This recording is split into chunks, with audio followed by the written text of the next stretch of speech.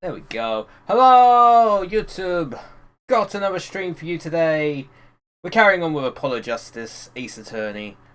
Still hoping Apollo's a better lawyer than Phoenix was. I mean, Phoenix not even a lawyer anymore, so that kind of says a lot, but you know. Anyway, we're on case number 2. Case number 1 we did. We're about, well, a bit of a way through case 2. I don't know if, distance through case 2, but nonetheless, I am absolutely going to lose my voice over this coming week because, good lord, I'm streaming this game 3 times. And I'm going to be reading every single bit of dialogue. I love it. Anyway, trial, day 1. Day 1. Of many days, I don't know. Chat, if you're wondering, I am following the achievement guides because I want to get all the achievements in the game. I did it with the first trilogy. I'm doing it this trilogy just to make you aware of that. So yeah, let's have some fun chat with some fun court cases and some fun characters, and I'm sure there's some fun dialogue as well. Huh? Mr. Wright's not here today. He said this old foot injury was acting up. Old injury? He was all smiles yesterday. Yes, he smiled when he said we'd be fine as long as you're there, Trucy. Yes, fine. We'll be fine. Here comes justice. I started my voice training at 5 this morning. Ooh, do some now. I want to see. Here. Huh? Okay. My name is Apollo Justice, and I'm fine. That sounds more like a self-mantra than voice training. I'm fine. You know what I'm saying? Good morning. Yo, sup? Hit me with the guilty verdict, G. See if I care. You just hang loose and let things go with the flow. You know what I'm saying? Not really. Wacky, don't be running your mouth like that in here. See, that's the difference between me and you, old man. I ain't afraid of no cops. Real G's can't keep it real until they spend some hard time in the pen. You have absolutely no idea what you're talking about. I don't have any idea either. Sounds like they've both been voice training too, Apollo. My worst fears realized. The trial's starting and I still haven't had a real talk with my client! Alright, just make it up on the fly. That's usually what happens in these freaking trials, right? Number 4! But still the same old judge. Court is now in session for the trial of Wacky Kataki. The defense is ready, Your Honor. Ready to rock and roll, Judge? Ah, it's him! The guy from yesterday. He's a prosecutor? Mr. Gavin's brother! It is. Hello. Long time no see. Prosecutor Gavin, were you taking a leave of absence? You know that little band I started in my free time? Thing is, we got real popular. Hard to say 9 to your fans when 3 of your singles go platinum, yeah? I see. To be honest, I was a little concerned. I feared that you might still be distraught over that one trial. Not to worry, Judge. I wouldn't miss this day in court for the world. It's worth even more when VIP passes to one of my concerts, yeah? How could I pass up a chance to see the true strength? The little boy who bested my brother. It was worth cancelling a show or two. Dude's a freaking, rock star and also a prosecutor. I love it. Understood. You may give your opening statements to the court. Before that, I was thinking, is the air in this courtroom not a bit serious? It is a court of law. That's no way to get the crowd jumping here, Judge. They're not supposed to jump, this is a courtroom. Actung, baby! Today we play it my way. What's that noise? Sometimes you have to get up in order to get down to prosecuting. This is crazy. The victim, Pal Maractus, director of the Maractus Clinic. The scene, People Park. He was found pulling a noodle stand. Oh my word. What in the world was a doctor doing pulling a noodle stand?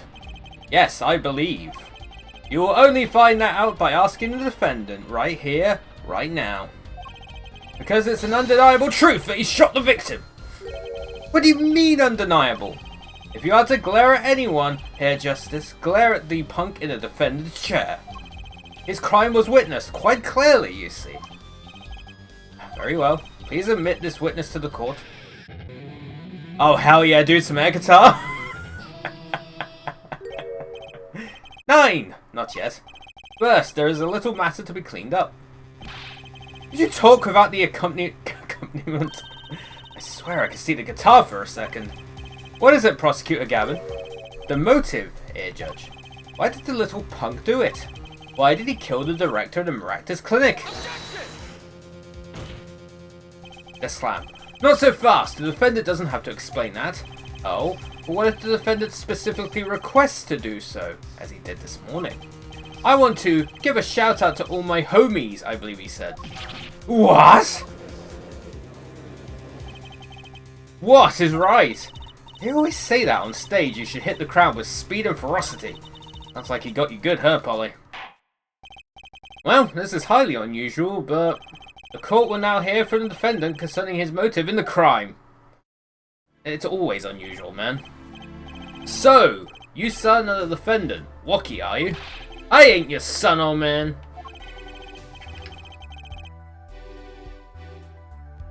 You step to a Kitaki, you best be prepared to step strong. You step to a public official, you best be prepared to step into jail. You gotta hand it to him, Wookie sure has guts. Not his guts I'm worried about. Well then, the court will now hear testimony on the defendant's motive. In front of the defendant himself.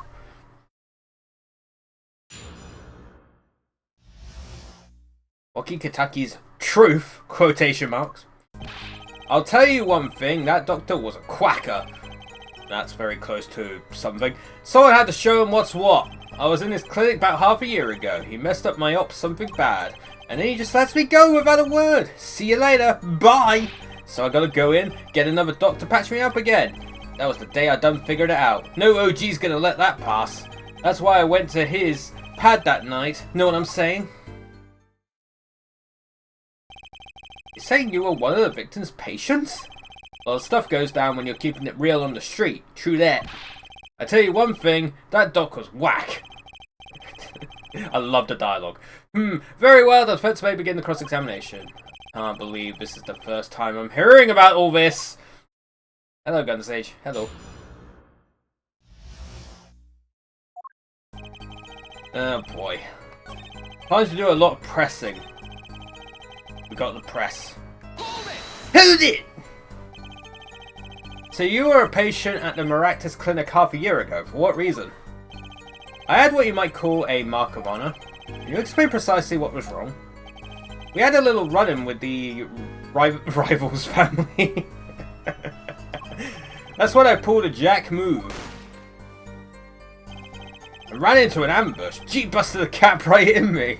Dude, I am so white. I can't. I mean, he's white too, but... Well, are they white? I guess they're not really. They're Asian, aren't they? So... Then again, it is localized. I think it's localized so they're all in, like, Los Angeles, like the freaking trials or whatever, so... But, like, all the characters are still like that, aren't they? G busted a cap right in me. According to my sources, you couldn't stand the stress of waiting, and ran in 15 minutes before the appointed time. By yourself. Hey, I was more than a match for those guys. You were carried to the Maractus Clinic from there. Apparently he was shot in the heart. How the fuck is he alive then? Shot in the heart and he's still alive? That's what I'm saying! I can catch bullets between my teeth. I never learned how to catch them with my heart. The bullet stopped just short of my thumper, you know what I'm saying? I would have been golden if it weren't for that whack doc. Can't even take out a stupid bullet. So, as you say, the surgery was a failure. That ain't all of it, Holmes. Well, it wasn't a failure because you're still alive. What do you mean he just let you go without a word? What do you think it means? It's whack, that's what. I'm not sure what that means, but it sounds bad. It sounds as though Herr Doctor wished to hide his mistake. This is why he let the defendant go.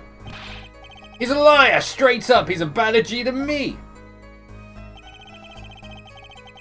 How is this frickin' prosecutor more German than the German prosecutor from that other game? What's her name? Franziska. Franziska's from Germany, I think. So, this bullet is still You know it, I can still feel it. Right there in my chest, pressing up against my heart. Words are like a bullet shot straight into my heart. Or something to that effect. Incidentally, that's from one of our hit singles. Oh, that sounds like a straightforward case of malpractice. Word, J-Man. Word, no accident. That's what she... Bruh. I love it. It's so good. That's for shizzle. It seems that there were issues with this doctor. Man, putting him down was like doing the world a favor. Wookie! Please consult your lawyer before saying things like that. Chin up, Apollo. Back straight. Why did this mistake only come to light that day? It was found during the family health checkup. The family checkup? That was the wackiest thing of all. All those G's lining up, taking eye exams and all that. You know, normal stuff. I had to have an eye test every 2 years. It's not even like a normal eye test, it's a freaking diabetic eye test. It used to be once per year, but I got so good. My eyes were so good, then it's now once every 2 years, so I don't have to do it this year. I have to do it next year, though. Better to die young than fade away. Bizoi! A relief to hear. Eh? What's a relief? Oh, did your father not tell you? That bullet you carry so close to your heart, if not attended to immediately, it could kill you. What? Yes, how Dr. Maractus had knowledge concerning this ticking time bomb in you. Knowledge that could have saved your life. No way! That's whacked! There is proof. Your checkup report. That's nice. How ironic that you would kill the one man capable of helping you. You're almost as careless as he was!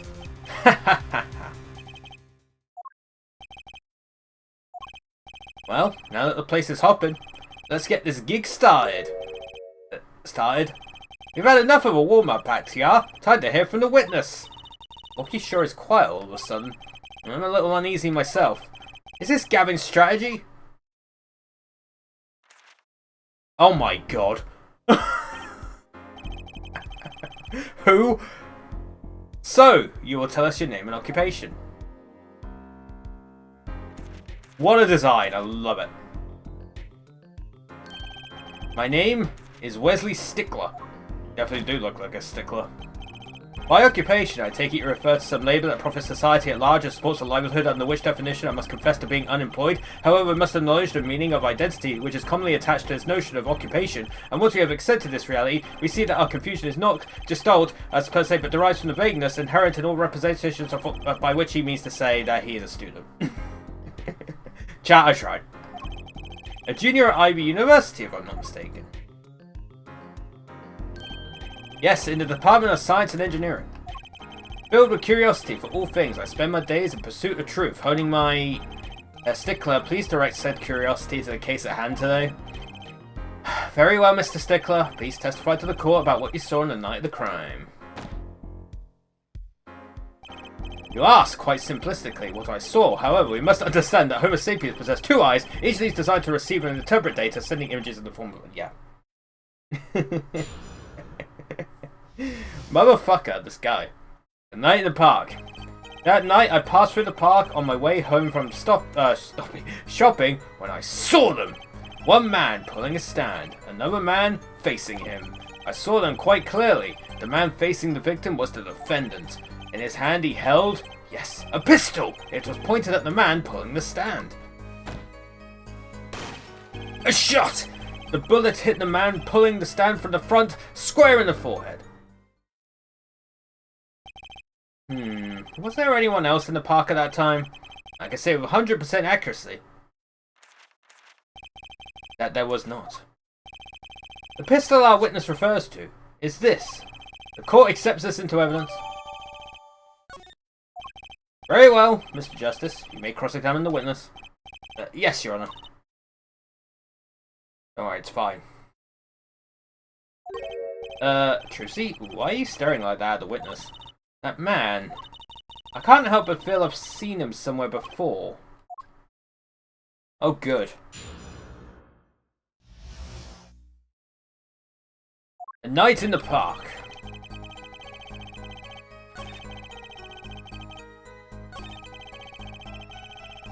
Yep. I'm not reading all these again because we already read them. A shot! Bullet hit the man, pulling the stand from the front. Oh my god, I got so many fucking pieces of evidence. 2 rounds were fired. Oh. If 2 rounds were fired, why did they only say about 1? Your Honor, what do you think about the witness's statement? I'm not sure I follow you. It clearly, contradicts the, I thought, oh, I got it wrong. Dang. You don't sound very sure, Mr. Justice. Suggestion overruled. Dang it. I don't think that won me any points with the judge. It's definitely on this one. Maybe the autopsy report. Single. Oh, right temple, not square in the forehead. Dang it, I didn't read it right. Phew, if that's all of it, I think I have a chance. Is that you relaxing, I see, Hell Justice? Huh? Oh, objection! Once is quite enough, Mr. Justice. Apollo, pace yourself. This trial's not over yet. Right. Well, look at this! The autopsy report? Is there a problem with the autopsy report? Right, a problem. Problem. Yes! The problem is the location of the entry wound. Location? You testified that the killer shot the victim square in the forehead, did you not? Ah, I have already determined your angle of inquiry. Allow me to explain. It is quite simple, really. First, understand that when I say square, I speak not of geometrical absolution. Well, do I mean this? For example, the deflection of a meter is, oh, for God's sake, the wavelength of the light emitted by a krypton particle, as we all know. In addition, it is a well-known fact that krypton particles are rare and invisible to the naked eye, which points to a basic fallacy in your line of reasoning, namely that... Mr. Justice. Yes? What's your objection to these, krypton particle things? This is the big time, and you're obsessed with something so small? You disappoint me. No, I'm obsessed with something big. Me! I'm big. Me! He's obsessed with me! Hell yeah, dude. I mean, there's a bunch of people who might be obsessed with me and my size, but you know. Yay. I mean, there's a bigger, less nitpicky problem here. Do tell. Look at the autopsy report. The location of the entry wound was the right temple. Temple? Mr. Stickler, you said quite clearly that the victim was shot square in the forehead. That's a contradiction. Isn't it? It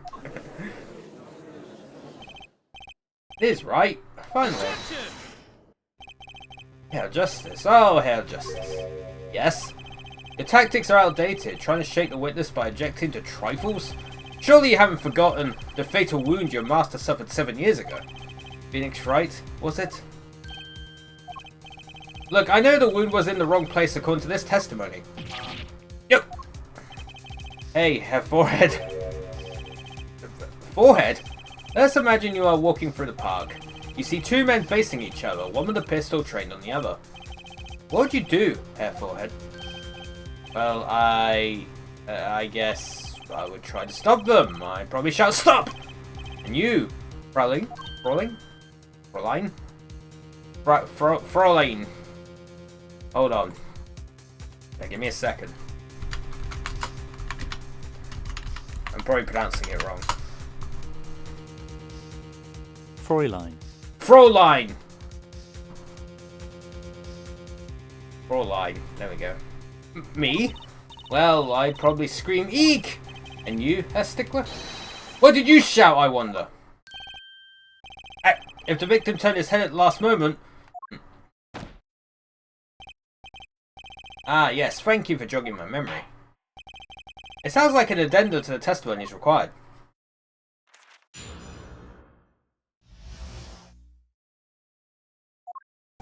Ninth Park 2.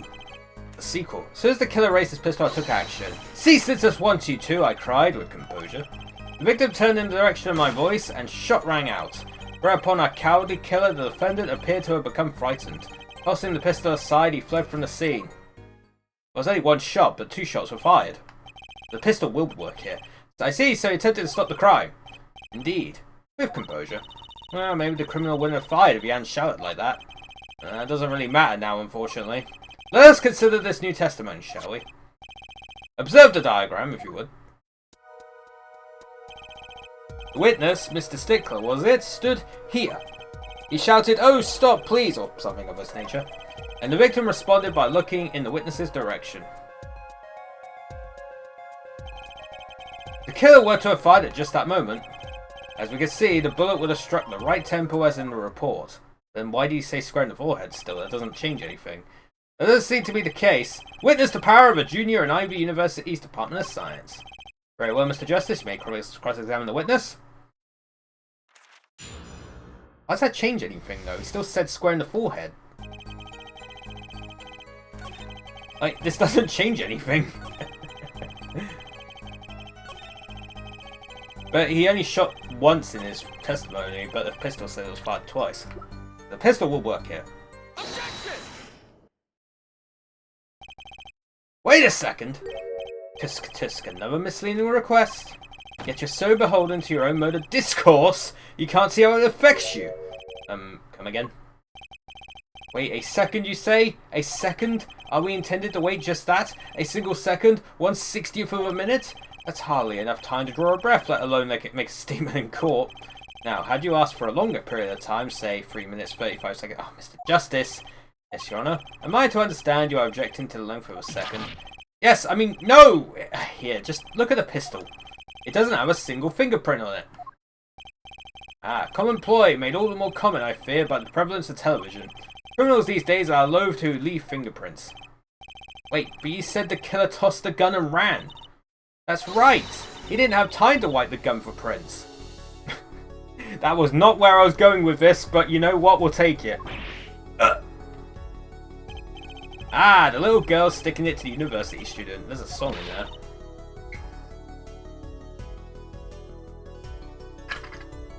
I'm not little! Me towards the chat. Me towards the chat every freaking stream. Hahaha. And let's think like adults, shall we? Hold on. Fräulein. Fräulein. I'll get it right eventually. Eh? Why if the killer, the defendant, was wearing gloves? Yeah, I gotta admit, I didn't think of that, Apollo. Don't you wear gloves? Well, Mr. Justice, could the killer have been wearing gloves? I guess. No way. The record of the murder weapon is very clear about one thing. The fingerprints were white, which means some trace of prints remained, which contradicts your testimony. If everything happened as you say it did, he wouldn't have had time to wipe the pistol.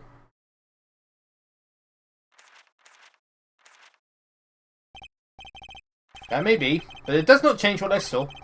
The killer, the defendant, he threw down the murderous weapon from his hand and fled. I'm surprised the gun didn't go off again. Maybe it went off when it hit the ground. And this pistol was found at the scene of the crime, strongly suggesting that this was the weapon he disposed of. That sounds solid to me. Well, Herr Forehead, any of your precious objections? What gives, Apollo? Let's see that voice training go to work. You know, I did recently realize something. No matter how much you train your voice, it doesn't matter if you have nothing to say. What do you mean, nothing to say? Isn't it obvious from what the witness just said? Huh? Isn't what obvious? When he restated what he saw just now, he said he saw Woki drop a murderous weapon. But that's not the same as being 100% sure of what Woki threw away. You're right. He's just confused because a pistol was found at the scene. Poor Mr. Stickler. It must be hard to be so perfect and yet so wrong. Well, it can be said that I'm quite offended. Aww.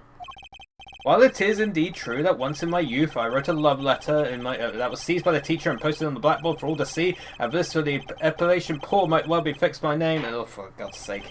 What we can say for certain is that the witness saw the killer throw something. Does the defense have anything to say about this? Well, if what he threw wasn't a pistol, then it had to be something else. At least one person on the defense team seems to be thinking. I'll wipe that smile off your pretty face, Gavin. Perhaps you can inform the court as to the nature of this something else. What did the killer throw away before fleeing the scene? Knife! That? A sword? I saw one of those on the late night movie last night. Great, a sleep-deprived judge. This knife was found at the scene of the crime, with the defendant's prints on it. His prints? This single piece of evidence proves two important things. One, that what the defendant threw down wasn't a pistol. 2, that the defendant wasn't wearing gloves. Indeed. Oh, Herr Forehead, you're forgetting 2 other things you just proven. Huh? 1, that the man the witness saw was the defendant, Mr. Wakikitaki. 2, that the defendant was holding a knife for the intent of harming the victim. Indeed! Never underestimate Gavin in his lesson here. This court is of the opinion that our witness is fond of making assumptions. In that light, I believe it would behoove us to hear about what really occurred. With less assuming, please.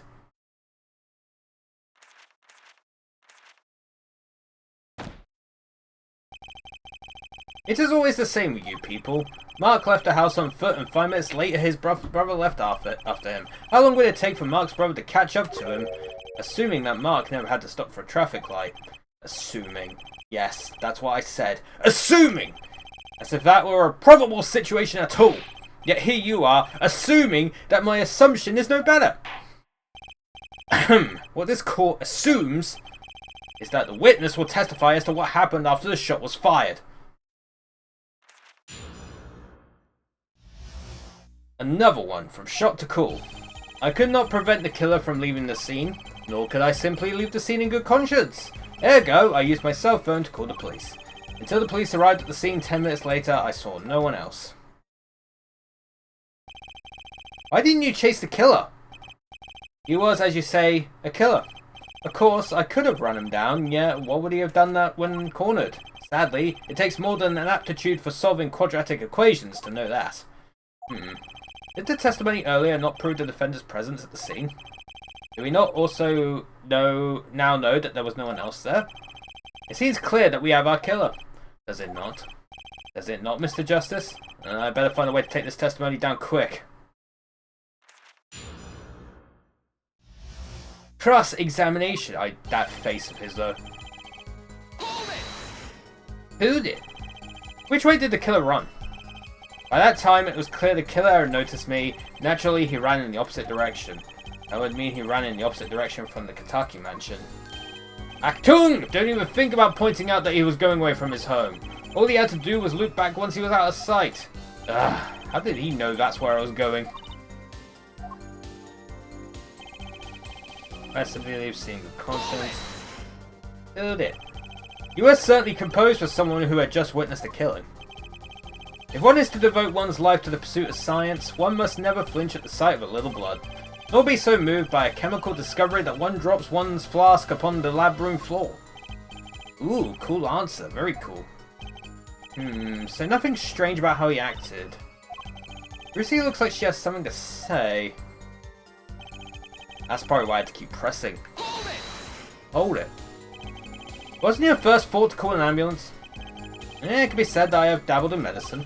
The injury I witnessed, namely a single shot to the head, tends to result in death. Ergo, there was no need for me to call an ambulance. Oh. A perfect syllogism. A proof in 3 parts. Exquisite, simply exquisite. He actually looks like he's going to cry. What is Tracy doing?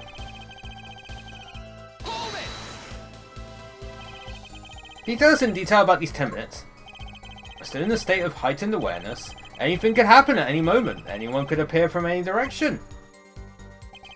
Is that all?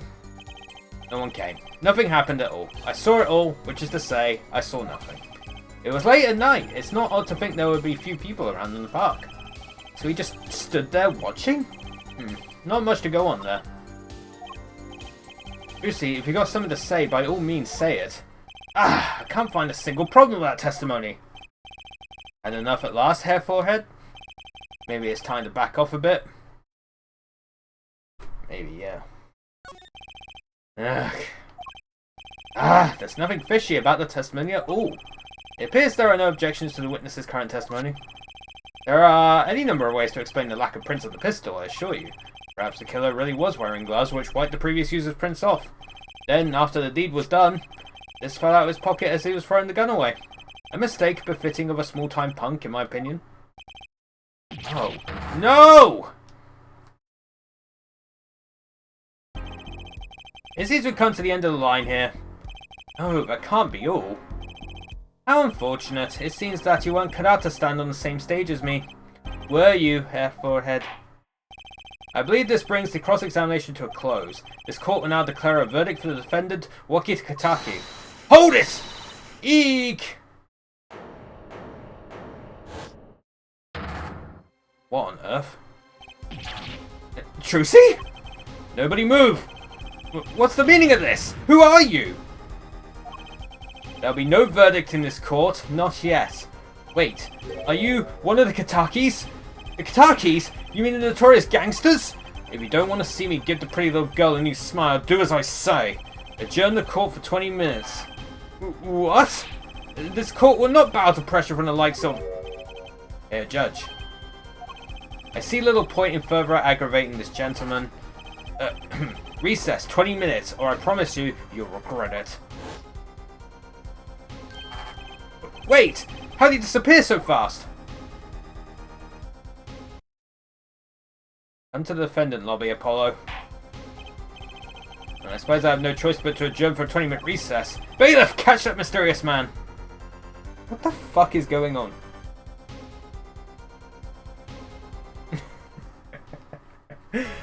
Ay, ay, ay. What a wild freaking turn of events.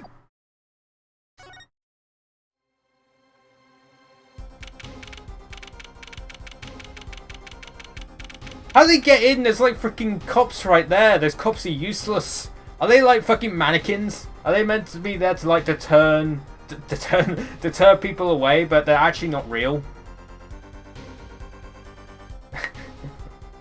They're probably just mannequins. No, they're mannequins. Absolutely mannequins. Trucy! Trucy! You move quick, Apollo. Good show, good show.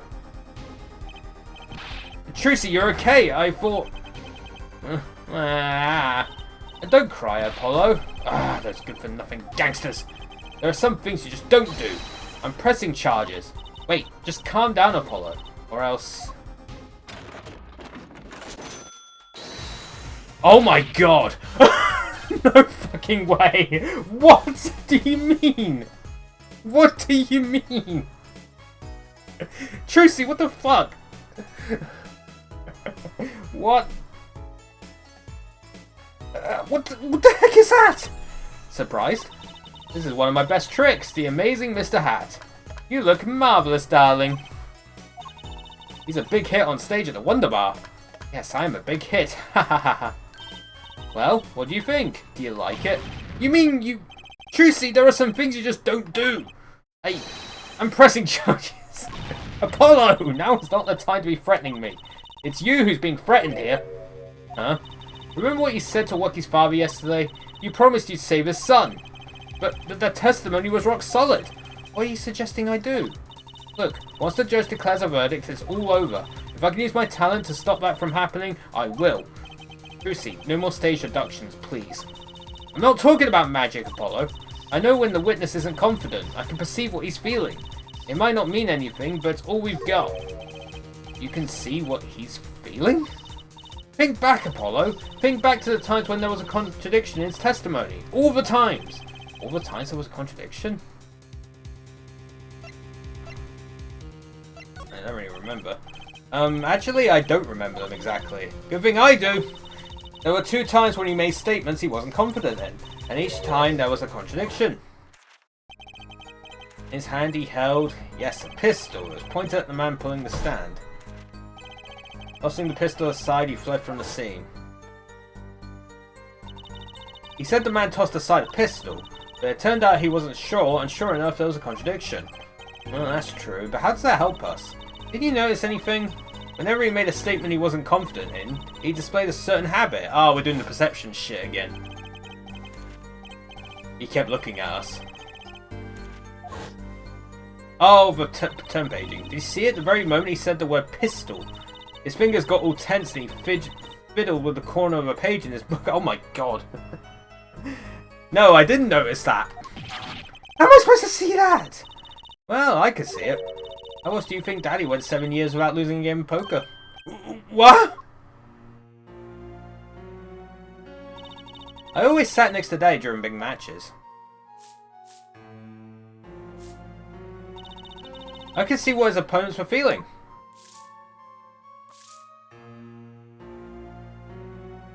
Bruh, he was cheating. You mean that's how Mr. Right won all his games? Not cheating officially. I wasn't looking at their hands or anything.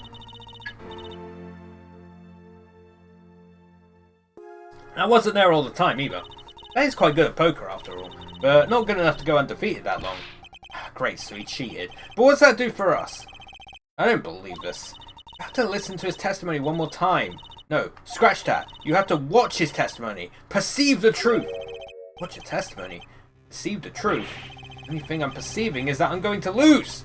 Not true. Daddy said so. He said you had the power, Apollo. Right said that? Watch the testimony. Perceive his true feelings. Is he serious? Or is she serious? Bleh. Sorry, I misgendered you. Time's up. Sorry, I can't think of any other way out of this one, Apollo. What was that she said before the trial started? Mr. Wright's not here today? He said his old foot injury is acting up. Yes, he smiled when he said we'll be fine as long as you're there, Trucy. Is this what he meant by us being fine? Well, methods aside, she did avoid one guilty verdict already today. Time to show this court what I'm made of. Get ready for justice. Let's do it. Apollo, you know, I'm starting to think I can do this. I knew you could do it all along. Oh, one more thing. Try to cover for Mr. Hat as best as you can. I just flew in from the coast and boy are my arms tired. Right. What a fucking... what a twist, dude.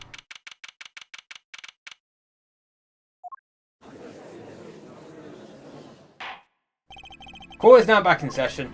Right, we're fine. I'd like to say to the young lady standing next to you, Mr. Justice. Oh, you mean me? Don't you have anything to report? Anything concerning mysterious phantom in the silk top hat? Ah, right. Don't worry about him. I settled that. You settled that? Yes, it was an out-of-court settlement. Right. That's Fräulein? Would have us believe it was nothing more than a passing dream. Fantastic illusion. Now you see it, now you don't, am I right? I think he's on to me. I wish he would stop being so cool. Let's dispense with these niceties and get straight to the matter. What are your plans for our gifted witness? Right, the defense would like to request another cross-examination. Because I forgot to ask something. There was no issue with the witness's previous testimony. I will grant your request, however, but this court will not permit stalling for time. Understood, Your Honor. Don't forget, Apollo. When he isn't sure about something, he has a habit of filling his book.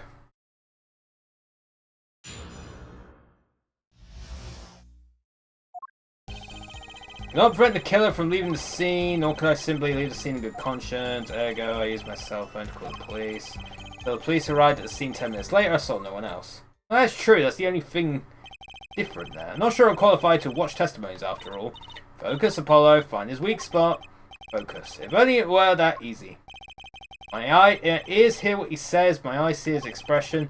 Do I have to do something more? What other senses do I have? What's this? My bracelet? What's going on? Bracelet feels different somehow. I think Daddy was right. You can see it, can't you, Apollo? You're almost there. Find the weak spot in his testimony. I know this sounds crazy. The bracelet is trying to tell me something. It is crazy.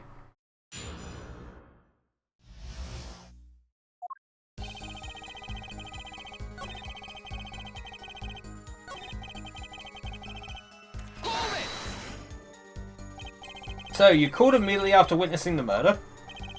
The police undoubtedly have a record of the call. Why not check with them? Wait, Apollo! This has to be it. Wait, you mean his habit? Don't forget, Apollo. When he isn't sure about something, he has a habit of filling with his book. The only time he even had the book open was here. Which means this is the place to look for his habit. I don't know how I know, but I know. So what? My bracelet is different somehow. I can feel it reacting to something about the witness. Your bracelet? I'm not sure I get this focus stuff you're talking about, Trucy, but I have a feeling that trusting my bracelet is the way to go. Okay, I just need to touch my bracelet with Y as it reacts to the testimony. Whoa! My third eye is opening! What's going on? I can see the witness's face, his expression so clearly, it's filling my mind. I can see nothing else, hear nothing else. Apollo? Trucy, what's happening to me? This is what I meant by focusing. Focusing? In this state, you can see everything, Apollo, everything the witness does. That's great, but this is kind of freaking me out. Just look for Mr. Stickler's twitch, his habits. You remember it, right? Sure, when he says something he's not sure of, he fiddles with a page of his book. You got it. Right now, you're looking at the witness's face. And your eyes are sort of bugging out. I bet they are. First, move your focus of attention down to Mr. Stickler's hand. His hand? You know what to look for now, but you have to be looking at the right place. She's right, I can only see his face like this. I'm going to try changing my viewpoint. Perfect! Now you're really ready. Ready for what? Ready to perceive the truth behind the twitch. Perceive? By listening to the witness talk as you focus. Then watch for his habit. Right, you mean when he fiddles with the page. That's right! That's your signal to look closer, to perceive with why. Find his weak spot, and I guarantee we'll be able to give him the royal flush. Looking like a true pokerhead's daughter. I'm a magician, thank you very much. So I have to pay attention to his words and his fingers. Don't worry if you miss it, you can always try again. Right, look out, nervous twitch. Here comes justice.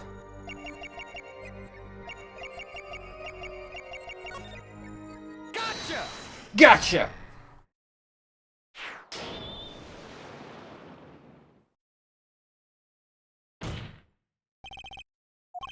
I saw it! Just now I could see it.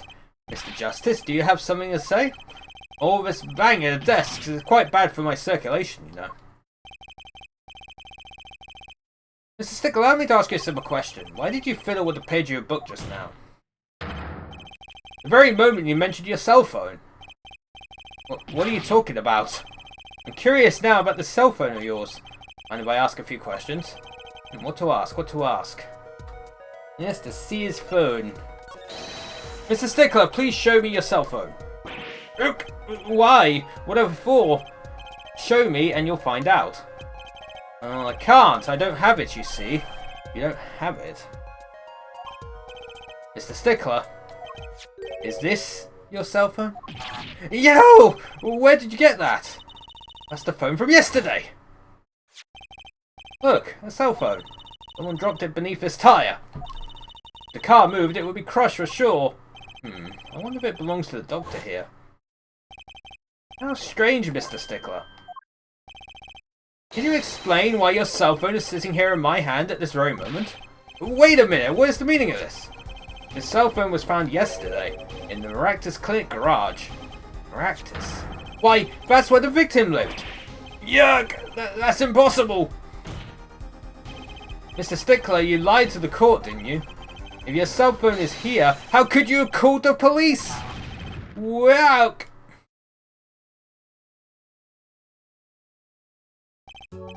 It's true, I didn't have my cell phone that night. That is why it can be said that I called the police from a public payphone.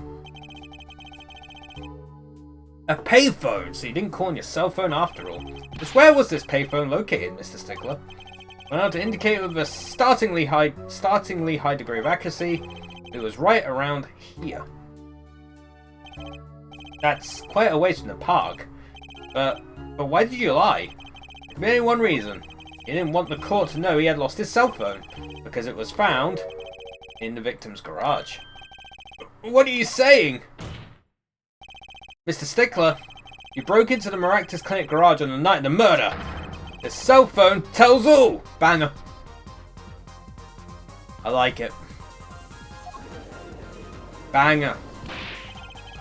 But that's ridiculous. That makes it sound like I snuck into this fellow's garage to commit some crime, as though I was trying to kill him. Well, Dr. Maractus was killed that night. Well, yes, but no! This line of reasoning has to be against the rules. Yes, it's true, I lost my cell phone. But you can't prove that I lost it that night.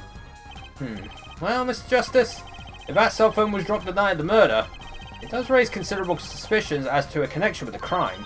Now's your chance, Apollo. Connect Mr. Stickler to the crime. Oh, he's already connected enough. I just had to prove it. Well, do I have a piece of evidence that can do the job? I sure do. Can I prove the cell phone was dropped on the night of the murder? Of course I have evidence. Ooh, I like your swagger here, forehead. Hit it. The court will see this evidence, Mr. Justice. Hit it, as they say. The evidence that proves the cell phone was dropped on the night of the murder is... the mirror, right? That's a side view mirror. As it so happens, Dr. Maractus's car was in an accident that took place the night of the murder. An accident? An accident. It happened a little after 9 PM, just outside People Park, murder scene. Dr. Maractus's car hit a pedestrian. And what are you trying to say? In the absence of a mirror, it's clear that the car was parked after the accident, which means it was parked there after 9 PM the night of the murder. If your cell phone had been dropped before the car was parked in that garage, then it would have been crushed. After all, it was lying on the ground, right under the wheel. Ergo, Mr. Stickler, the only time you could have dropped this in that garage was after 9 PM the night of the murder in the park. Ugh. Bum, bum. Mr. Stickler, you know what that means. You did break into the victim's garage that night. This is most unexpected, Mr. Justice. Are you naming the witness as a suspect in the murder of Pal Maractus? No, stop. This is too much. This can't be happening. Prosecutor, say something. I suppose it is worth saying this. No connection has been found between Wesley Stickler and Pal Maractus. That is, other than this. I believe our next testimony will be most revelatory. Is the witness prepared? Yes, Your Honor. I know that face. That's the face of guilt.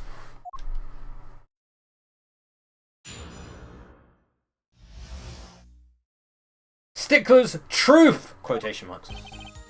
That night, yes, I went to the supermarket. I must have dropped my cell phone on my way back. And when I was walking through the park, I happened to witness the crime. I saw the killer, the victim, the stand, all as clear as day. It was him! I saw the defendant at the scene. Yes, but your cell phone was lying in a garage. Yes, well, as you can see, my model of cell phone has a defect. It is given to rolling. It's quite a pain when I drop it alongside the road, you know. Looks like a normal cell phone to me. In any case, Mr. Justice, the cross-examination, please. That's funny. My bracelet didn't react at all during that testimony. His nervous habit must not be acting up. And I didn't sense anything either, actually. Looks like you're on your own this time round. Right, no problem. I hope. Here comes justice. Please don't make that a catchphrase. Dude, the sweat though.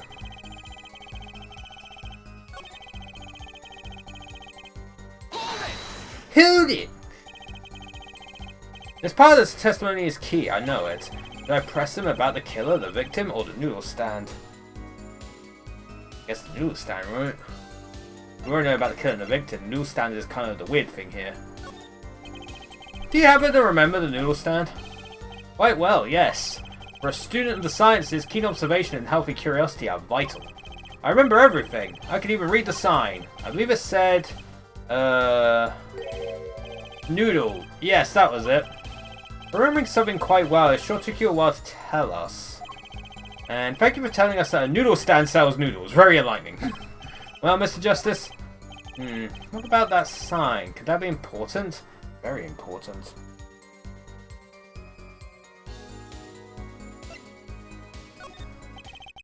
The sign on the noodle stand said noodle. It appears the defense has just obtained a vital piece of testimony. This noodle stand's broth really that delicious? I'll have to go sample the wares one of these days. I think that's worth adding to the testimony as well. Whatever sort of noodles that stand sells, it can't match up to IVU's cafeteria. Some apply to the school merely for a taste of our smart noodles.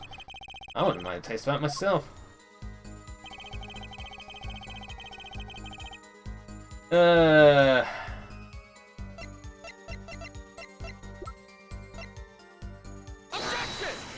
Objection! And you're absolutely sure the sign read noodle? Why, just last week my professor offered me this praise. At least you have good eyesight, Stickler. I'll give you that. It read, without a doubt, noodle. I see. What? Why are you looking at me like that? Is that pity I see in your eyes. Let's take a look at our map, shall we? So, you're claiming that when you saw the sign, you were standing... there. Here was it? Although, it would have been a bit hard to read the sign from this spot. You think so? Mr. Stickler, I'd like you to please take another look at the stand and carefully read what the sign says.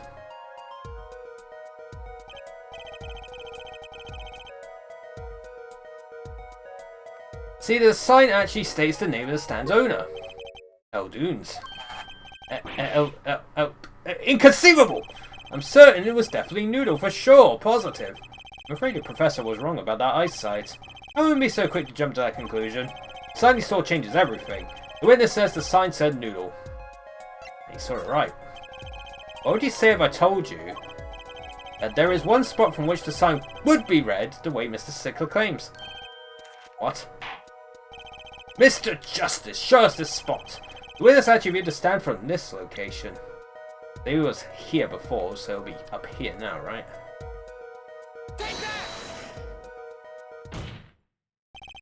The witness was standing here, on the opposite side. How do you know that? When viewed from the south, the sign on the stand reads Eldoons, as we know. However, flip it around. Observe the other side of the stand. Oh, this side says Noodle. Exactly, the name of the stand is split between the front and back signs. Mr. Stickler, you lied to the court. You witnessed a crime from the northern side of the park, not the south. Yow! You got me. Objection! So what? So what? What does it matter if he saw the killing from the north or the south side? It makes no difference at all. He's right. Travel far enough to the south and you will end up going north. Viewed on a global scale, directions are utterly without meaning. Actually, maybe he's right. What does it change? It changes everything, Apollo. Trucy. Remember his testimony from before. Though, to be honest, I'm a little scared of where this is leading. Yo! 3D! The killer and the victim are facing each other here. Then, at the moment the killer raises his weapon, Mr. Stickler shouts. At which point, the victim turns his head to look, and the killer fires his pistol.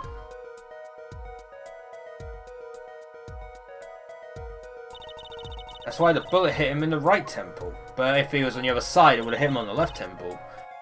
No contradictions, right? Right, but if Mr. Stickler was standing on the north side of the park, that reverses the whole scenario. We'll show him in the left temple. Completely, if Mr. Stickler shouts from where he is now, and the victim looks in his direction, go in his left temple.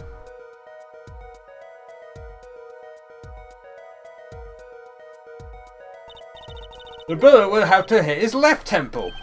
In other words, someone standing at point K couldn't shoot the victim in his right temple. It's impossible. That's right. So now that we know that Mr. Stickler was standing on the northern side, the wound location takes on an entirely different meaning. Indeed, you are absolutely correct, Fräulein. I can't pronounce it right. Fräulein. Fräulein. I'm gonna need to use the text-to-speech every time. What meaning? The entry wound was on the right side of the victim's head, correct? Well, the right side of the victim's head is north. North. So that's where the witness, Wesley Stickler, was standing.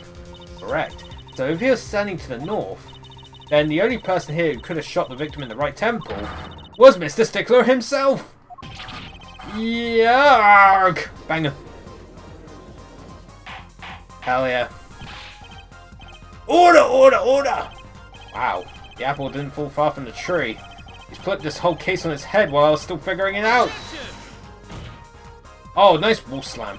Clarify 1 point for me if you would, Air Forehead. What now? Are you truly accusing this college student of murder? Well, I can't say he exactly looks innocent, but something still doesn't feel right. I just can't picture him as the real killer. No, please, looks aside, I'm really a nice guy. All my friends say so.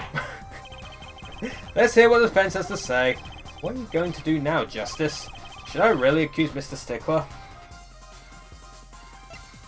Another crime. I don't think Wesley Stickler is a killer, but he's not innocent either. His unusual silence tells me that much. Mr. Stickler, you seem unusually quiet. Tell us why now.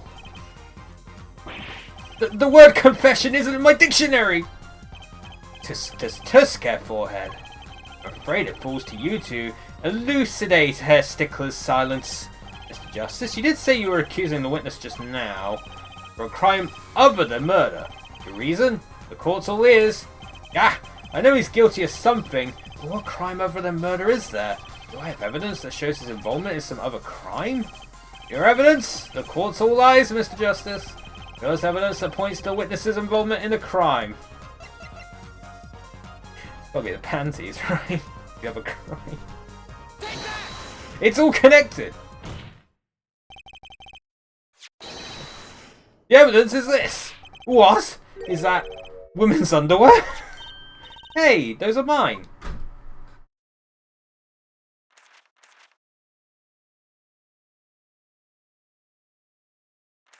Wait for it.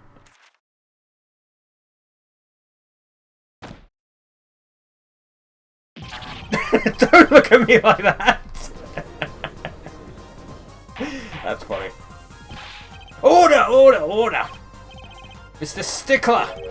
While I can't say this comes as a shock, it's not what it seems by Pythagoras theorem, I swear it. On the night of the murder, just past 9 PM, a young girl catches a panty snatcher red-handed. Bravely, she gives chase, but the snatcher flees and hides himself in no other place than the Maractus Clinic garage. Aha! Incidentally, these panties were found in the exhaust pipe of the car there. Presumably, he was trying to hide the evidence of his crime. Ergo, while you may not be a murderer, you are guilty of panty snatching in the first degree. Please, hear me out. It's not what it looks like. Order! Order! Order! Mr. Stickler, you should be ashamed. It's not what it seems.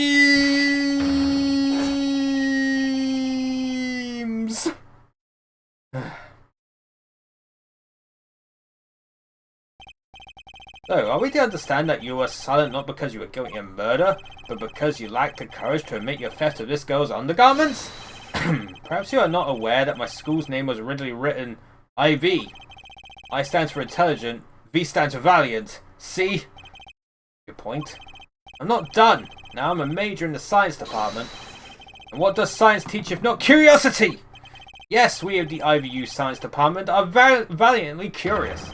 No challenge is too daunting, and what greater challenge to science than a mystery?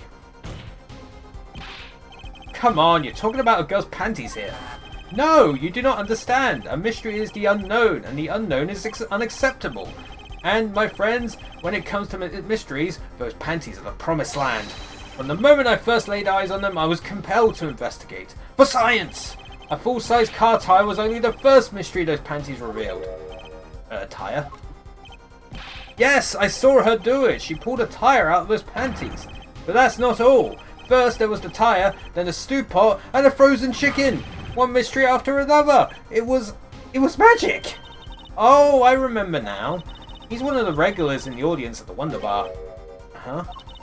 He's talking about my magic panties trick. I just don't understand. A broom from a pair of panties? It mocks the very laws of physics. A broom and a frozen chicken, Trucy?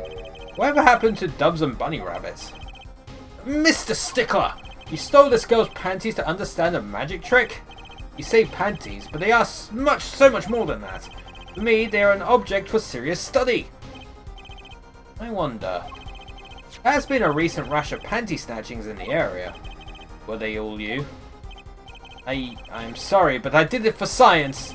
Each time I spied a pair of panties flapping in the breeze, maybe this be the pair that would elucidate the mystery. Even that night as she chased me through the streets, I wept tears of joy. Perhaps this is the night that I'll seize the truth that lies within those panties. Yet woe was I, for once again the lacy pattern truth slipped through my fingers and... Still, that leaves one thing unexplained. Ah, you refer to our witness's other lie, yes? The witness claimed he saw the crime from the south, but was in fact in the north. Indeed. Would anyone care to explain why he lied about that? Be my guest, Air Forehead. Me? Did I not hear you correctly? Did you not say you do not accuse a witness of murder? Why then did the witness lie about his location at the time of the shooting? Or have you no idea? Apollo. There's something about the way the diagram is arranged right now. When you think about it, right near where Mr. Stickler was standing, isn't there a mansion in it? Oh, Mr. Justice, what say you? Do you have any evidence to show why the witness lied about this location?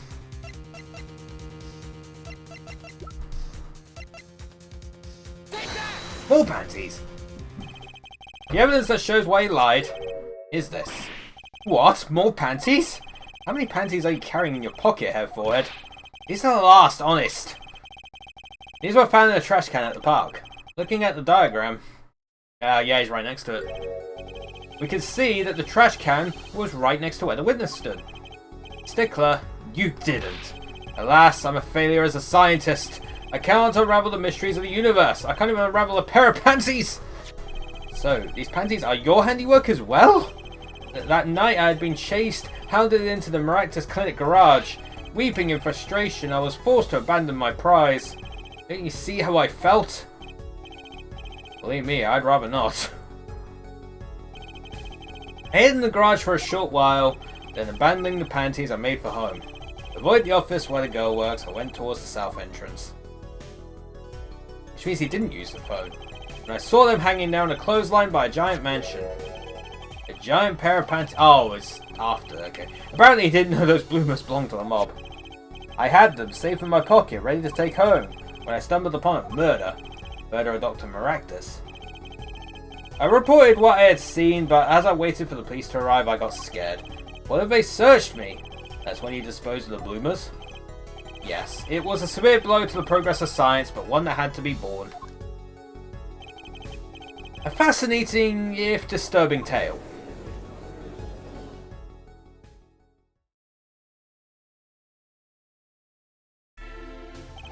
I believe this brings today's proceedings to a close, and I'm more than pleased to dismiss this witness for the remainder of the trial. One last thing, if I might. Yes, Prosecutor Gavin?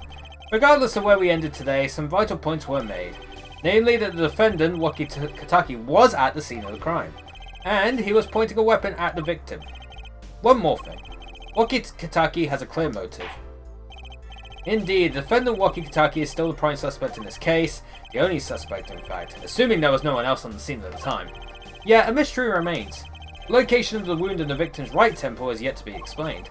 The court requests further investigation from both the defense and the prosecution. Ah, baby. No problem. Very well, this brings the trial for the day to a close. Court is adjourned. Hell yeah, chat. We did it! Wow, nearly. I haven't done it entirely.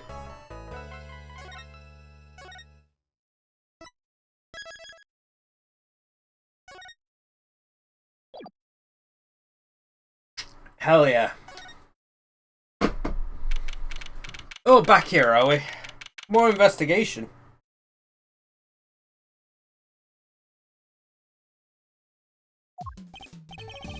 What a train wreck that was. I'm glad we made it out of that trial alive. Really? I had fun. And Waki made it through the day too. And everyone was too obsessed with panties to bother with the real case. But it was good publicity. Imagine the crowd at my show tonight. You should come, Polly. Yeah.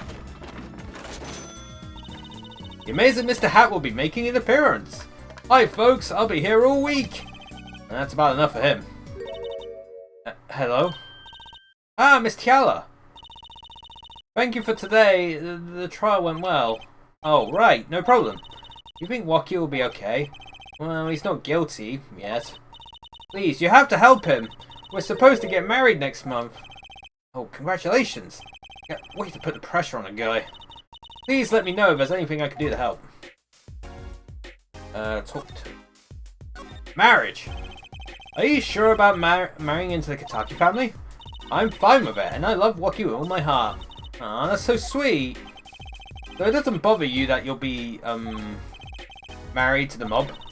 I don't think so. My parents are against it, of course. Say, where did you and Woki first meet anyway? Oh, good question. This Tiala doesn't look like the type to have gangster connections. Oh, we met at my old job actually. Ah, office romance. Not very forthcoming with information about herself, is she? Did you know that the boss is trying to get out of the business? Really? Mr. Kataki wants to quit being a gangster? He's trying to transfer his assets into a normal company. He only announced it recently, out of the blue. I hear there's quite a lot of confusion in the ranks. I wonder if this explains that apron. I can't imagine Woki going along with that. He's highly motivated, isn't he? That's not the word I would have used. He said, I'll be the next big boss and keep the family alive. I think he's at that age when boys want to make a mark on the world. Well, that's not the way I would have put it. His father moves in a lot of circles. He's really focused on profits. The Kataki family has been making a killing recently. Again, not the way I would have put it. But Woki says it's not about the money. They had the gangster tradition to uphold. Oh, a generation gap. You've even got the ever classic, what about the family business thing going? Usually it's the father worried about tradition. Woki's operation. Can I ask you a question about Woki? I understand he was operated on by the victim, Dr. Maractus. Apparently, yes. I was in his clinic about half a year ago. He messed up my ops something bad. And then he just lets me go without a word. See you later. Bye. So I've got to go in, get another dog to patch me up again. Yes, it sounded horrible. Woki has always been fond of fighting, I'm afraid. I'm not sure it qualifies as fighting when pistols are involved. Mr. Gavin was saying his life might be in danger, wasn't he? No, that can't be right. I'm sure he was just trying to scare us. It's scary to think that a surgeon might make a mistake. But it's even scarier when he tries to hide it. I'd like to know a little more about this operation. Maybe it's time to pay the Maractus Clinic a visit. I should be getting home now. Woki's in your hands, Mr. Justice. Right. Leave it to me. Apollo, I think you're only making her more nervous. Sorry, I'm new at this, okay? Teehee, it's alright. I believe in you. Bye. Examine! I've got to examine the frickin' plant again. It's Charlie, the houseplant. They've had it for years, apparently. That's Mr. Charlie to you. He's been here longer, after all. Right, sorry. I'm sorry, Mr. Charlie. He was raised by a tribe of heathens. He's saying something to the plant as she waters it. Mr. Charlie forgives you. This time. Is there anything else I might do to please his high leafiness? Hey, move to there.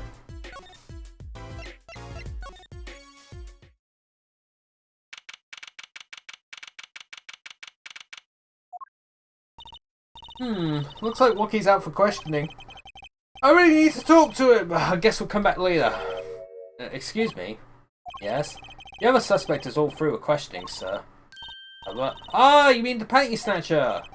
Wesley Stickler. So they arrested him too?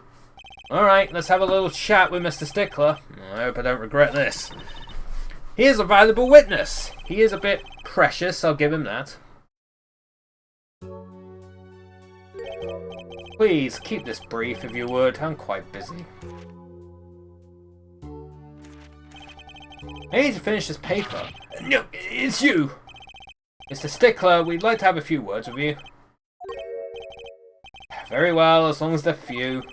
Nothing would make me happier, believe me. Mr. Stickler, on the night of the murder, you stole... Wait, I can't help but feel that I'm being misunderstood. How exactly? Yes, that night I obtained a pair of panties, it's true. However, it was my burning curiosity that drove me to do it, nothing more. You wanted to know the trick to my panties, right? You're here too? Oh, great Trucy, teach me. I must know the secret of your panties. My very existence hangs in the balance. Please, make me your apprentice. Apollo, help! I don't know, I think you'd make a great lovely assistant. Don't say that, Apollo! What you witnessed. Could you relate what you saw the night of the murder to us one more time? Why not? Although it hardly differs from the testimony I gave in court.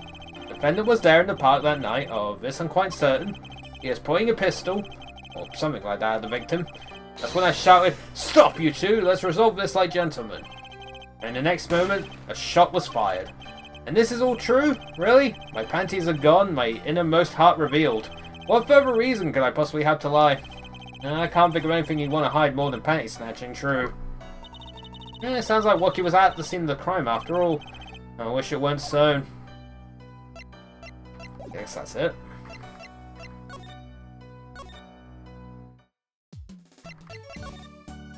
Gotta go to Mr. Eldoon. Noodle backwards. I figured out way too low. Way too, late. Hey, it's Mr. Eldoon. Oh, Mr. Eldoon! Wrong. So, you found my stand. That's why I'm here, to thank you. Ah, but now it's a crime scene and they won't let me have it back. That's also why I'm here. I've got no other place to go. I see.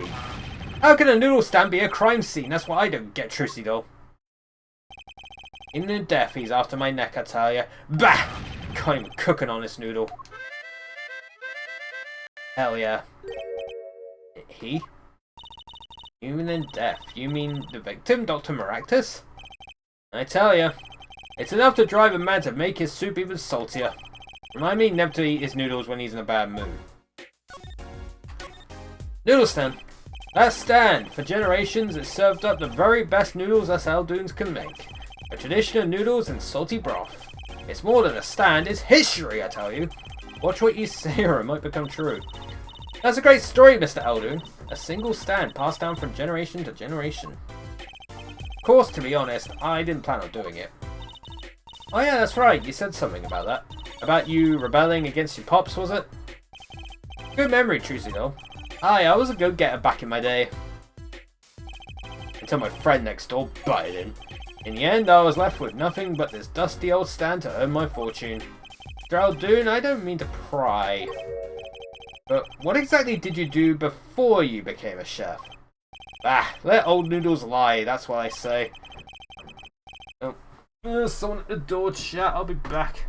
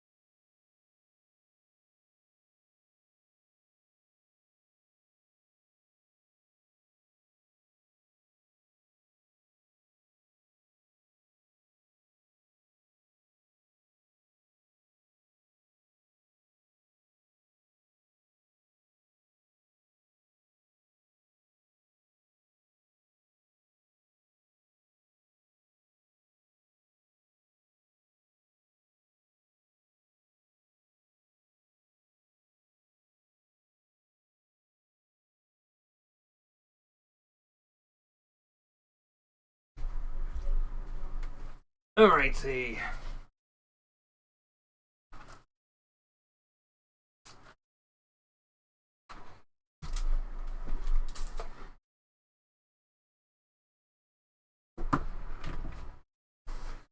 January sales chat, I'll get you. Wasn't even for me. Sad. But yeah, I'm back. Alright. Back to it, as they say. I'm starting to get an idea of what he did anyway. He stole my dreams and left me with nothing but noodles. And now I don't even have that. Mr. Eldoon, if I might ask, what exactly happened between you and the Maractus Clinic? Eh? I couldn't help but sense, enmity. Enmity there. Enmity? I hate him. Hated. Him acting like he smells like roses when he's rolling in mud. Excuse me? He's the only doctor at that clinic, you know. Pretty impressive, eh? I'll tell you the secret to his success.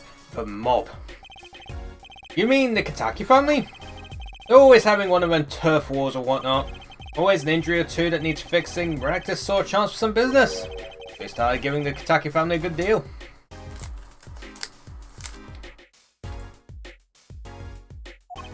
A deal? Every fifth operation for free. He stole the idea from my pops. 1 free bowl of noodles a week, he used to say. Can the doctor just decide to do that? What about the insurance companies? Oh, no doubt it's illegal, but it got him in good with the family. Pretty soon he was getting all the business in town. Leaving me here in the dark. Up to my neck in soupy noodles. I think I figured out Mr. Eldoon's former occupation. Probably not to ask, Apollo. Mr. Eldoon, or should I say Dr. Eldoon? Figured it out, did you? That's right, I was a doctor. A surgeon, until the year before last. So Mr. Maractus was your rival? You like those onions they put in the soup, bro? Yeah, kind of. You take a spoon, you drink some broth, those onions will find their way in there. For people who like them, why that's just fine. For people who hate them. I hate onions. Hate them! Always sneaking in from the side, getting in the way of a good tasting spoonful. Well, that's what he was. An onion! Onion boy, that's what I called him. So you weren't exactly friends. Ha! Me and Pal Maractus, ever since preschool we were getting in each other's face. No matter what I did, sure enough he'd come following along. And he'd do it better than me. Just blow right past without not so much as a howdy. I see. That's right, I was a surgeon long before he was, you know.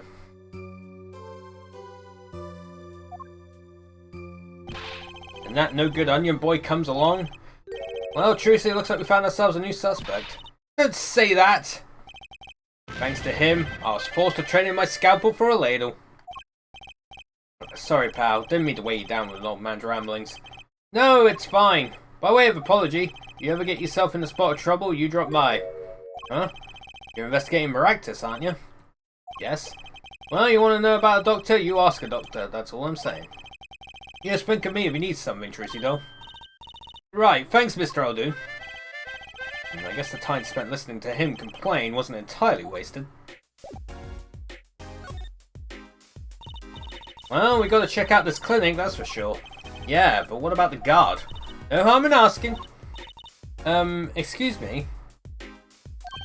Hey, it's you two from yesterday. That's the same officer that was standing out by the park yesterday. The business is over in the park, isn't it? The clinic's off limits, it's not involved. But, what part of off limits do you not understand? Show me proof that the clinic is connected to the incident in the park or beat it. No harm in asking. No gain either. No point in sticking around here, I guess. Alright. To the next place. To the next day.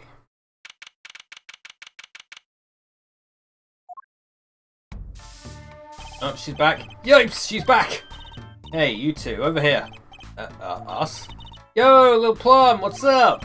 I think all this gangsterese is a negative influence on Trucy. Heard you retrieved my bloomers. Well, I was just doing... Bah! Man speaks clearly and takes credit where it's due.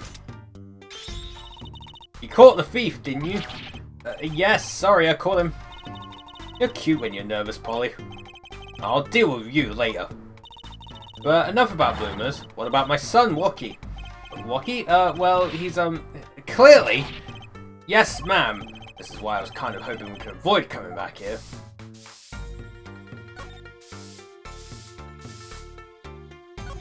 Wocky. He's really everything you'd expect in a boss's son. I'm gonna be a gangster, dude. Life does have an appeal for that age, particularly for boys. What? Don't look at me like that! He was shot in a turf war about half a year ago. Yes, we heard the story from Wocky. But he didn't tell you the whole story. You know, even if he had a pistol then, he couldn't have shot anyone. What? He acts like he's hard, but he couldn't shoot someone to save his life. I should know. I'm his mum. The words do have a certain weight to them. Hopefully when this is all taken care of, he and the boss can sort out the differences. Boss? You mean Wocky's father? They didn't seem to be on the best terms, did they? The case! It's true. One of our pistols is missing. So the murder weapon was from this mansion. We kind of figured, given the difficulty of obtaining a gun these days. None of the rank and file have access. Only the boss, myself, and Wocky could have taken it. I see. I'm sure the cops will continue tromping all over the mansion because of this case. Maybe this is a sign that it's time for a change. She doesn't seem too concerned, at least. Yeah, Wocky's fiance. They're getting married next month, correct? I suppose. She's been staying over lately. You don't look too happy about that, little plum. How'd you guess? Even I could tell that. Could you tell us more about her? Wocky brought her home one day. Says he wants to tie the knot. I can see why. She's so pretty. No, she's pretty enough. But, you know... nah, it's probably just me being suspicious. Stay in this business too long, and you start to only see darkness in people. You get a nose for it. A nose for people. A nose for trouble. I wonder what the problem is. Like a gangster's only version of female intuition. Father and son. The boss may act tough, but that boy means the world to him. But Wocky seems... well... it seems like he's against his father's position. That's to be expected. We're in a better transition now. Trying to cut our ties to the shadiest side of the street and do more on the up and up. Wocky isn't too enthusiastic about the change, it's true. But why the change? Is the gangster thing just not paying the bills? It pays, but we need a lot of money right now. Clean money, that is. I see. Something must be up.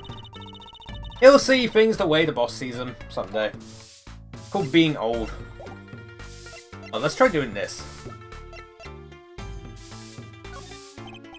About these.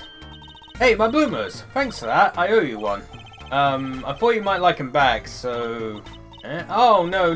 Why don't you keep them as a souvenir? Oh, no, I couldn't, really. Thanks for the offer, but I could use those in my Magic Panties act. I'll pull shivers and pieces and godfathers out of them. Great, now your props are going from bland to dangerous. Oh, I tried, chap. I tried.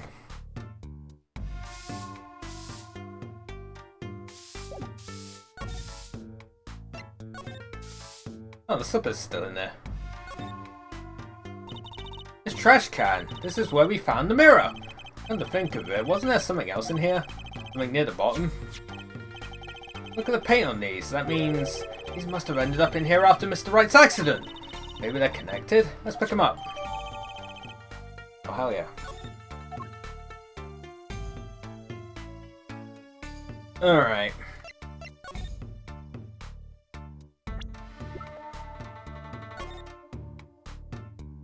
That, the Maractus Clinic. Ooh, nice paint. No clues here. Oh wait, what's this? The bottom is covered with paint. Huh? What's this weird shape here?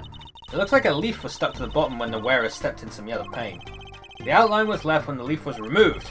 I got paint on my hand! Apollo! Why are you trying to wipe your hand on my cape?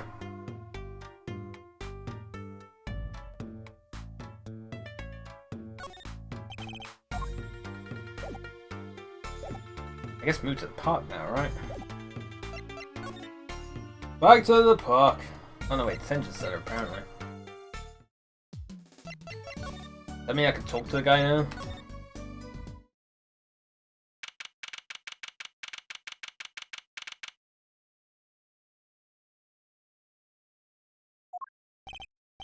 I was hoping to meet with my client.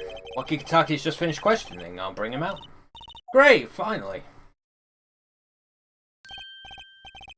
Yo, sup, my little imposter. I'm not little, nor am I sus. Eek! What did you call me? Zam, it's you! Sorry, G, thought you were Alita. A little imposter sure is a strange nickname. The Clink Fang, you wouldn't understand. Did I say imposter? I meant poster, like poster girl, right? If you're going to drop part of that, why not drop poster and just call her girl? Because she's so much more than that, G. She's like an angel, a fallen angel. So, what can I do you for? You don't look so chipper today, Waki. Worried about your, heart condition, maybe? That was the wackest thing of all. The G's lining up, taking eye exams and all that. Better to die young than fade away, Bazoi. A relief to hear. Eh? What's a relief? Oh, did your father not tell you? That bullet you carry so close to your heart, if not attend to immediately, it could kill you. Man, I ain't trying to hear that. A man fights to protect what's valuable to him, you know what I'm saying? I miss my fallen angel. Hey, you go get Alita for me. You're my lawyer, aren't you? Lawyer, not gopher. Your fiance. So I hear you're to be married next month. Read up, we poured the nuptial 40 out on the stoop. What the fuck does that mean? Alita, oh Snapple Cake, she's so fine. I think he's smitten with her in his own weird way. I was wondering, how did you two meet? I asked Tiala, but she was very vague. Huh? Well, man, she wouldn't tell you. I best hold my tongue, you feel me? What? Man, what's past is past, she knows that. When I'm with Alita, I feel like there's things worth protecting out there, you feel me? And my Alita, she's down with that all the way. So both of them are mum about their past. Maractus Clinic. You think you could tell us what happened with you and Pal Maractus? There's something you should know. We Katakis are having what you might call a feud with the Rivals family. About 6 months back, I go to Rivals' turf pucking a knife, right? And you were shot? Coldest thing I ever seen. One shot to the heart, but my homies weren't too late. It's a miracle that I lived. They're already considered one of the 7 wonders of the Kataki family, you know that? So you were taken to the Maractus Clinic then. You should have seen their faces when they wheel me in. You can't just let the boss's son die, you know? I'd hate to have been in that doctor's shoes. Mr. Kataki is scary enough when he's not angry. But the bullet that hit you, it was never removed? And it's still threatening his life! That doctor, he did it on purpose! The Rivals paid him off, I'm sure of it! I need to hear more about the night of the murder, that much is clear. Waki's picture. Life in the family is a G-Fang, it's about being a man. You know what I'm saying? Sorry, I'm not up on my G-Things, I'm not even sure what a G-Thing is. But my old man, he's gone soft. He says the old rival gang days are over, he just wants to make money. Isn't that a good thing? Man, there ain't no soul in making money. Better live fast and die young, for shizzle. Wait until I run the yard and everyone will know what time it is. That's right, OG time all the time. Represent! Polo, why does he keep talking about old guys? I don't think that's what OG means, Trucy. Ay. About these weapons, the pistol and the knife, they belong to the family. I snuck them out that night. So the killer Mr. Stickler says he saw that night was... I guess it was me. I was there after all. We're finished. Yo, Waki, you think you could tell us exactly what happened that night? Heh, you don't beat around the bush, do you? I like your style, shorty. I guess we got to talk to him again, right?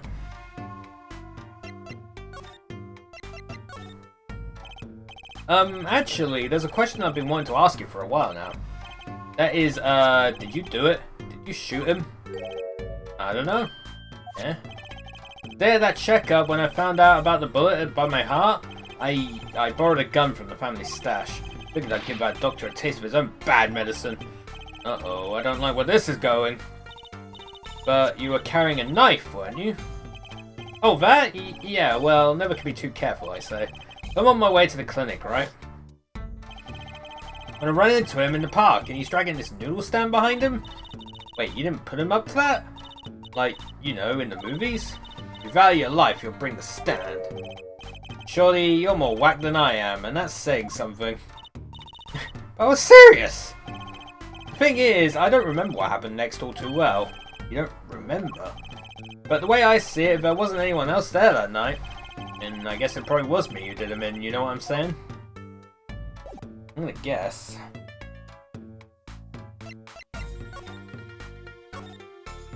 I'll go back to the park.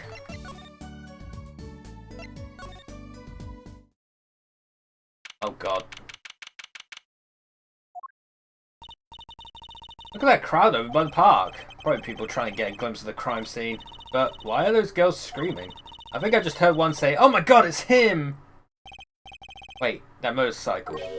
Ah, if it isn't Air Forehead! Prosecutor Gavin. Some fans found me on my way out. Oh, just my luck. Oh my god, he's so cool! Buster screams. New album just came out, you know. I wave into them, they love it. Oh, he's so cute! They're so excited, it doesn't matter who waves to them, see? This is surreal. So you were here investigating? And I was on my way home when my hog gave up the ghost. Your hog? My motorcycle won't start. I clogged the exhaust pipe. Aw, too bad. It looks like such a nice bike too. I can't believe they could break just from that. Ah, it's my fault. I think I was using the wrong oil. Cars, motorbikes, they're all the same. Well, not really. Plug the exhaust and they won't run. Well, I guess that much is true. Ah, machines. Tell me you share my angst, Air Forehead. I ride a bicycle, actually. In any event, I'm off to the shop to get it fixed. The detective in charge of the scene isn't fond of me in any case. Detective? Oh, you mean the one in the lab coat? Yeah, she's in a foul mood too. Be gentle. Auf Wiedersehen, boy, baby. Auf Wiedersehen. Oh my god, there he goes! And then the bike is gone. And the forecast for the park today, gloomy skies. Well, nothing to do but head on in. Let's hit the park, Apollo. Very nice pun, I appreciate the pun.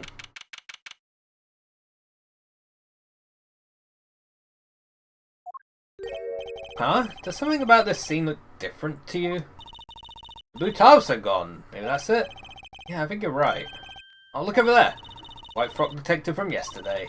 Seems to be apologizing reverently to the trash can. He's under a lot of stress. The investigation's probably not going so well. Hey, you there! If you're going to talk about someone behind their back, do it more quietly, please. Oh, Detective Sky, hello. You seem as gloomy as ever.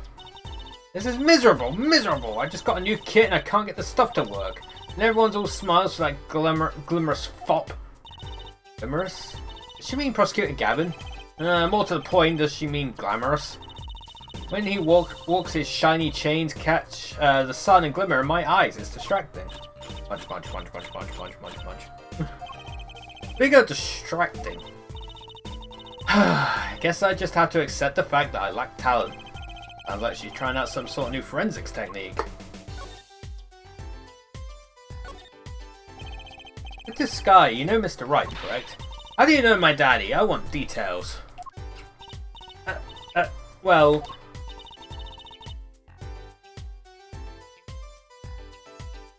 He helped me out a long time ago. You might say he saved me. Was she saying something about getting involved in an incident? I can't stand it when things are vague, especially in a case. I went to study to become a forensic scientist in Europe. But you're a detective now. Well, I failed the test. But, you know, rank and title don't matter. What matters is what's inside your heart. I've always thought that too. And my heart is full of science. That's why I bought this kit through mail order. And I'm going to test it here before the forensics team arrives. Are you sure that's okay? I won't lie, I'm not fond of the man. Those glamorous types always rub me the wrong way. Glamorous, right. A prosecutor should be cool of wit and furrowed of brow. Less glamorous and more simorous, you know? No, actually I don't. Well, that and what happened 7 years ago. Prosecutor Gavin was the one who stripped Mr. Wright of his attorney's badge. What? Really? He was the one? You mean you didn't know? I thought you were one of his boys. Well, I'm neither a boy nor one of his, but let's see what she has to say. What exactly happened 7 years ago? I never actually heard the details. Then investigate. It's better you learned it for yourself anyway. Oh cool, she just won't tell us. We just have to do it ourselves. She's like, fuck you, do it yourself. New kit? Do you mind me asking exactly what it is you've been doing? Squatting down on the ground like that? Oh, you want to know, do you? Well, I splurged on a new toy. Splurged? You mean it wasn't police issue? What is it? I see a roller and glue. This is a footprint analysis kit. A footprint? It was raining on the night of the murder, which means that footprints were left. Oh, does that have anything to do with those blue tops? Right, the ground was muddy, so I had to protect it as it was that night.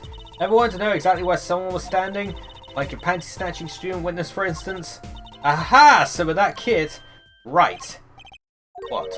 Want to try this stuff out? Are you sure? I mean, we're sort of on opposing teams and all. Oh, pshaw, well, you're friends. And to tell the truth, I'm not so good at doing this. Yes, I'm a little clumsy. I could use your help. Ooh, I'm good at stuff like this. I used to make magic bunnies out of paper mache. Footprint analysis, huh? Well, should I give it a go? Yeah, sure. Alright, I give it a go. That's the spirit. Right, allow me to explain. One moment. He's reading the instructions for a kit. Why does this not fill me with confidence? First we have to pick the footprint, or in this case, shoe print we want to analyse. I've taken the liberty of marking all the shoe prints in the park. Well, which shoe print should we start with? If we're going to verify the defendant's account, here's the place to start. Shoe prints, prepare to be examined. Ooh, this is so exciting!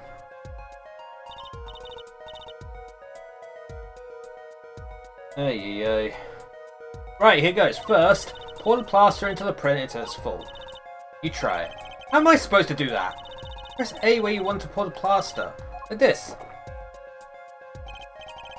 That doesn't look too hard. You ran out of plaster in your beaker before you're done. You had to start over. Ooh, I actually have to do it properly.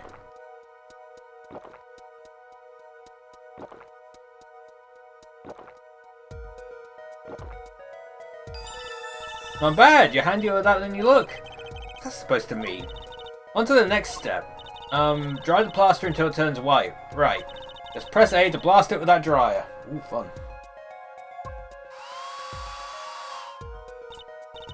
There. Give it a shot.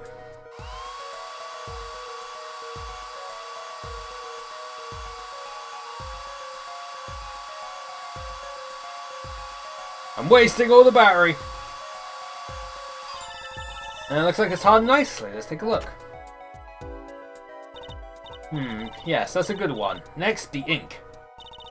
Ready for the next step? Use the roller to ink just the shoe print part. Hold on to that roller tight now with A and roll it up and down. Keep going until you get enough ink on there for a good print. Interesting.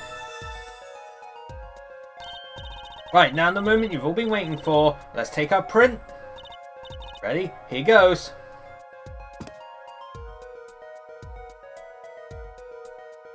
Ooh. Let's see if we get a match.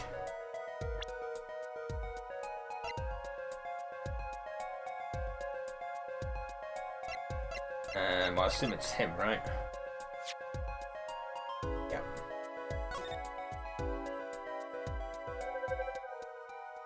New mechanics, I love it.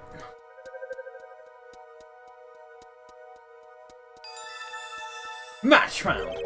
The shoe prints belong to Waki Kitaki after all. He was in the park on the night of the crime. Wow, I can almost see the signs at work. Don't you love it? Ha! Nothing feels better. Definitely way more into this than I am. Let me know if you want to do some more. I'll be here, solving the case with science. Well, that certainly brightened her mood. We'll do it again. Get this sky? Mind if we give it another go? Right on! Leave no print unanalyzed, I say. Now, to pick which print you want to analyze. That one.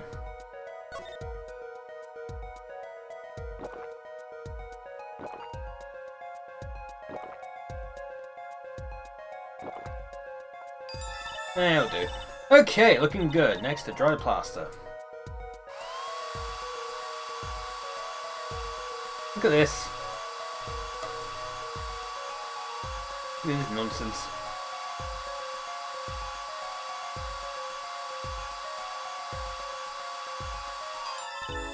Okay, let's take out the mole. Yes, that's a good one. Next, the ink.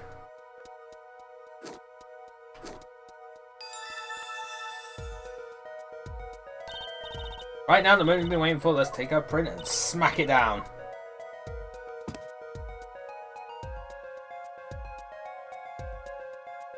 Oh, the slipper! Huh, that's a funny shoe print. Not even a shoe. It's strange. So smooth. Except for the part with the leaf. And I can say without even looking that this print doesn't match any print on our list. A mystery print.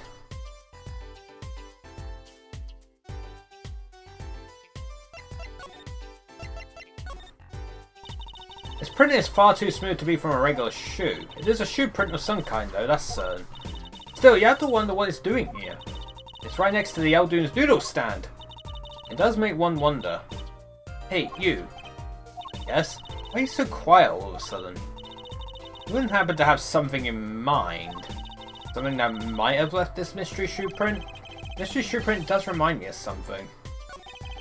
I'm pretty sure I've seen something like that would leave a print like that. You know, I think I have our culprit right here. Take that! Just yell, take that! Well, I think it's these slippers actually. Slippers? What would slippers be doing out here? But look at the bottom, see? It's covered with paint, except for... See? Right here? Hey, that spot is shaped like a leaf! What if a leaf was stuck on the bottom and came off when the slipper stepped in paint? Well, it makes sense, doesn't it? Wait, something's written on them. The Maractus Clinic! Exactly, the victim's clinic! Wait, that means... that someone from the clinic was involved? Why is she just standing there eating? Detective Sky, I have a favour to ask. What? Can you get us access into the Maractus Clinic? The police won't let us in. They say the murder and the clinic are not connected. And it's off limits until we prove they are. I should be able to do something for you, yes. Really? Well, you did my work for me here with the shoe prints. Seems like I should return the favour. Thank you, Detective Sky! Here, show this to the police officer on duty. Detective Sky's orders out of the court record. Right, Maractus Clinic, here comes justice. Alright.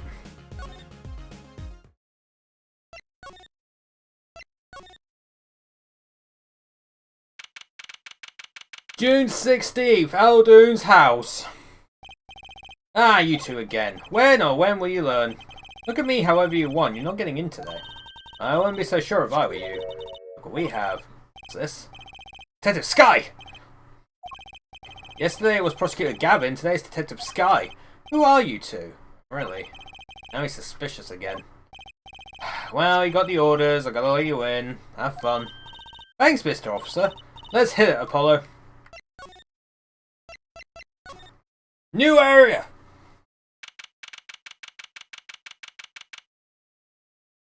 Reception. Huh, kind of an at-home sort of place, isn't it? This place has a connection to the murder in the park. I'm sure of it. The police guy out front wasn't so sure, beyond it being where the victim lived. Looks like the police's team's gone home for the day. There might be some clues lying around. Let's get cracking, Apollo. What on earth is going on here? Why is there so many ramen bowls? Look at all these bowls. They're from Eldoon's Noodles. There's Mr. Salty. Then I think we've figured something out. I think we have. Mr. Eldoon must do takeout. Not exactly what I was thinking. All the bowls have been washed clean. I think we found our first clue, Trucy. There's a single pair of sandals here. Wait, but why would there be sandals here? Unless they belong to one of the patients. Or maybe it's a visitor that's come to see Dr. Maractus. You think they'd use his house entrance instead of the clinic entrance in that case? And if this patient or visitor isn't still here, did they leave without their shoes? Better take a closer look at these just in case.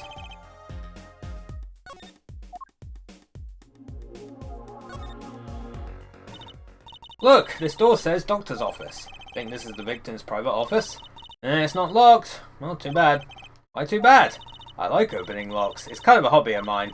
Like those little bike locks? Don't even bother putting them on when I'm around. That's probably not a hobby you want to tell too many people about. Bump. Apollo, that sound, it came from behind this door. It's in there. Let's check it out, Trucy. A break-in! They left through that window. Wait, Apollo, you're too late to catch them now. That must be her experience as a panty snatcher chaser talking. Well, we should tell the police. Let's check the room out first, Apollo. If we call the police now, we'll lose our chance. You're right. She's better at this than I am. Well, one thing's is certain. This clinic and our murder case are looking pretty related now. Dude, why is a lamp on the floor? Kind of an expensive looking lamp, isn't it? Hey, the bulb's broken. Broken? Don't you mean burned out? No, a cat burglar must have dropped it. But why is it standing up on the floor like that then? Hey, look at the cord. There's a red splotch on the part of the cord. I think that's blood. A little bright for blood, almost pinkish.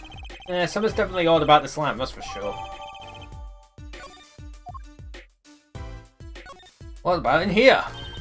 What a cute little safe. Looks like a 4-digit lock.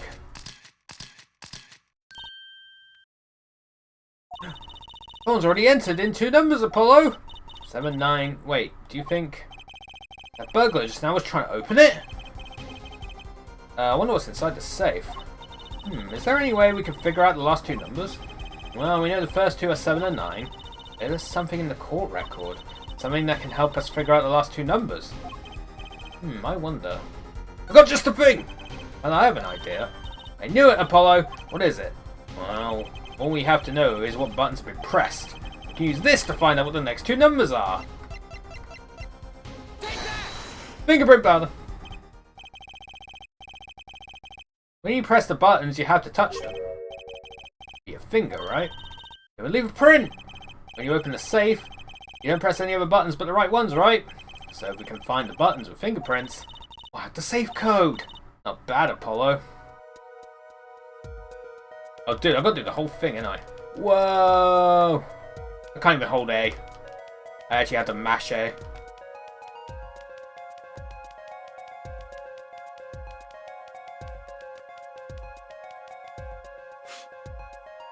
Ooh. 5-2 or 2-5, but also the backbone. Don't you see the oily finger residues clearly? Look at 7 and 9. Glove marks. The burglar must have been wearing gloves. Well, we might not be able to identify the burglar, but we can open the safe. Let's give it a shot. Either 2-5 or 5-2. 5-2.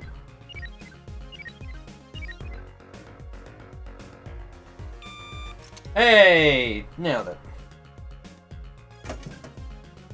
Yo, it's Cap. It opened. Guess this first. This looks like a... There's a bullet in the back. Look like a medical chart. There's an x-ray in here with it. An x-ray. Can't make heads or tails of it. And I can't read the chart either. It's all in medical speak. But the names are easy enough to read. Look, by patient, it says Wakikataki. So this is Waki, our client's chart, huh? Why would this one chart be here in this safe? Let's see. The physician's signature says Pal Maractus. What is that, Apollo? Look here where it says who filed the chart. Let's see. Nurse Alita Tiala?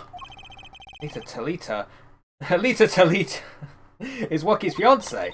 That's one Eta too many, Apollo Low. Never mind that. What's her main doing here? How should I know? Oh, I guess it means she's on staff at this clinic. What that she neglected to mention this before now? I'm sure she had her reasons. Alita Tiala worked at the Maractus clinic, and she had access to Wakikataki's medical chart. You got the I and Y wrong, I'd be very interested to find out what this chart says. Who could help us decipher this? Eldoon!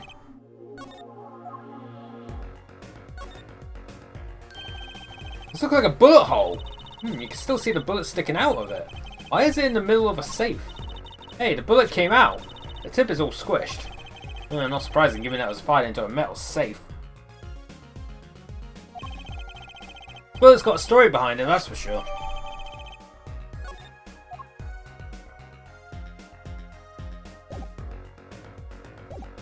Down here. Evil bug.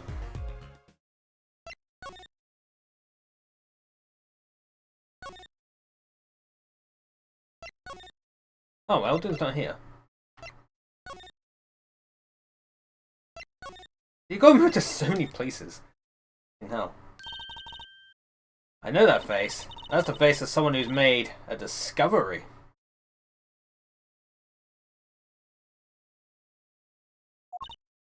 Hey, how do you know? You can't fool someone trained in the ways of science. Next you have us analysing face prints. Let's ask Detective Sky to help us, Apollo.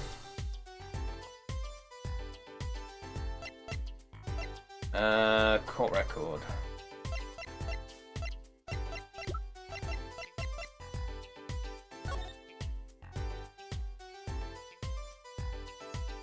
Ooh.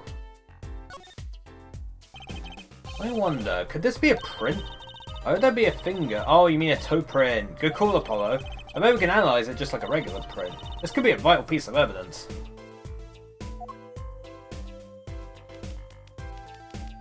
Whoa!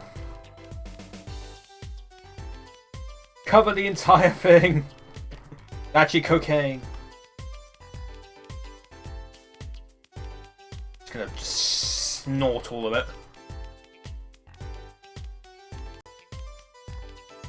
Doing some hard drugs, chap. Ooh. Hey, it worked! That looks like Big Toe, maybe? Wow, I feel like the case is solved already. What's next? We have to match the print, right? Right, let's match it. Wait. Detective didn't give us a list of toe prints, Apollo. Oh, good point. Maybe we should ask her. Get some expert advice? I guess so. I'm not sure she really qualifies as an expert. I guess the sandals as well, right? Yeah.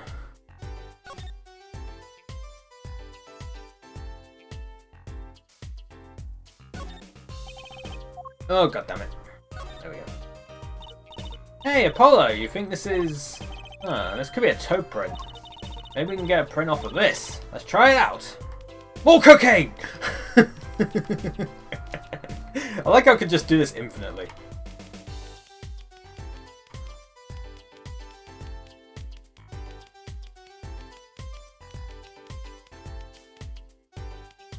If we want to, like, be, like, you know, be clear of any, like, questionable things, we could just say this is sugar, and I really shouldn't be using sugar either, because diabetes, but, you know. Thing print in it. Hey, it works. That looks like a big toe, maybe. But wait, I mean, it's great that we got the print. Is there such a thing as a list of toe prints? Oh, good point. If there is, Detective Sky didn't give it to us. Which means we can't match this print. It seems like a good time to ask the detective's advice. Yeah, good idea.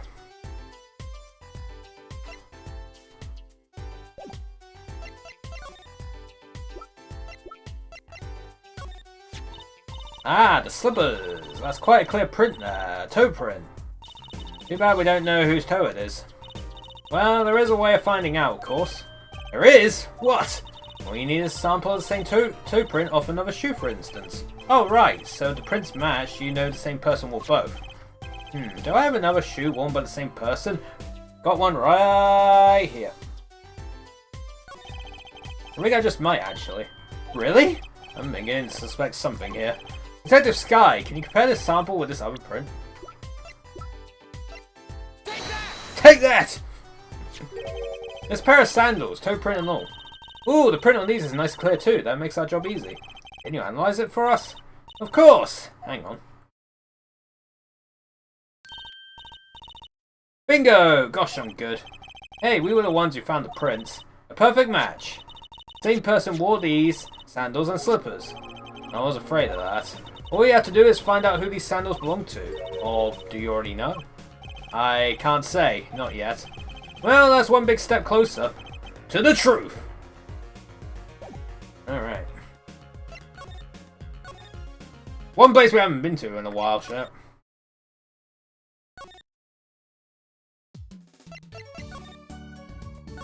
We haven't seen our boy. We haven't seen our boy in a while.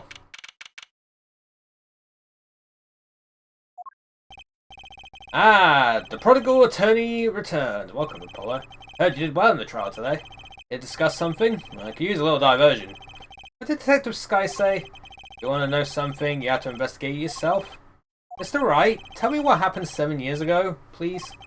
I want to know. I need to know. And you certainly didn't waste any time getting to the point. 7 years ago, I was standing in the courtroom on behalf of a client. The case involved the death of a certain magnificent genius. I'd be surprised if we hadn't heard about it. It was all over the news, I remember that. You were up against Prosecutor Gavin, weren't you? Yes, he was only 17 years old at the time. 17 years old? That's still high school! He took the bar exam abroad in Europe. They're progressive over there, you know. Well, UK, I'm not sure about that. I was defeated by a 17-year-old newcomer. In my shame, I left the practice forever. That's all. That's all? How can that be all? What do you mean? What about what they were saying on the news about forged evidence? They said you forged evidence and had your attorney's badge stripped from you. Why are you smirking?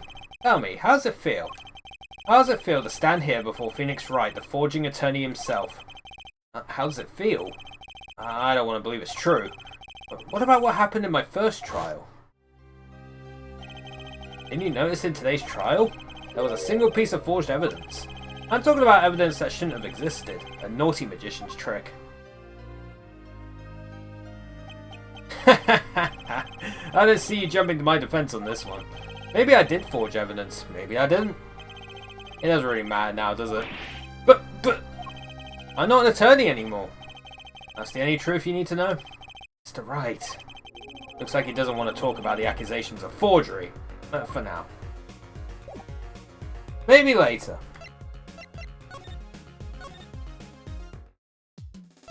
Maybe we need those lock things to open him up.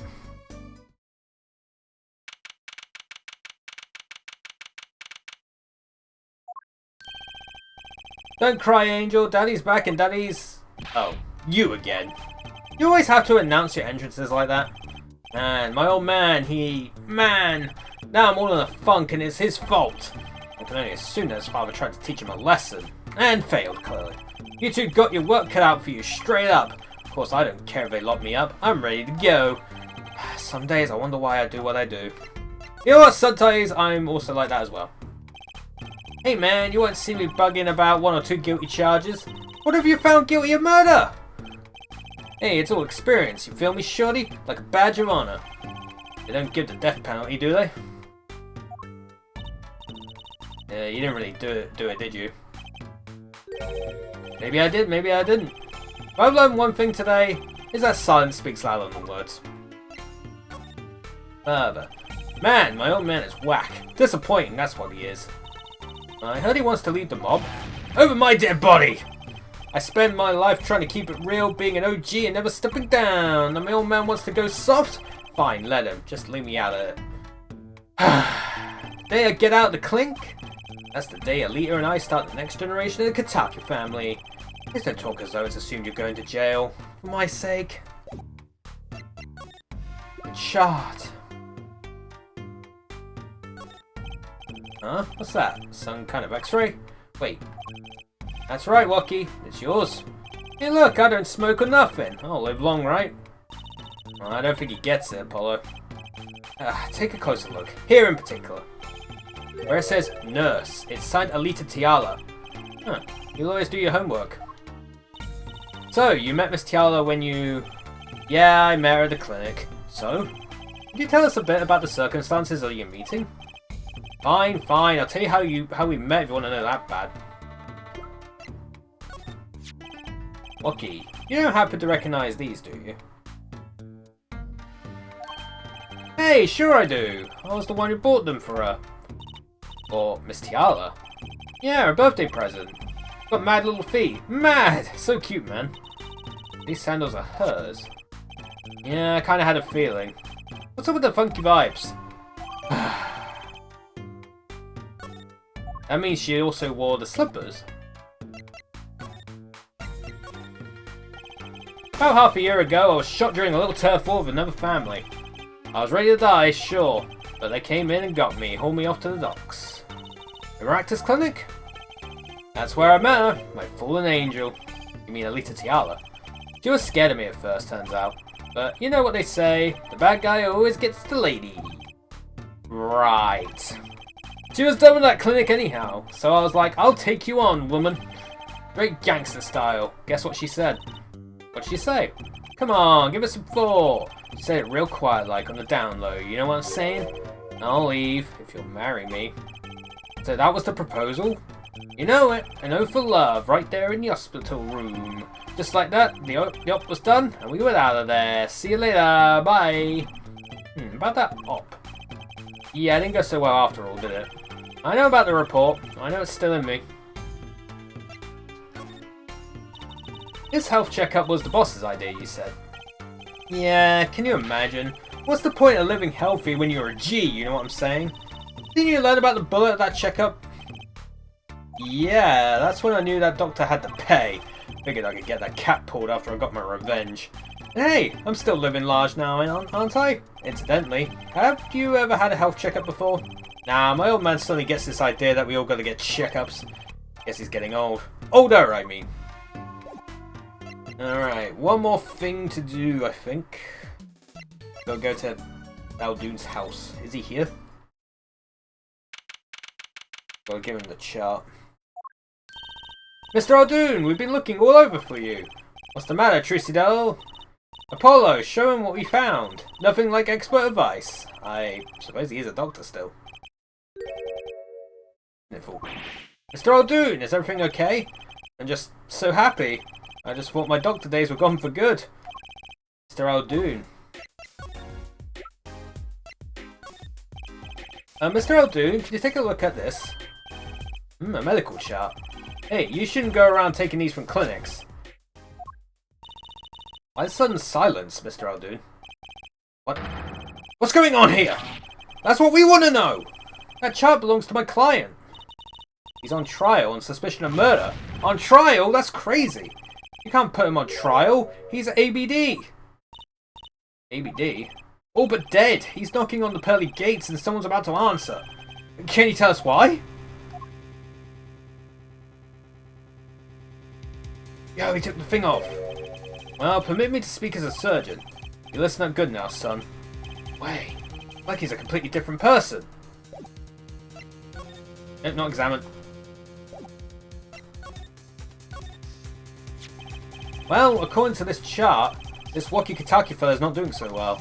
He's got a bullet right up beside his heart. Well, that's right.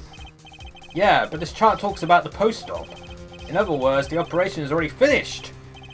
But you can still see that bullet stuck in there.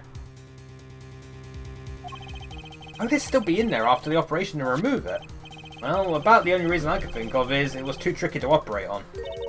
What? That bullet's snug as a bug there right next to the aorta, which is connected to the heart. Heck, that scrap of metal is just surrounded by blood vessels. Kind of a miracle. 2 millimeters to either side, there'd be some serious bleeding going on in there. Not something your average doc would be eager to fiddle with. You mean... It took a miracle to get that bullet stuck where it is. It'd take more than a miracle to take it out. It'll take a magician.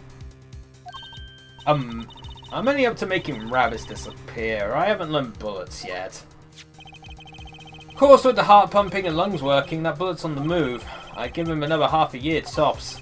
But Waki's operation was already half a year ago. That's why I'm saying you're out of time. This kid shouldn't be on trial. He should be on an operating table. Great, just great. Maractus' dilemma. How could Dr. Maractus do such a terrible thing? How could he just leave that bullet in there? I got a pretty good idea of how he felt. An emergency operation, he's got the kid's chest open on the table, then he finds that bullet.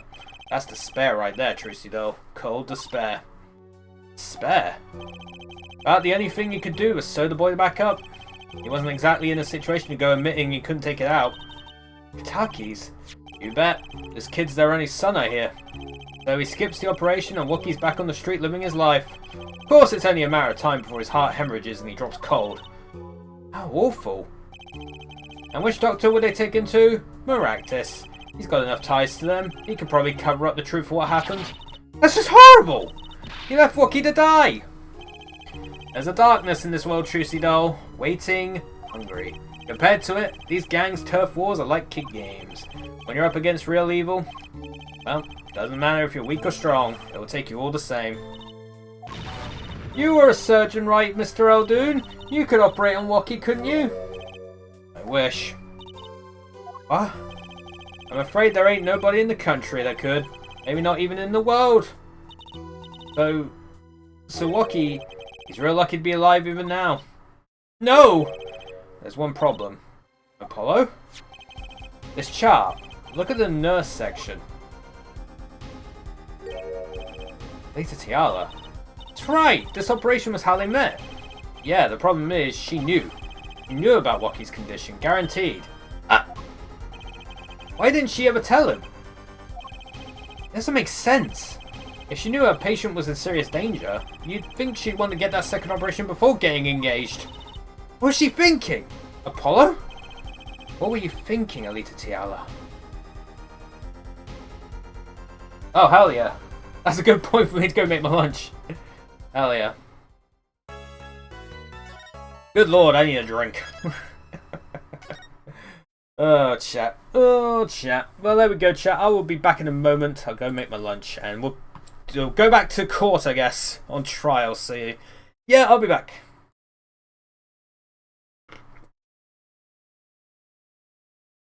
Trial day 2. Trial day 2. I think it's day 2. Trial.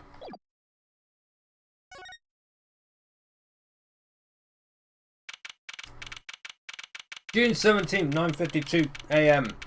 Number 2. This is it, the big day. Did you get any sleep? Yeah, I went to bed at 1 AM or so. Oh? What time did you wake up? 3 AM. Whoops. That's only 2 hours, Apollo. Well, at least you have me. And the amazing Mr. Hat. Here's looking at you, kid. Good luck today, Apollo. That voice. The Phoenix. Sure is. Hey, get any sleep? Mr. Right! I was going out of my mind with boredom, so I saw myself out earlier today. Somehow that place makes big piano playing at the endocrine pastor joint seem more or less fun. Daddy, do you know who prosecuted Gavin's witnesses today? Take a guess. How about Little Plum? A Sherman tank of a mum? Nope, guess again. Leah, right? That's so bad, you know, speaking of mums. You need to find me a new mummy one of these days, Daddy. Hey, morning, you're out already, Trucy.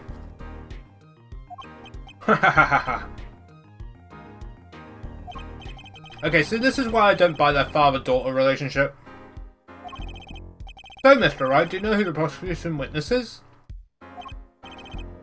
Lita Tiala, your client's fiancée. He's going to be a witness? That seems odd. Why does she testify against her own fiancé? You have to wonder what Gavin's up to. Something's going down today, that much is clear. Well, not to worry, I got my panties back. If we can't find a killer, I'll pull one out of her. Okay.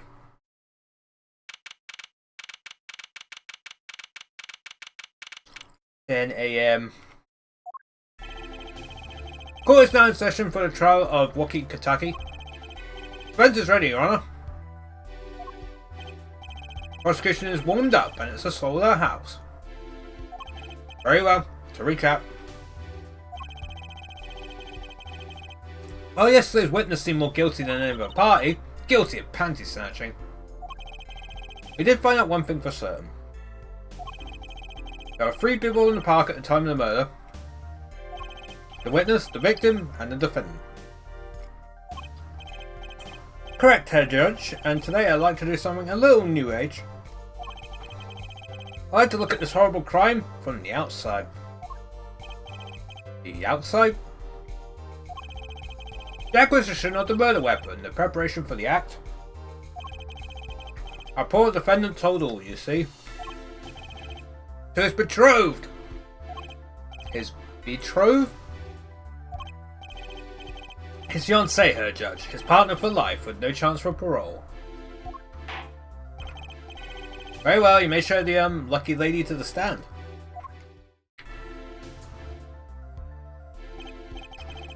You name an occupation, Fraulein.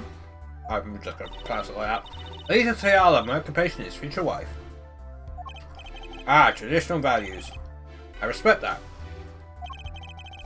Trade brides these days climbing in weave baskets blindfolded underwater. Yet you're here today as a witness for the prosecution? Oh yes, I didn't want to testify at first. But I couldn't hide the truth. Honesty, another admirable trait.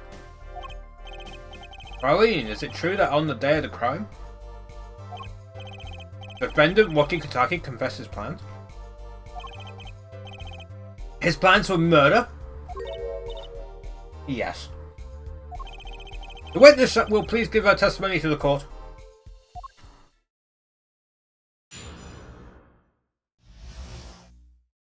Waki's plan. It was the day that the family health checkup results came back.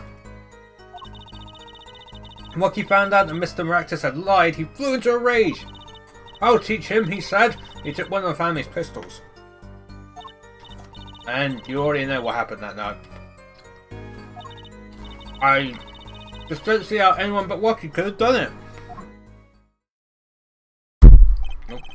So the pistol did belong to the Kitaki family then. Yes, with regards to this, an investigation is underway at the Kitaki mansion. On charges of possession of illegal firearms. And the bullet that took the victim's life, was it fired from the pistol the defendant procured? Yes, this has been proven. How can you prove something like that? Bullets carry marks from the barrel that fired them, called rifling marks. Rifling marks? Think of them as being a gun's fingerprint left on every bullet it fires. And when did you first hear about Waki's plan? It was the day of the murder. I should have stopped him. I just didn't think he would actually do it. Very well. Events may begin at the cross-examination.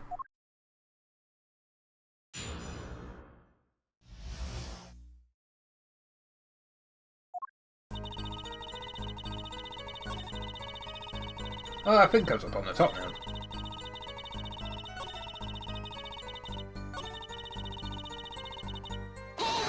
Hold it! How can you say that for certain? How? Oh, nice ball bang. Her forehead, you will refrain from badgering the Fraulein. It was the defendant, and Waki with it, who took the pistol from his home. We know this for a fact now.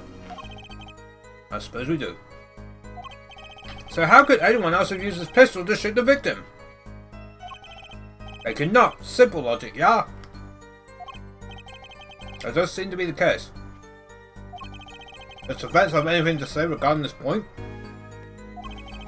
Could someone else have used that pistol? There was another. Based on your testimony, there was clearly another. One other person had access to that pistol. What's this? Oh, well, what's this? Interesting. Let's ask the defense then. Tell the court who this other person with access was.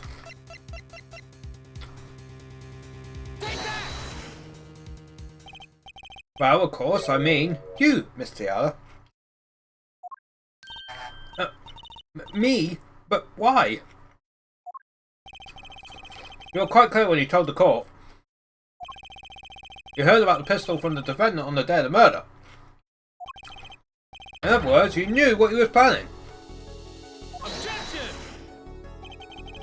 Let me get this straight. You intend to tell us that this lady stole the pistol from her fiancé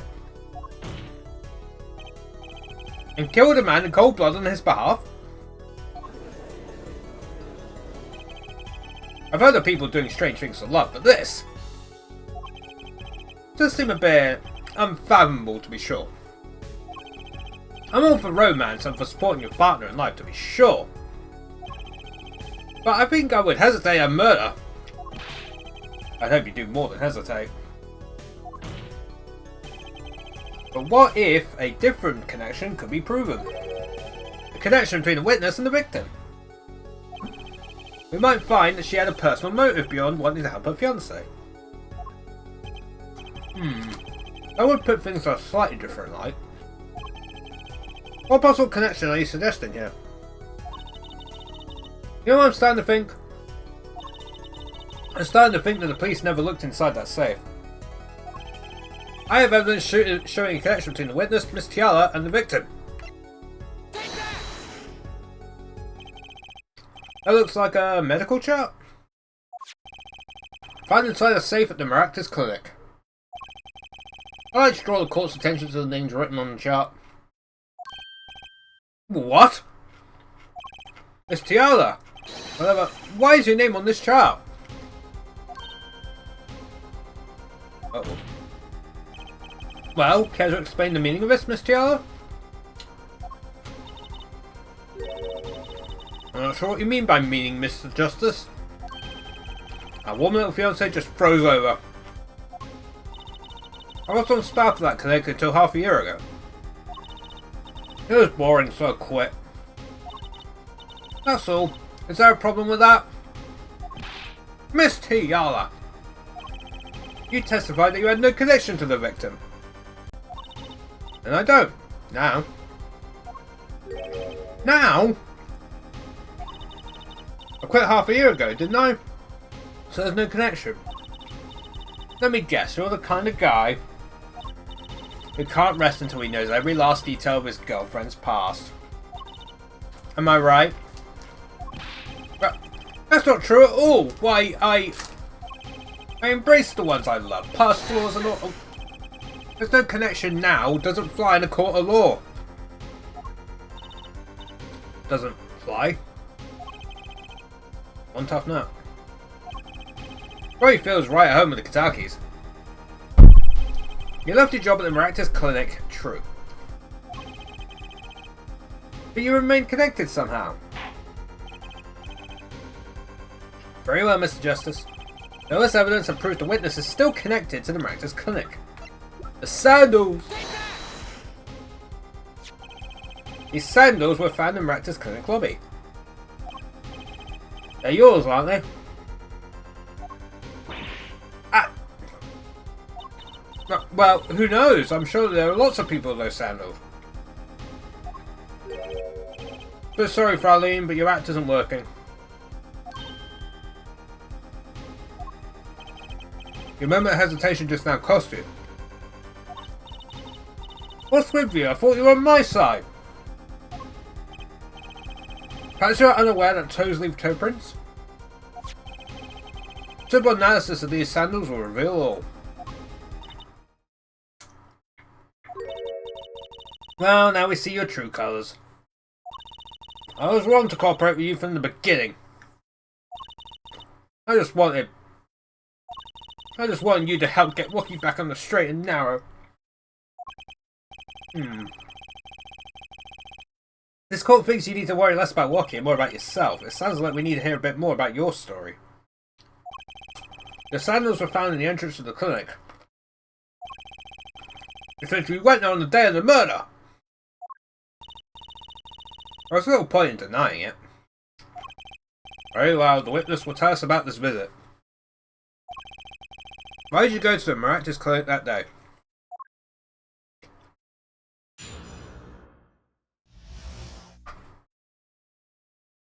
Maractus Clinic.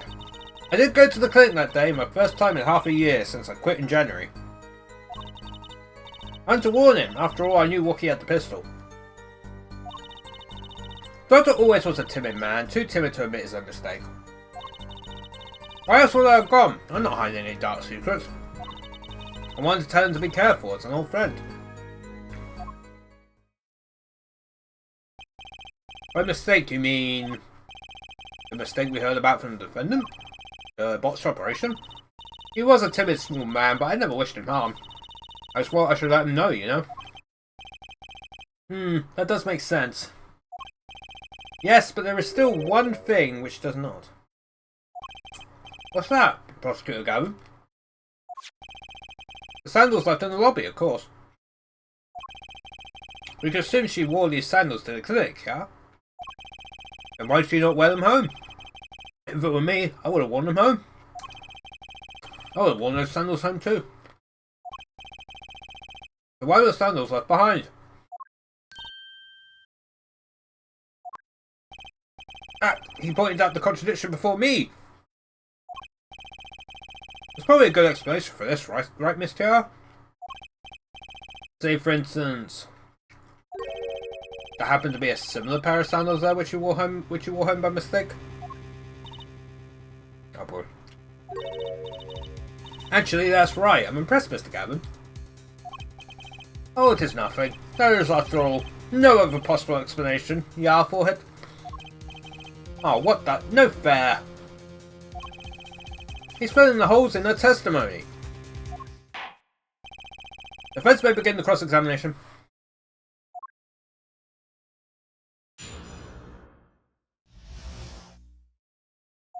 Alright. Yep.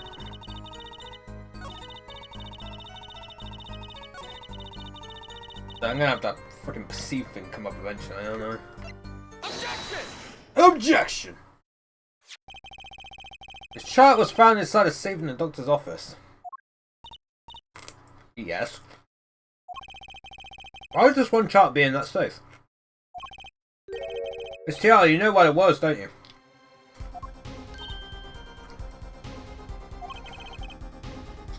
Mind filling me in? Dr. Maractus didn't have the leisure of making mistakes.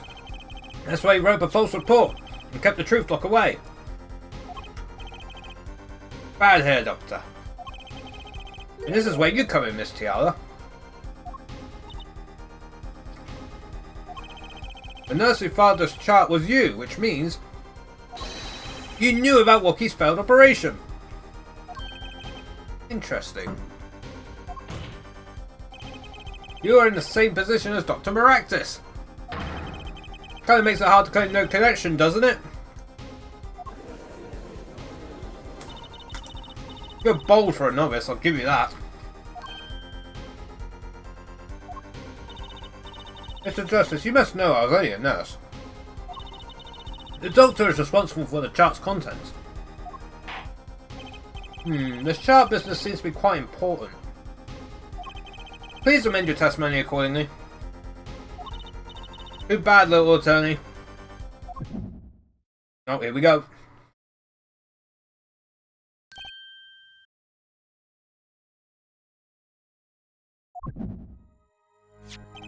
My bracelet's reacting again. What is it, Apollo? I felt my bracelet tighten just now. Your bracelet? Just like yesterday, like you said. When a witness is unsure of something, their nervous habit gives them away. But I can't see anything, Apollo. Eh? Then what's my bracelet reacting to? Wait, maybe... Yes! That has to be it! That has to be it. Your senses, Apollo. They must be sharper than mine! Huh? I can't see it, but you can sense it. I don't know any about that truth. See, I don't have some kind of special power or anything. Listen to me, Apollo. There's a weak point somewhere in Miss Tiara's testimony. But we don't know what her nervous habit is. Well, then what do we do? You have to perceive it yourself, Apollo, with your eyes and your senses. And it's up to me and my bracelet. Don't know why, but the bracelet helps. Somehow, touching it helps me focus. Let's give it a shot and bring down the testimony.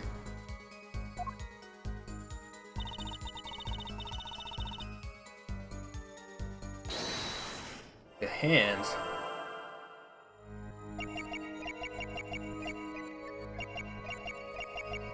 Oh, the ring! Gotcha! Just a ring! I go to clinic for a half-year-old chart now, you ask? But you know why you would go now, don't you? I don't know what you're talking about. It was quite clear, Miss Charlotte. You have a nervous habit. When you said the word now, you used your right thumb to fiddle with your ring. What? He was unsure, I saw it. Now, that's the key word. The chart wasn't a part of your past. It was a clear and present threat. That's ridiculous. Why, if that were the case, I would have 6 months to do something about it. Indeed. Yeah. Which means something happened quite recently. Something to make that chart a problem for you now. Got on the ropes now, I can feel it. Time to strike the killing blow, with evidence. Miss Tiala, there's no use trying to hide it. Dude, look at the fucking background. The chart became a threat to you now because of this.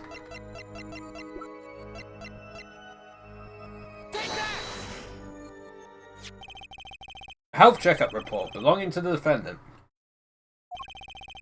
The Katakis are trying to get out of the business. The health checkup this month was their first ever. What did you think when you heard about this? Eh? Oh, well, nothing. Why should I think anything? Oh? I would think you were positively beside yourself. Because you were afraid. You knew what Woki's chest x-ray would reveal. Oak. A full half year had passed since the operation. You thought you were home free. And the chart came back to haunt you! Eek!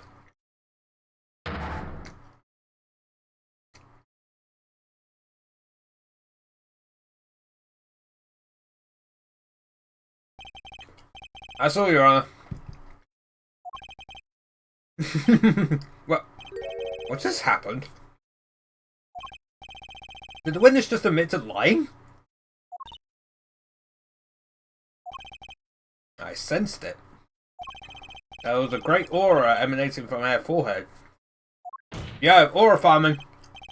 Very cool. Oh, the lady was lying, it seems. That's correct. It says she had no connection to the Miraculous Clinic. That connection was deep indeed. A bit too deep. If Kataki's got a hold of this chart with her name, she'd be finished. Isn't that right, Miss Tiala? You guessed it.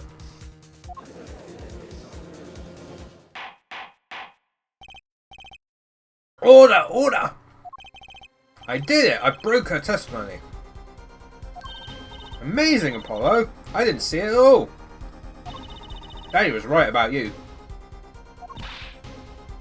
Wait! Miss Tiala? It's true that chart was bad news for me. That's why I went to meet the doctor that day. But that's all. I told him about Woki and went home. It appears this cross-examination is far from over. What? She hid the truth from us, this is clear, yet it is not clear that this truth has anything to do with the case at hand.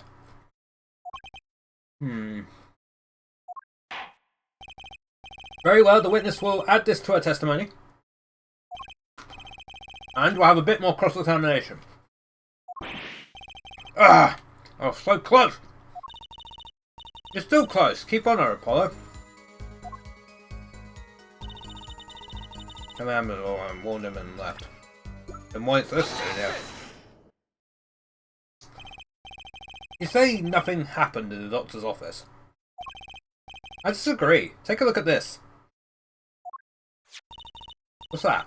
It looks like a squished up ball of clay. Kind of like you, actually. Oh, sick burn. This bullet was found in the Maractus Clinic office. Something did happen in that office, Miss Tiala. Objection! Enough of this joking around. The police investigated that clinic. Objection!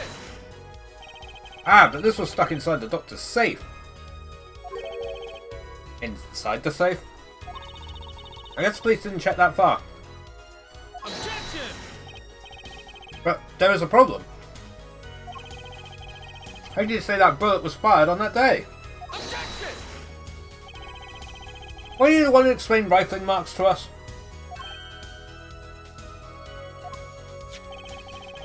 Pistol was taken from the Kitaki mansion that day. The marks on this bullet matched the murder weapon. And that proves the firearm was discharged in our office on the day of the murder. Not bad, Airfieldhead. Bailiff, have this bullet analysed immediately.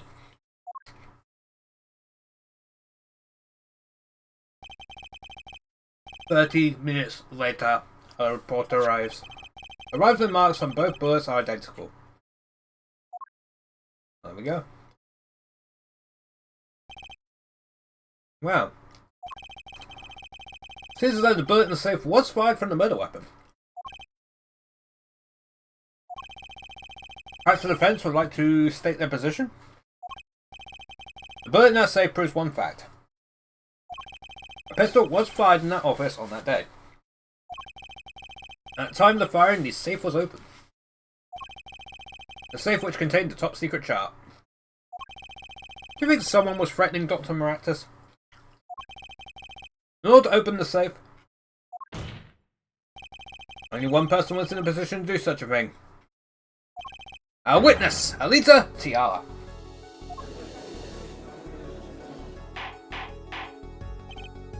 Order, order, order! Mr. Justice, where are you going with this? Are you accusing the witness? Alita Tiala knew about Waki Kitaki's botched operation. She got engaged to him without telling him about it. As long as that bullet remained in his chest, his days were numbered. Well, she married him, and then the bullet finally reached his destination. I see what's happening. But what? That reminds me. Only the Kitakis have been asserting themselves in lawful business practices. Making quite a deal of money. A fortune, if you will. Nefarious, so she planned to marry him just to get her hands on this fortune? Oh. Oh boy. You keep talking trash about my Alita. And I'll sue you, lawyer man. Hurt me? Yeah, you said you'd abuse my Alita. I think you mean accuse. Same difference. Well, you can't have her, she's mine. It was me, I shot her, Doctor, me. He left me to die, so I left him to die too, there in that park. Waki! Just cool down a second. You keep your hands off my Alita or I'll...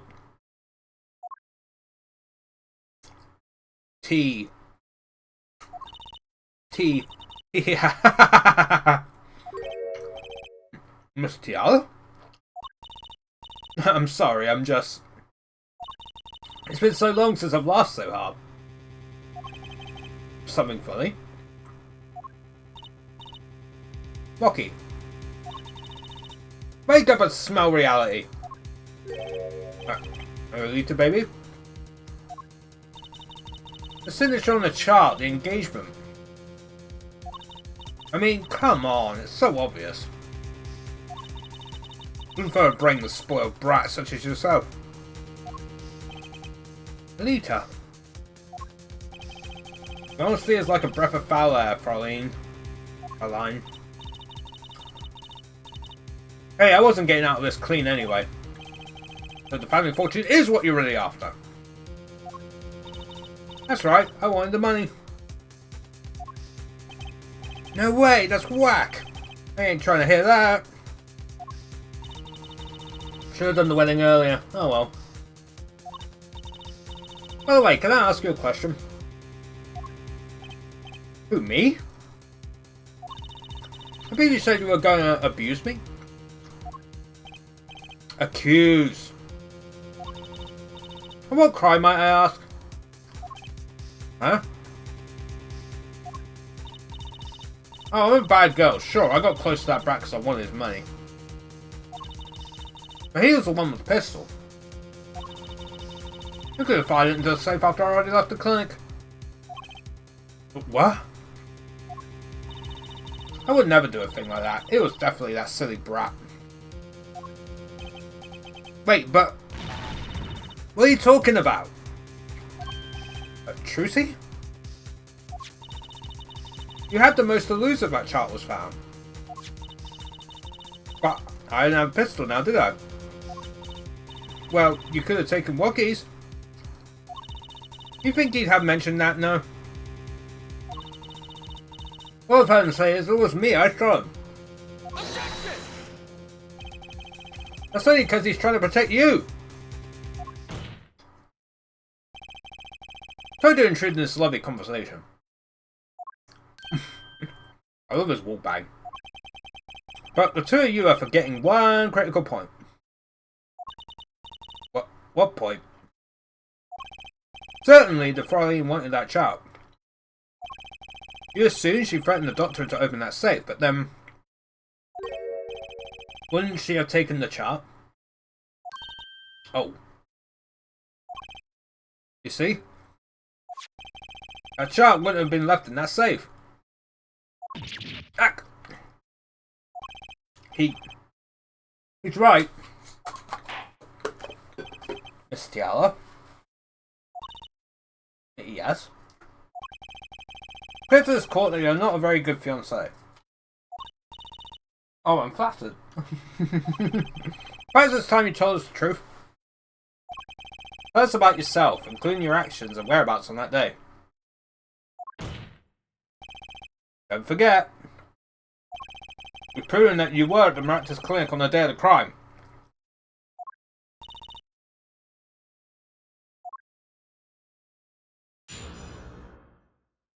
Here we go again. Yes, I went to the clinic that day to speak to the doctor. I wanted that chart, but I failed to get it, so I went back to the clinic later. In any case, I didn't shoot him. You don't even have proof I stole that pistol, do you? And that brat was spotted in the park at the moment of the crime. Frankly, I don't think it matters if Dr. Maractus was shot in the temple or not. Went back later? That chart was dangerous, you understand? I needed to get rid of it, that's why I went that day. But you couldn't get the chart then, could you? And later that night, Dr. Maractus was shot. I heard about the shooting, waited a day, but then I had to go back. No easy feat with the cops all over the place. Ah, that was you?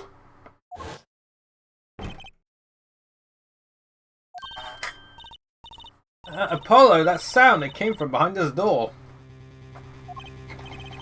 Someone's in there. A break-in, they left through that window.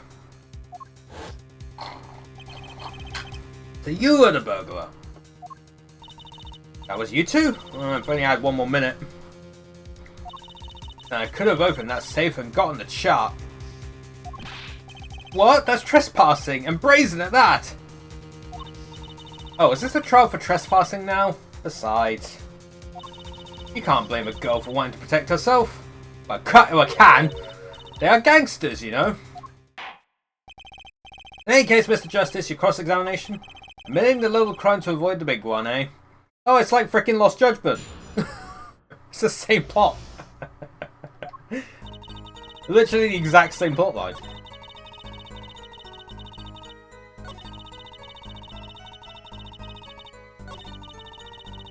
I need to get back to both the Judgment games and finish them up. Maybe I'll do that because I've done everything I can on Red Dead now. There's only one original game achievement I can get, but apparently it's better doing Undead Nightmare, which is the mounted weapon one. But all the other achievements I got left are Undead Nightmare. The doctor was shot in the right temple, yes. So it seems. Let's review the facts again, shall we? Yo. The killer shot from this location. The bullet would have struck our victim square in the forehead. However, the entry wound was in the right temple. Yes, we heard testimony on this yesterday.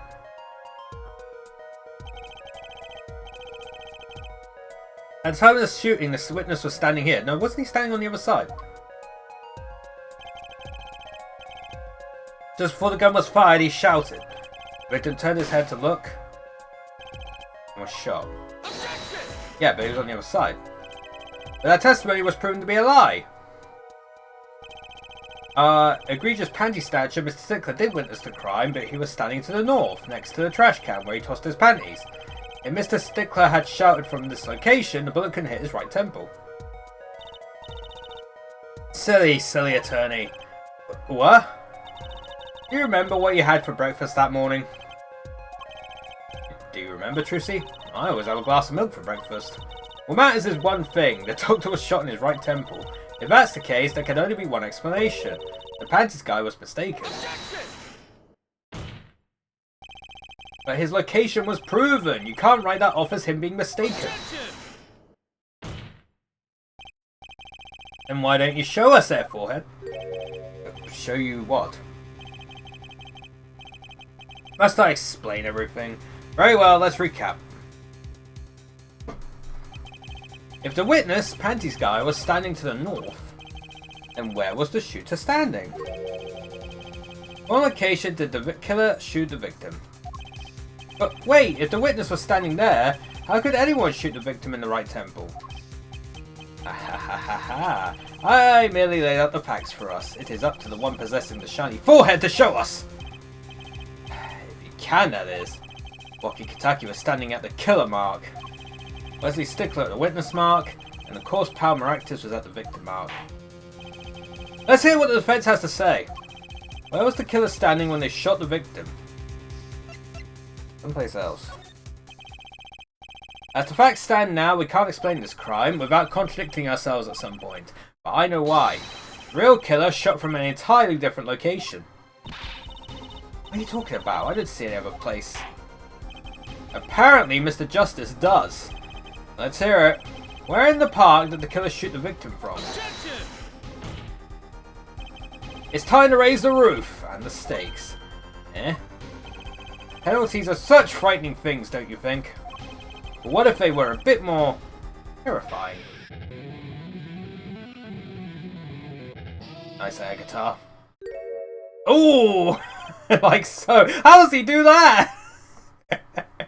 Dude plays a sick riff and then the penalty bar goes up? How dare you?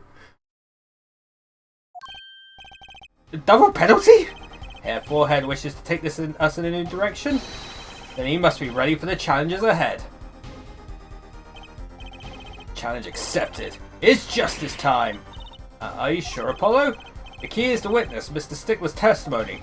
If we believe that, and we know where he stood, and the victim turned when he shouted, there's only one place the killer could have been. The killer shot the victim from here. Inside the car, baby! I believe we all owe a debt of gratitude, Miss Alita Tiala. What do you mean? Thanks to you, we had a chance to review the crime. And this time, we were prepared. We know that Wesley Stickler was telling the truth. We should have listened to him from the beginning. Wesley Stickler was standing next to the trash can when he saw the two men.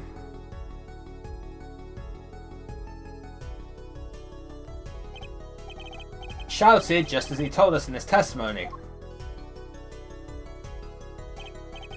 And the victim turned to look in his direction. A shot was fired. The victim was hit in the right temple. Oh no. Oh yes. Which direction was his right temple facing in that moment? That's right, towards the noodle stand. Order, order, order! So you're saying the killer was inside the noodle stand? Objection! Let's think about this a bit more, shall we? You say the killer was inside the noodle stand, which would mean the victim, Dr. Maractus, came to the park, wheeling his own murderer in the car behind him. This is the most ridiculous thing I've ever heard. I'd think you'd notice if you were pulling someone along. There's something we should worry about before that. Why was he pulling the noodle stand in the first place? That's what I wanted to know, actually. I never said it, but that's what I wanted to know. Why was he pulling the noodle stand? I know him and Eldoon had like some animosity or whatever, so I'm assuming that has something to do with it. Objection! Let's deal with our problems one at a time, shall we? Someone was hiding in the stand. We have not come this far to talk about possibilities. Let's talk about proof, baby. Show us evidence that proves someone was in that stand. Can I prove that? You want evidence that someone was in that stand? Oh, I got it. I got it right here. Intriguing! Let's see what you got. Show us proof that someone was hiding in the noodle stand. Take that! The Maractus Clinic, and they're covered with paint. Those slippers were found in a trash can near the crime scene. And a single slipper print was found at the scene. Right next to the noodle stand. Oh, Miss Tiala, your toe print was found in the left slipper. Oh. In other words, this is proof you were inside that noodle stand, banger. This is a banger. I think I like this just as much as the first objection theme, or whatever it's called. I think it's called like the cornered theme or something. Yet there was only one slipper mark found at the scene. Can this be called a footprint in good faith? Observe the diagram. Observe. A park pathway runs right next to the slipper mark. A slipper wouldn't leave a trace of a cobblestone path.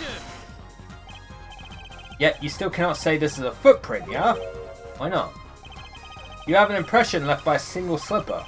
What if it was on the stand and simply fell to the ground? So many objections. That's just dumb. One more thing. A noodle stand is typically cluttered with the tools of the noodle making trade. There's no room for a person to ride in there. You have a point. Could someone have hidden in that stand? Apollo, I think I might be onto something. I think I figured out one of our pieces of evidence. In order to make room in the stand, some things will have to be removed. Well, Mr. Justice, do you have proof that someone could have hidden in the stand? I do. I can prove one thing. Someone did scheme to clear space in that stand. Didn't we have more bowls? Okay.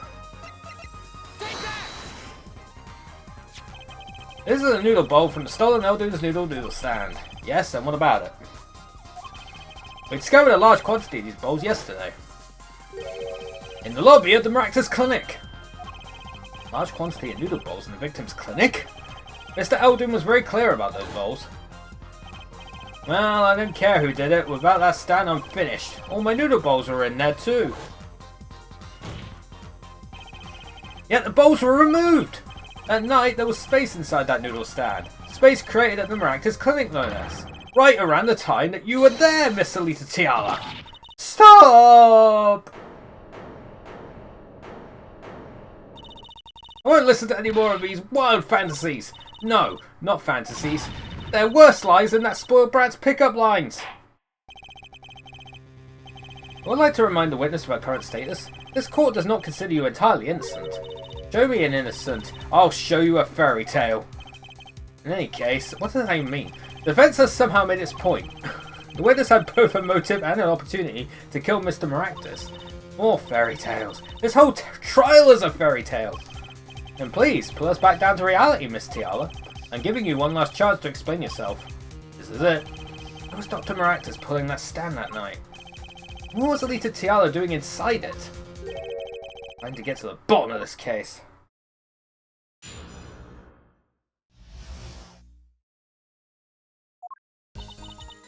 That night, I went to ask Dr. Maractus for the chart. I had no intention of ever letting that chart fall into the Kitaki family's hands, but Dr. Maractus didn't understand. For some reason, he thought the Kitakis had sent me. So I gave up and went home. All I did was talk to him.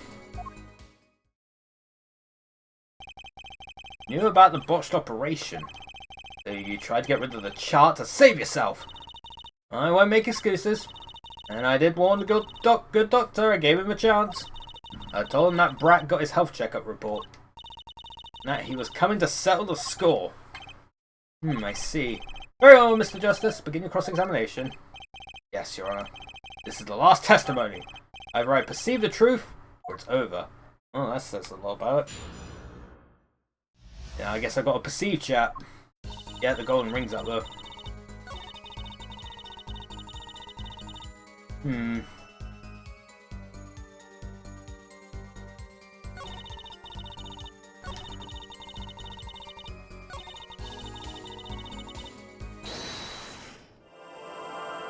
Fucking Illuminati.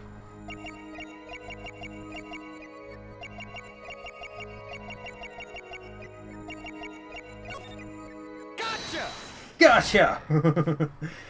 Illuminate hand. All I did was talk and lie. What? Show me proof. I'm pretty sure about this one. I think I'm getting the hang of this. A little slip of confidence and they give it all away. The proof is you, Miss Tiala. All I did was talk to him, you claim? Yet you can't hide your own nervous twitch when you say those words? Like, Twitch? Like the streaming site we're on right now? She has her own Twitch account. She's probably selling out. Probably trying to sell out for her OnlyFans. She's trying to connect her Twitch to her OnlyFans. Like, Twitch, what are you talking about? You have a habit of scratching the area of your neck around the edge of your scarf. What? This is working better than I hoped. Her unconscious actions tell the truth she won't say. Habits and lies. 2 dots. Connect the dots and find the truth. Don't look at me like that. I told you the truth.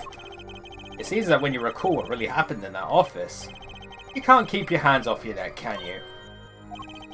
It seems that nervous habits are unconscious reactions that manifest when someone is trying to hide something. You can't hide behind your scarf, Miss Tiala. Something happened between you and the victim in the Maractus Clinic office. And I got proof that shows exactly what happened.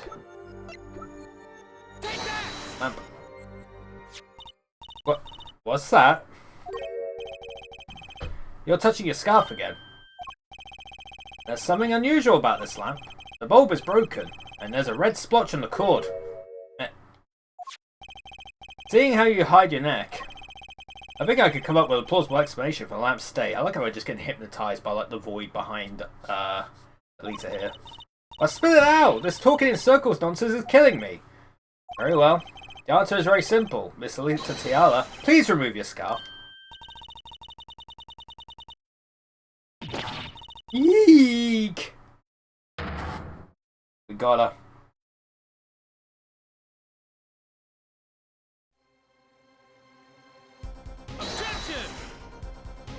Smack.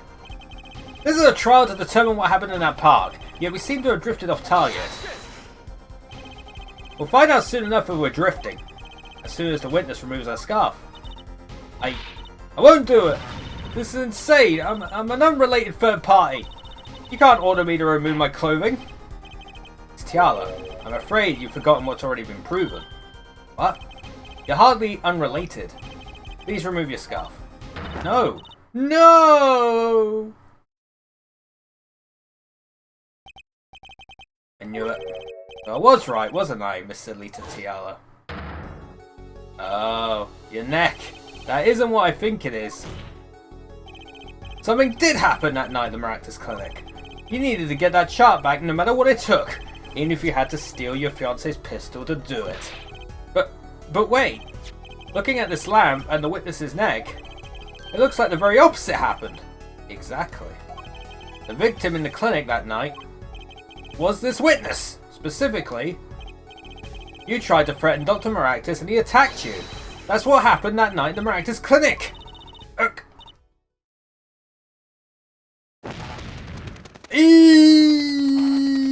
I love the meltdowns.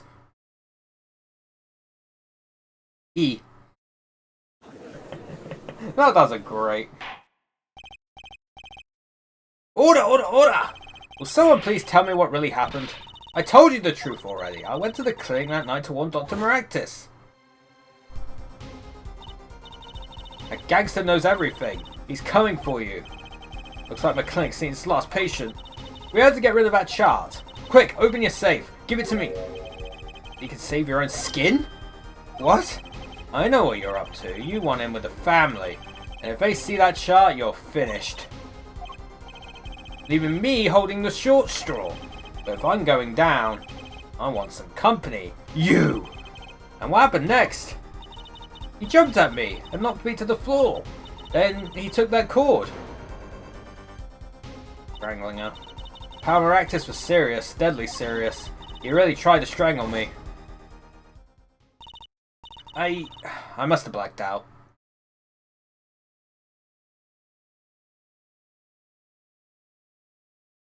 Oh, he put her in the cart with a pistol and then she was like, fuck this. So, you were the victim. And the red splotch on the cord was your lipstick. Hey, I didn't want to remember that night. That's why I didn't bring it up. There, are you happy now? Eh. I was out cold, almost killed. And you claim I then stuck it to that noodle stand? But how could I? Ag!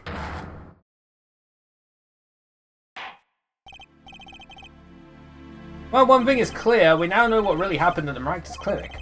It would seem that our victim was not entirely without blame himself. I'm sorry. I get so nervous just thinking of it, it's hard to breathe. I've told you everything. Can I go home now? You bear some responsibility for events that day, true. Yet, if you were also a victim, the court would owe you some sympathy. Well, Mr. Justice, I believe this clears up the remaining questions for Miss Tiala. When did this happen? Suddenly, everyone's sympathizing with her. I don't know what to think anymore, Apollo. I mean, is that it? Do we know everything we need to know about Miss Tiala? Very well, this finishes the cross-examination of this... Oh, he's objecting.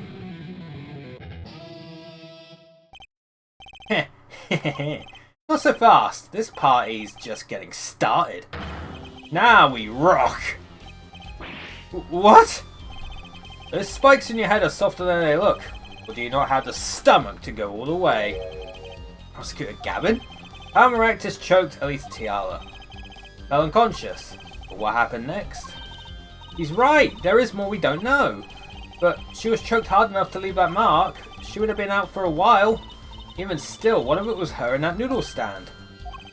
Elisa Tiala, half dead, Dr. Maractus pulling that stand, and a bullet fired from inside the noodle stand. If it's all true, we might have already figured out what truly happened that night.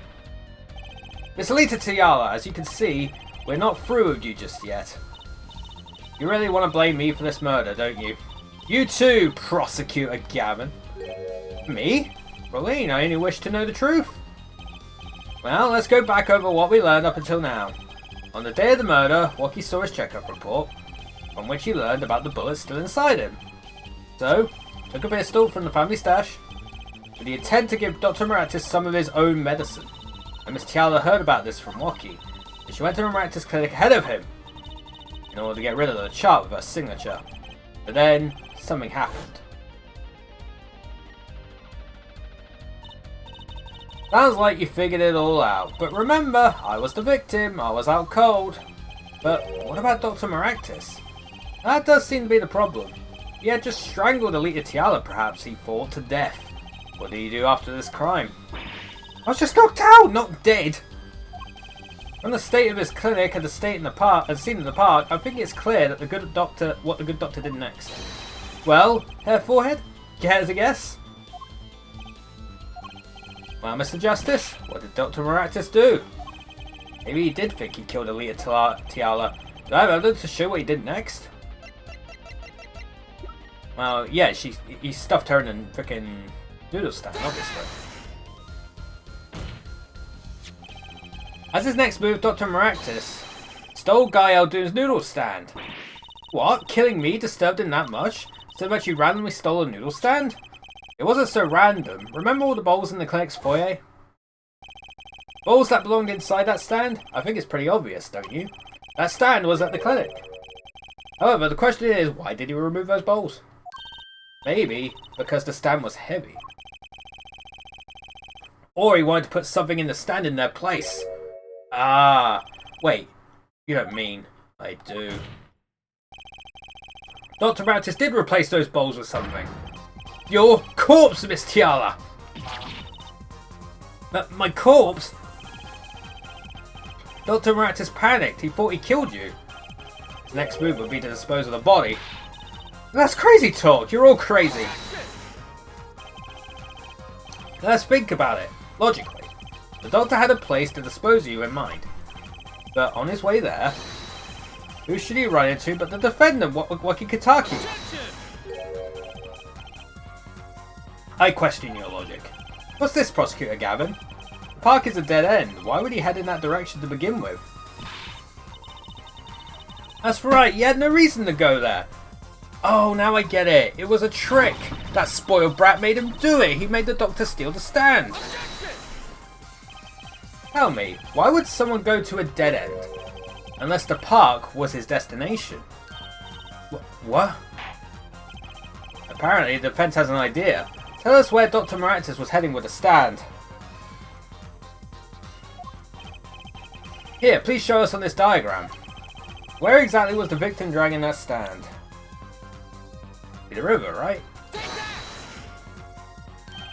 There, that's a river. Yes, Your Honor. I scarcely need to explain why. Perfect place to dispose of a body. He was going to throw me into that river? He didn't have many other options, Fraulein.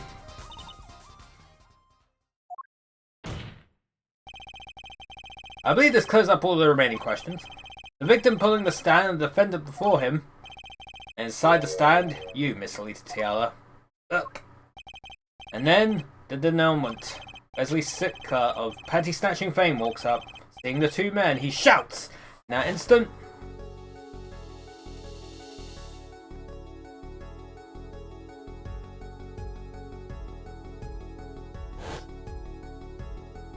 God, this is wild.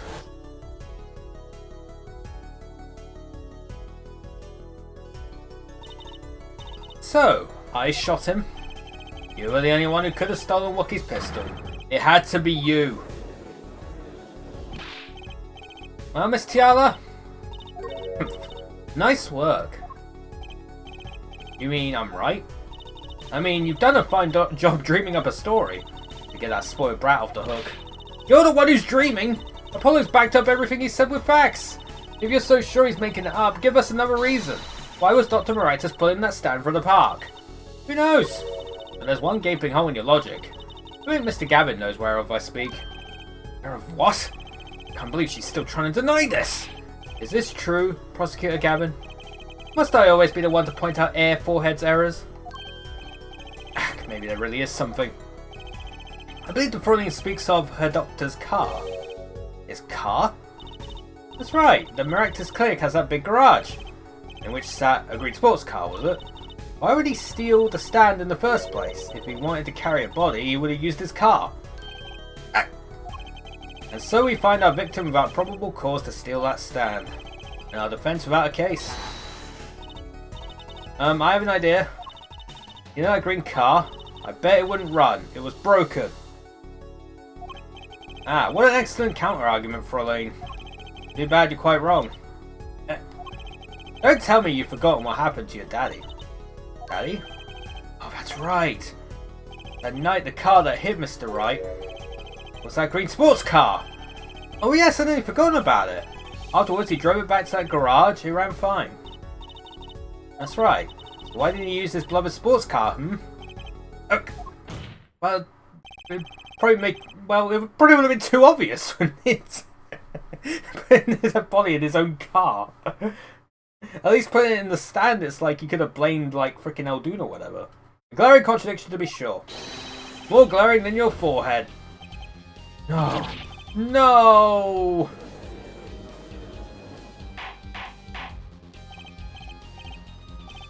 Order, order, order! Well, Mr. Justice, why didn't Dr. Maractus use his car to carry the body? That a groan of surrender I hear? Some advice, now's a good time to review all you know. Everything you've learned over the last 2 days. Thing I've learned. Mr. Justice, this contradiction cast out on your entire case. It's truly your last chance. The defense will explain to us what happened that night. No, the car didn't run. I have an idea. It's all coming together. At night, Dr. Maractus couldn't use his car. Huh, now you're making even less sense than usual. Not according to my information, Miss Tiala. But one-on-one together, and the explanation is simple. If it's so simple, perhaps you could show us some evidence. Show us proof why the car wouldn't run that night. It was the panties! Let's see now. Panties again? All sorts of things come out of my panties. Don't say it like that, Trucy. Please. Even the truth. Another crime was committed the night of the murder. The theft of these panties, the latest in a string of similar thefts actually. But that night, the snatcher was caught in the act. A brave young girl chased the thief until he hid in the Maractus Clinic garage. What? Snatcher hid the panties there before running. Perhaps someone in this court remembers where he hid them? Weren't they found in the car's exhaust pipe? Exactly. By the way, I learned something yesterday. A very important piece of information.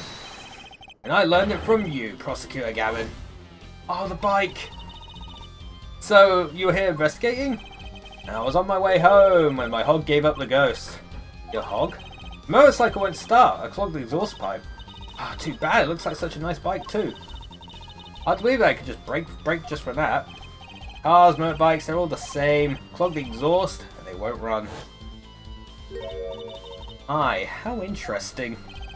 While Miss Tiala and the doctor were struggling, the panty snatcher snuck into the Maractus garage. From that time until the time we found these, my car wouldn't start. But what? That's why Dr. Maractus had to use the noodle stand. It was the next closest thing he could think of.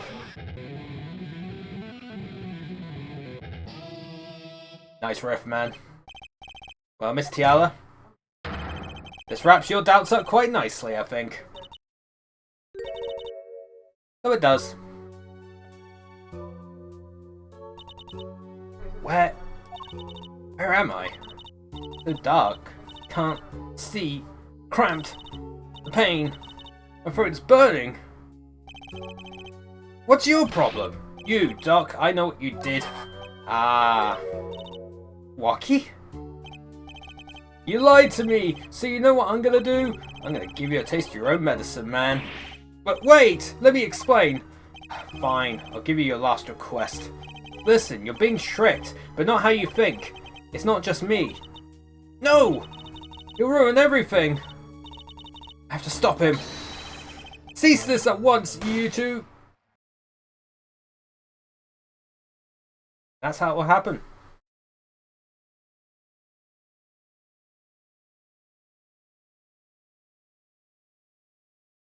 I guess she's just thinking. Bonk. You did it! Funny, this isn't the way it was supposed to turn out. Oh well, too bad. She's given up. That's it, man. It's over. It's Jova. There's still one mystery. How did you manage to disappear from that stand? In the silence after the shot, I heard the witness running. I believe we heard as much from Wesley Stickler. He went to use a public phone to inform the police, which is when I made my escape. Which is when you left that slipper print. Dr. Maractus didn't bother taking my slippers off. I threw them out after I stepped in that paint, though. That was your mistake. No, my biggest mistake was coming to you for help, Mr. Justice. Eh? I believed in you. You and your anything agency. If anyone would get Waki declared guilty, it was you. She underestimated my power. I believe we reached a conclusion of sorts. Prosecutor Gavin, how is Miss Alita Tiala doing? She's confessed to everything. We're processing her arrest now. Prosecutor Gavin sure seems calm for someone who just lost. I think you already knew. You figured out she was the killer a while ago. Some advice, now's a good time to review all you know. Everything you've learned over the last 2 days. You lost, but I didn't exactly win either. Something the matter, Hair Forehead? Looks like it's time to announce the verdict. Not guilty!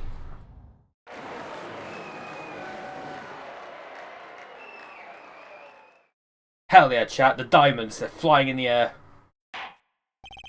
Court is adjourned.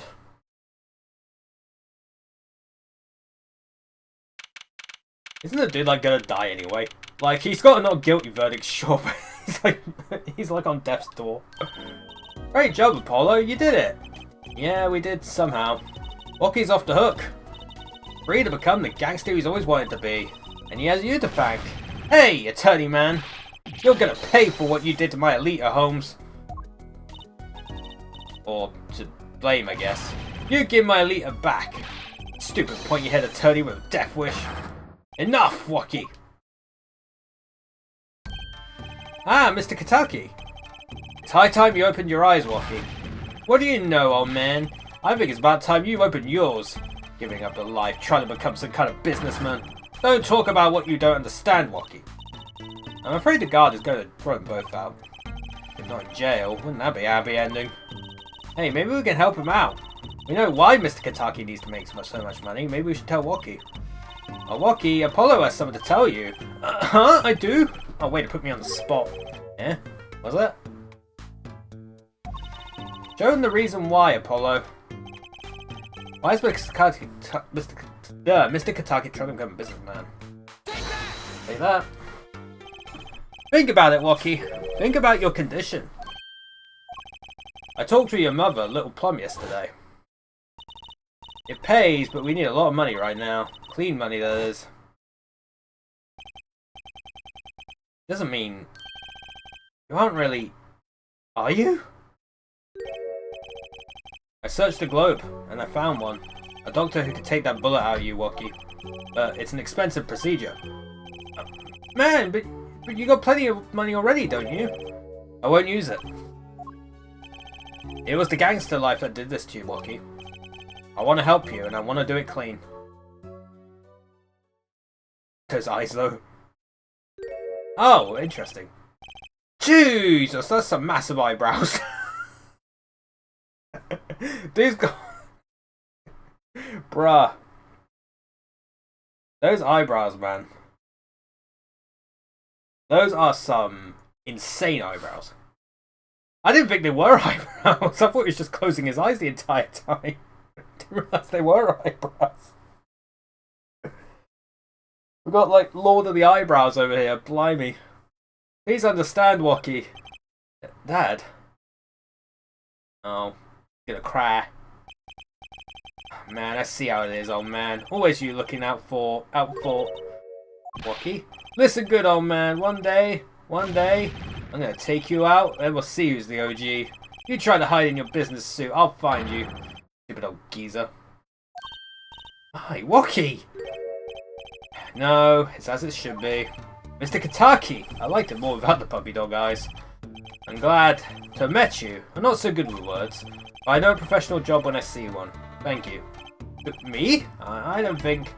Someday, I'll make you one of our latest, the Kentucky Lime Pie. Opening a pie shop? So long. Well, that's nice. And he was gone. Well, let's head back, Apollo, to the Right Anything Agency. Hey, since when do I work at your agency? Aw, we make a good team. Don't just stand there, let's get going. Why not? She did help me out. Here's a few questions that still need answers. Like this power of mine that she showed me. And my bracelet. If anyone can help me figure it out, it's her. That it? Nope. Well, I can't say I care much for what her father has become. Oh, that's right, we have to go someplace first. Huh? Where? Why, to claim my reward from Mr. Aldoon. Ah, salty noodles. Right. You guys stand back already? Oh, and after that, you can come see my show. With a special appearance by the amazing Mr. Hat. Oh, it's special, alright. Please, anything but him. That was wild, that was. Hey, chat, case 2 done. We did it. And achievement unlocked. God, that's our third achievement in this game. There wasn't any, like... Well, there was, like, some, like, stuff that counts towards achievements, but not, like, any achievement outright. 3 achievements of 32. Good lord. Continue on to the next episode. Sure, man. Let's do it. Turnabout Serenade. Number 3. Let's rock!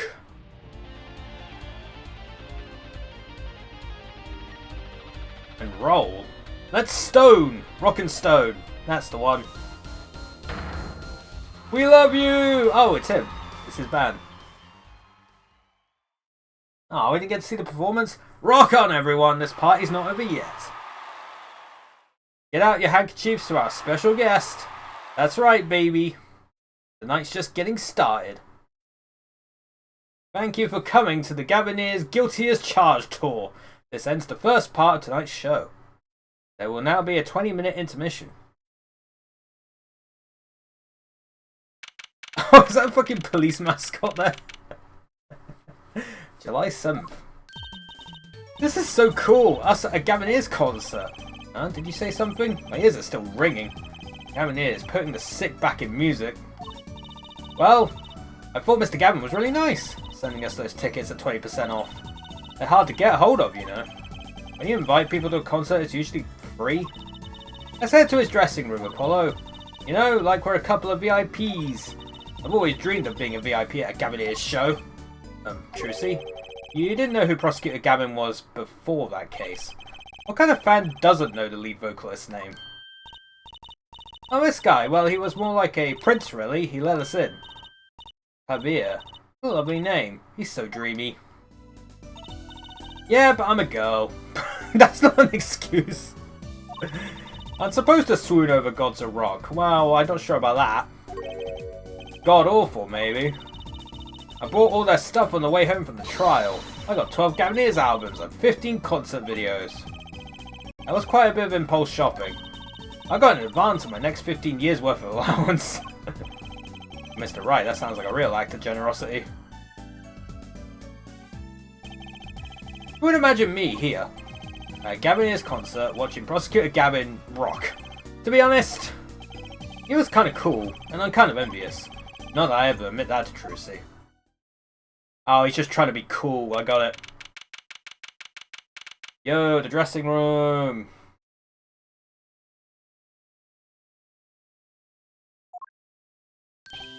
Ah, you made it. Mr. Gavin, thanks so much for the tickets. And the invoice you sent along with them. You were incredible up on stage, Mr. Gavin. Nothing like music to brighten the mood after a trial, yeah? And we're almost ready for our next act. I'm looking forward to it myself. Lamoire's singing, right? The siren of the ballad? Oh yeah. That flyer said she flew all the way over for this show. That's right. I happened to catch her show while overseas. Her voice is divine. I knew I had to invite her to perform with us. Lamoire says, you praise me too highly. Whoa, who's this guy? He's huge. Ah, allow me to introduce Mr. Romain Letaus, Lamoire's manager and her interpreter, incidentally.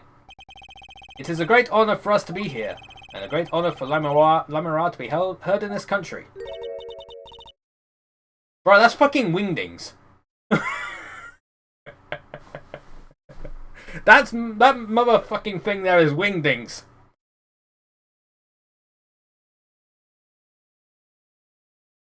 So what we got here? What's that mean? Can my phone translate Wingdings? That's some strange stuff. Why is there like a guy bending over? There's a guy like running away, and then there's a guy like bending over like right next to him. There's like a pair of scissors. I don't know what that means. That voice. I wish I could understand it. It's beautiful. Fucking more Wingdings. Stop speaking in Wingdings. Ooh, it's Lamoire! I'm actually beating Lamoire. Lamoire, mysterious songstress. A quiet, deep song glides through the air, floating above a sparse but elegant piano accompaniment. Now this is music. She's a real artist. Lamoire says, We have long looked forward to this joint performance. Ah, Lamroir, your voice. It is art. But also Wingdings. Yet without his piano to guide me, it is but a voice. What the fuck? Seen this kid somewhere before. He plays piano at all of Lamroir's concerts. He's cute, and he's a really good pianist. Good pianists are a dying breed, I hear. Allow me to introduce Machi Tobey. He is blind. He's blind?! This is why he never strays far from Lamroir. They are always together. Like characters from some fairy tale. Lamroir is so, what's that word? Exotic! And mysterious. Does seem quite pretty, at least her eyes do. Hers is a kind of sightseeing musique. Huh? She travels the globe, putting the sights she sees into song. Even though her appearance and voice are exotic. Her songs remind us of something close and warm. Sights into song? That's so poetic. He was gracious enough to put music to my lyrics tonight. The Guitar's Serenade. I hope you enjoy it. I can't wait. Now it is time. For the next part, we're giving the Gaviniers hard rock a little rest. Lamroir, the stage is yours. Wingdings. The band members will not play during Lamroir's ballad, only Machi's tender tones and Lamroir's dulcet voice. And my guitar, of course. Woohoo! Nights like this make it all worthwhile, you know. You'll learn to play the guitar. There's not much romantic chords to steal. Shall we hit the stage then? Good luck, Mr. Gavin. Take care your hearts aren't stolen away, yeah? Let's get back to the concert hall, Polly.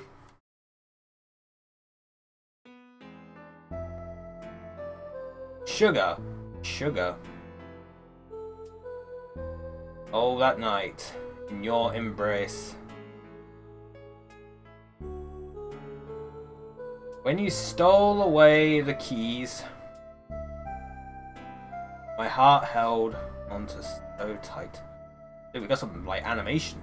I mean, we have animation before, but... Pleasure! But a fleeting melody. It wraps itself around me. And now, through the air I fly.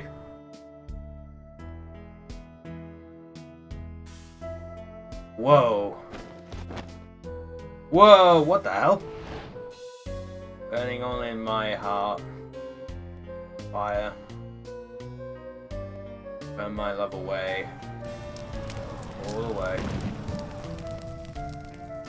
Like a bullet of love. Fire. What on earth is happening? Oh, come on! Take my life away all the way. How does that happen? Guitar, guitar. Up together to the sky. What's even happening? Whose guitar's on fire?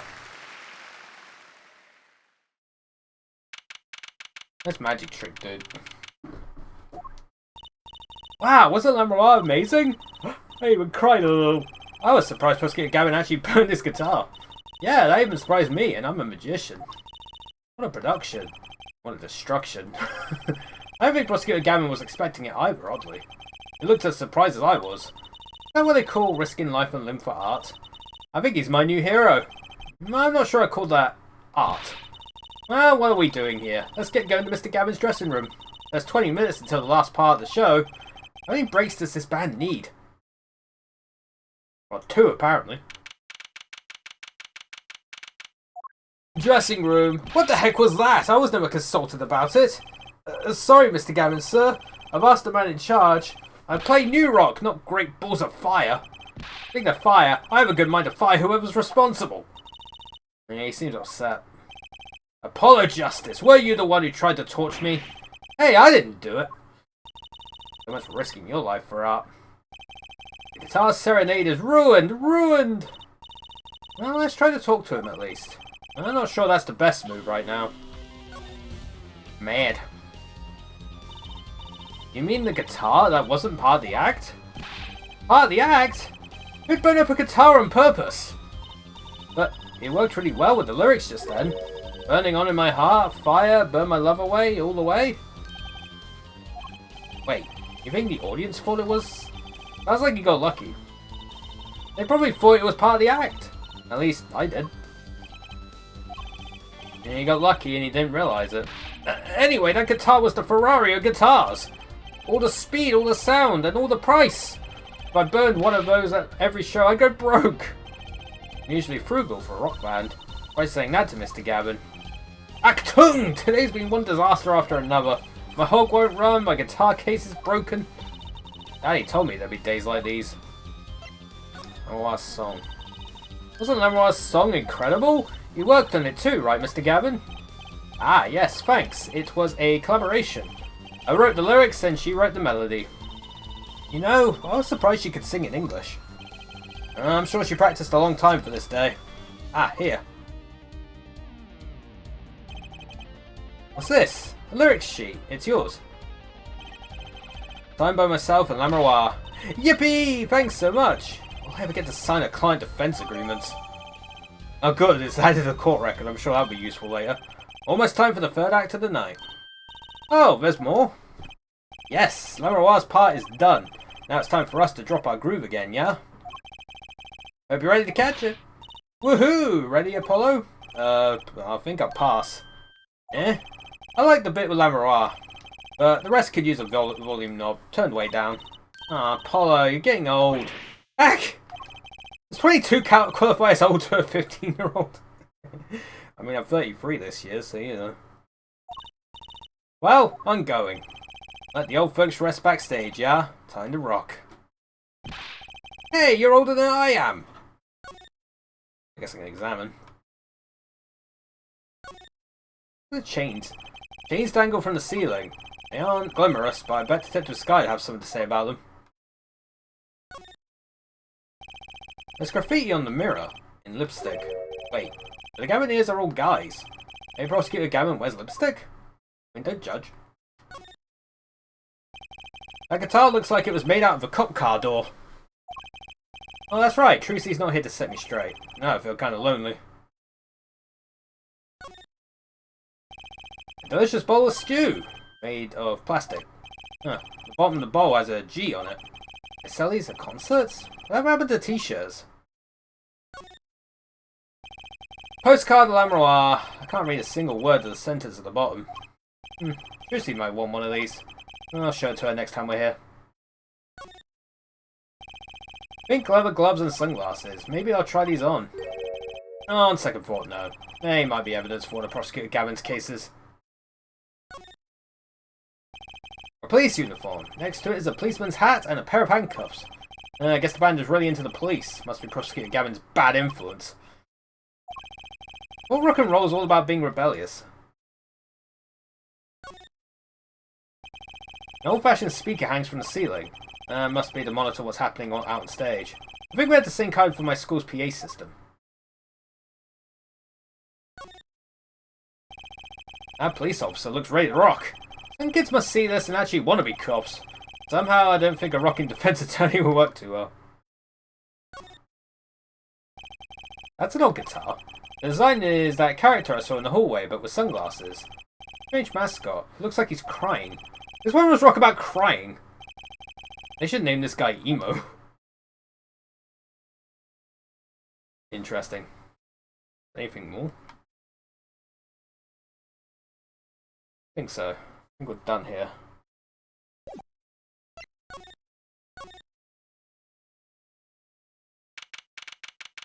Alright. Oh, hello. Hey, it's you, that right kid.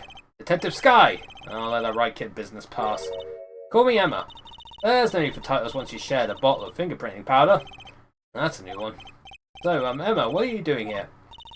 Isn't it obvious? I'm stacking. You think I want to be here? Me in charge of security in this pit? Security? Did something happen? There's no knowing with that glamorous fop. Apparently he's all upset because something was stolen. He wanted security back here during the concert. Where does he get off acting like he's some big rock star? He is a big rock star. Hey, you listening to me? So, where's this door here lead to? This one? Nah, it's Lemuroir's dressing room. Don't even think of going in there unless you want a piece of snack ooze in your face. Is she ever in a good mood, I wonder? Talk to you. Emma? Munch, munch, munch, munch, munch.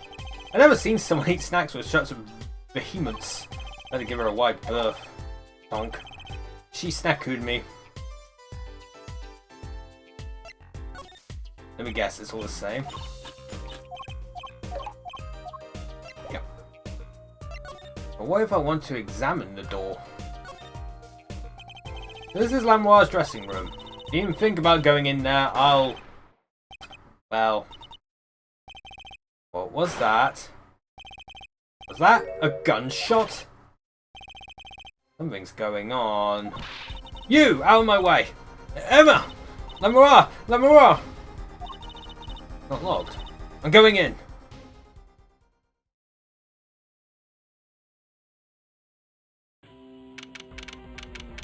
Interesting. What's that awful noise? Oh, it's the concert. Wait, what the fuck? Ack! It's Lamoire's manager! Mr. What's-his-name? Latouche! Oh no. Hey, you! Me? Watch this room for me. I have to call for backup. Right, understood. You want me to make sure no one comes in, right?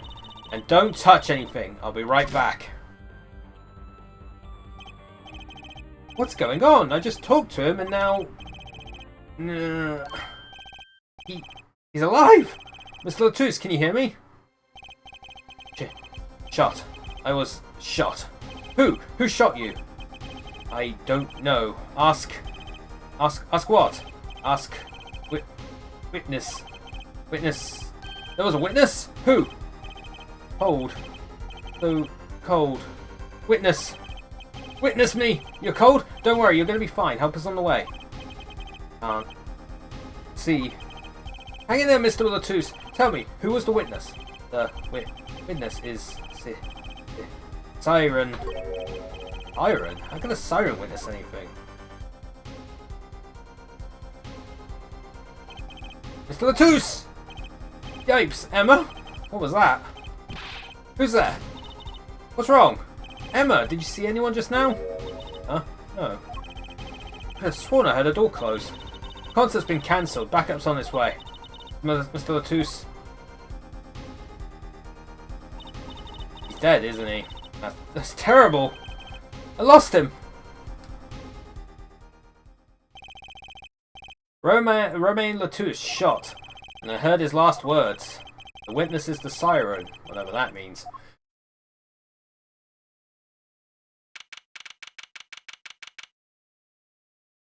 Siren. The venue's locked down. We took names and addresses before letting the crowd go. Good work, Darian. I'll let you know if I find out anything about the victim. Later. It's investigation time then. Ja Fraulein, detective? I don't need some rock and rolling prosecutor to tell me that. One request I must make. Tell no one, on staff or otherwise, anything of this. Ooh, a gag order. No word gets out other than that Mr. Latouche is dead. No word of the cause of death or of the murder. Tell no one, not even Lamoire. Not even her. We must keep everything under wraps. Oh, one other thing. I'll need your signature on this, Herr Forehead. Yours too, Fraulein. On that? An investigation request? Why just us? You two are civilians. It's standard procedure. That should be okay to sign, I think. Right, well, get started with the investigation. I'm on it already. Ah, and one tip for you. Huh? Me? Try not to get in the Fraulein detective's way. He's in a foul mood today. Gee, I wonder why. We were all questioned as witnesses, and now none of us can go home. We'll investigate, alright. Our way! Or the highway! Somehow I don't see us getting back to that crime scene anytime soon. I still can't believe I was there when it happened. Not an experience I care to repeat anytime soon. There's no time for navel gazing, let's crack this case. Oh, why worry about Trucy? He seems to have a very loose idea of what it means to be an attorney. Of course, that's not surprising considering who her father is. Something the matter? No. Let's get cracking. I'm the only one who was there. The only one who heard Mr. Latouche's last words. The witness is the siren. Lilith! First order of business is to find out what he meant by siren. I mean, I could probably tell you. Oh, there's another ladder.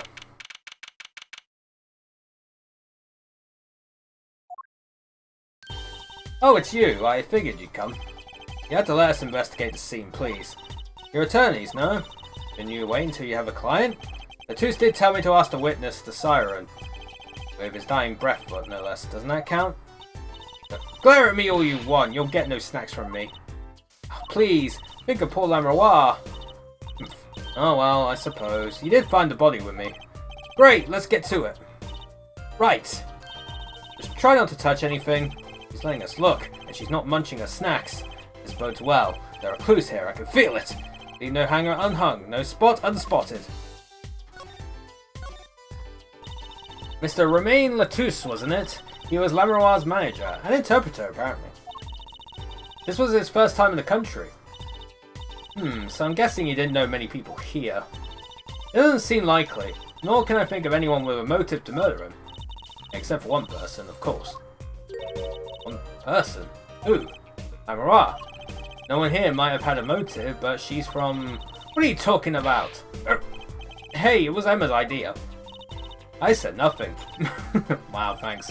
Always with the snacks. He's a big man. Or was. I don't think even I would win in a fight with him.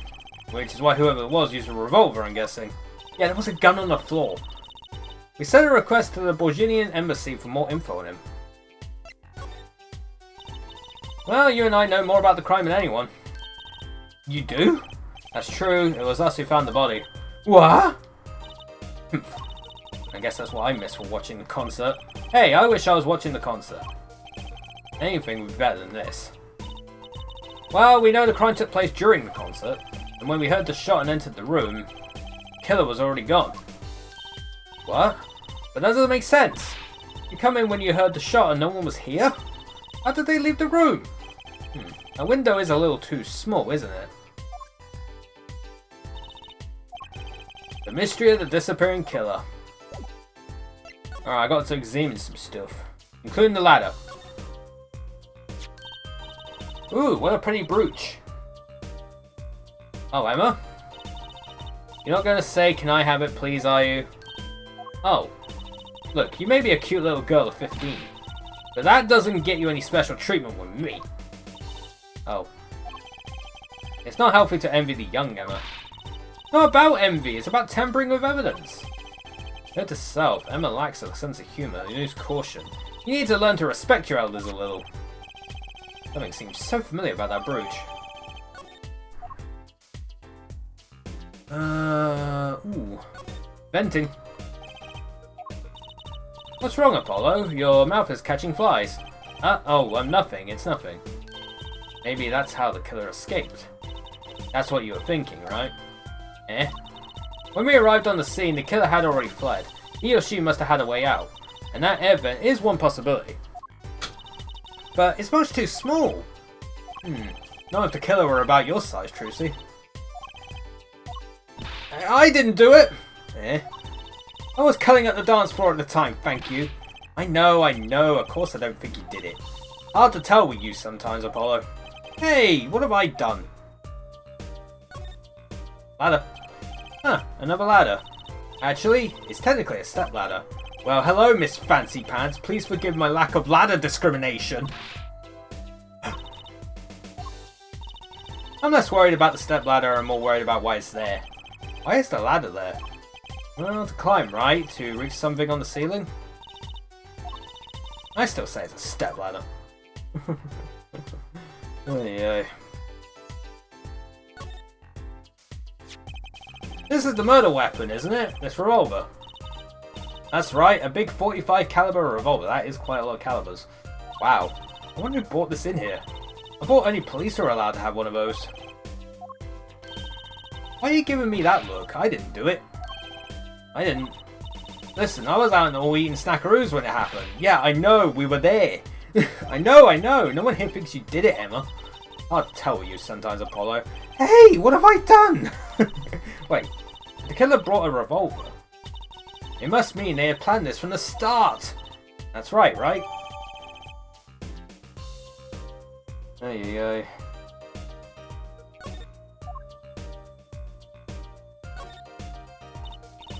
That's a body, isn't it? Sure is. The victim, no less. Let's take a closer look. Eek! Go ahead, Apollo. You first. Me? No, you should go first, Tracy. Really. Will you two stop bickering and get over here? Munching on snack. Who's again? Hope she's not too annoyed. Very interesting.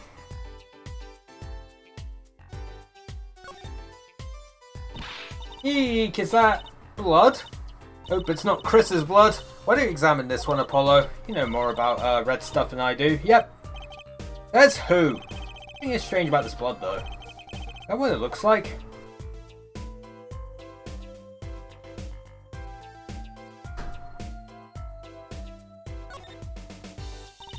Apollo, look at his hand. He's holding something. Hey, no touching. You can throw all the snacks at me you like, Emma, but sooner or later, you're going to run out of them. You raise a good point. I'm a bit intrigued by this scene. Let's take a look. See there? He's holding something. What's this? A keyring? You think it might belong to the killer? Certainly a possibility. What an unusual keyring. And what unusual keys? This could be a vital clue.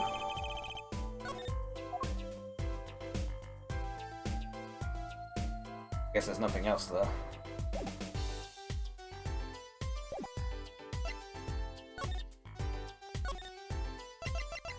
Gun.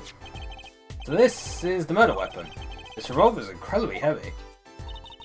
It's been fired twice. You can still smell the gunpowder. That's odd. What's odd? Oh, nothing. Hey, no fair. Tell us. It's just something about this revolver seems strange. Just strange? Murder weapon. What do you think about this revolver?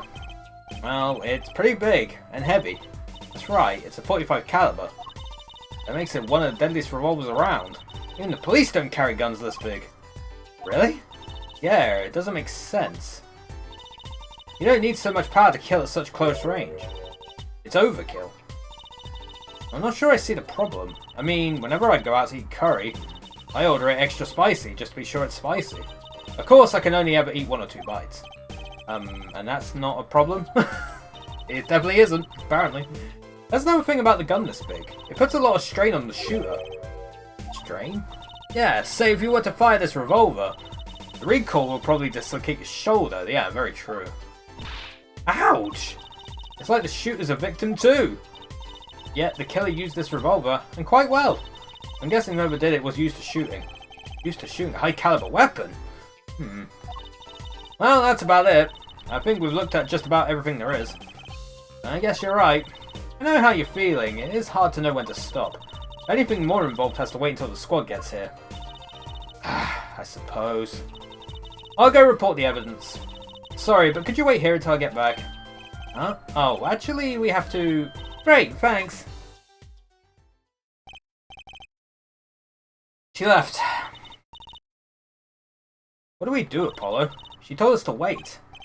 Great, now how am I supposed to investigate? Oh well, guess it can't be helped. Let's go. Huh? Go? Time's wasting, Apollo. We've got a lot of ground to cover. Well, that's true, but... Come on, second thought, why not? I'm sure everything will be fine. Of course it will. Let's go. That's definitely famous last words.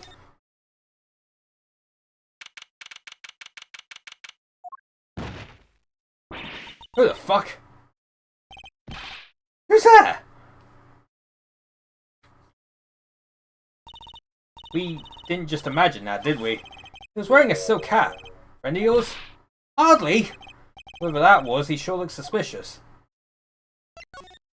Yeah, who the fuck was he?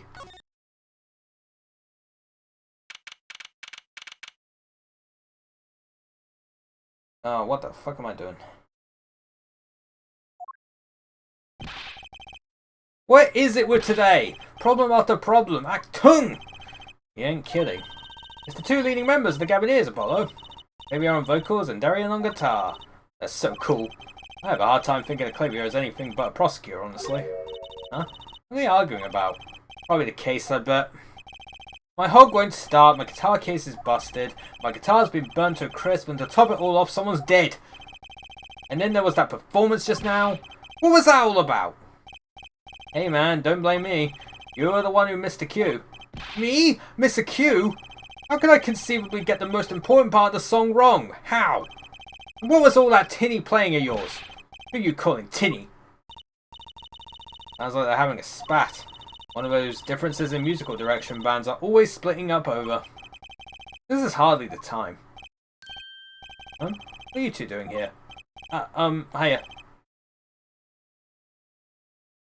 Okay. We were just discussing the investigation, if you don't mind. Sorry. Wait. You were what? Listen. You need to confirm that with the Republic of Virginia, Detective Crescent.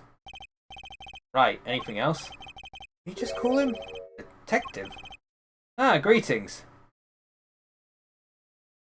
Dude, that fucking hair, though. Darian Crescent, Criminal Affairs Division 3. Hello. Criminal Affairs?! Apollo, you really don't know anything about the Gamineers, do you? Something tells me that's about to be remedied.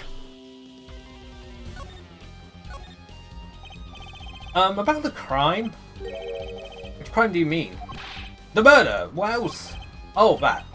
For me, today has been a hit parade of crimes, you see. Prosecutor Gavin was singing the blues earlier, wasn't he? Something about his hog and his guitar case. Anyway. I'm afraid you know more about the killing of Mr. Latouche than I do. For now, at least. Huh? You were the one who found the body, yeah? While we were in the middle of a performance, no less. Are you going to examine the crime scene, Prosecutor Gavin? I'll leave that to Fraulein Detective. Wouldn't want to step on her toes. They're not exactly best buddies, are they? Emma and Prosecutor Gavin, I mean. Well, what to do next? We've already checked out the scene. Prosecutor Gavin may be right. We might be the most informed for once. Maybe Prosecutor Gavin can shed some light on things we found. I don't believe you, Apollo. How can you come to this concert and not know about the Gamineers? It's not surprising. Well, even our ancestors knew nothing of America's existence once. I know America exists! Gamineers aren't just an average rock band, Apollo. Each member is connected to the police somehow. The police? The real police! By day they pack heat, but by night they heat up the stage. By day those lips interrogate, by night they sing songs of unrequited passion. Okay. They debuted 7 years ago with 13 Years Hard Time for Love. Then came Love with No Chance of Parole, and My Boyfriend is the Prosecution's Witness. The list of hits goes on and on. This here's my right-hand man, Darian Crescent. I make the melodies, and he attacks them with his guitar. He's a bit of a rogue, really. And this guy's a bit of a perfectionist. When the performance goes the least bit wrong, he goes into this funk, just like today. I'd hope Murder would be a bit more off-putting than a ruined concert. The concert today? A disaster. I'll get to the bottom of this, and then we'll see who Mr. Q. Mr. Q? We were arguing about that before. Great, I love nothing more than questioning tormented artists. What's this Miss Q you keep talking about? Ha, you heard it, didn't you? From the audience? Actually, I didn't notice anything. See, no amateur is going to pick up on that. Do you guarantee an entire audience of amateurs? No! Now take a listen to this. What's that? A mixing board. We used it to record our concert tonight. Aren't we supposed to be investigating a murder? Well, we come this far, might as well go all the way. I've always wanted to learn about the recording industry. Interesting. This is but one of the devices used in recordings.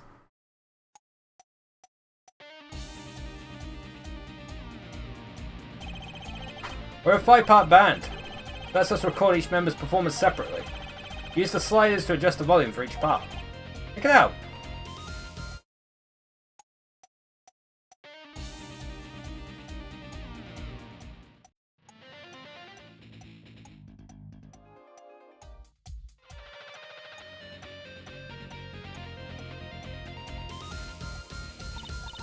Wow, neat! So, could you say, hear only the drum part? Of course! That's how we'll find the criminal guilty of missing his cue tonight. I'm more concerned with the other criminal, the one who kills people. If you want help on the case, then help me with mine. I guess rock and roll comes before prosecuting. Let's begin! First, we bring up the part of the performance in question. Simply choose the section of the song you wish to hear on the uppermost bar. Like so. There it is. Now listen.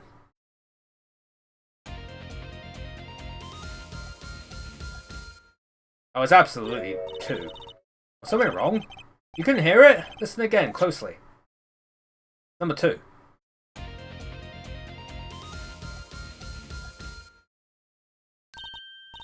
Ah, the timing's a little off, isn't it? See? There! Right at the most important part. And even an amateur can hear it. Amateur with mixing board, maybe. You're missing the point!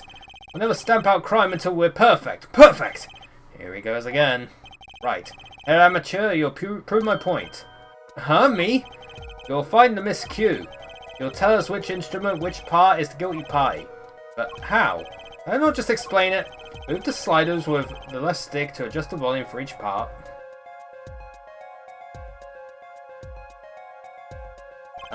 Then you will find the part that hopelessly bungles the cue with left stick left and right. You'll find it with your untrained amateur ears. Nothing to do but try, Apollo. Yes. I'll admit this looks kind of fun.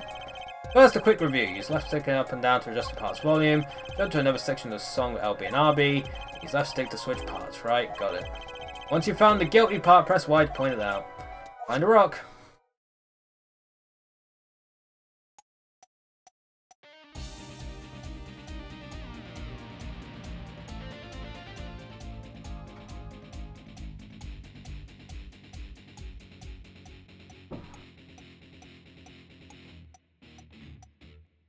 Oh, that's absolutely, yeah.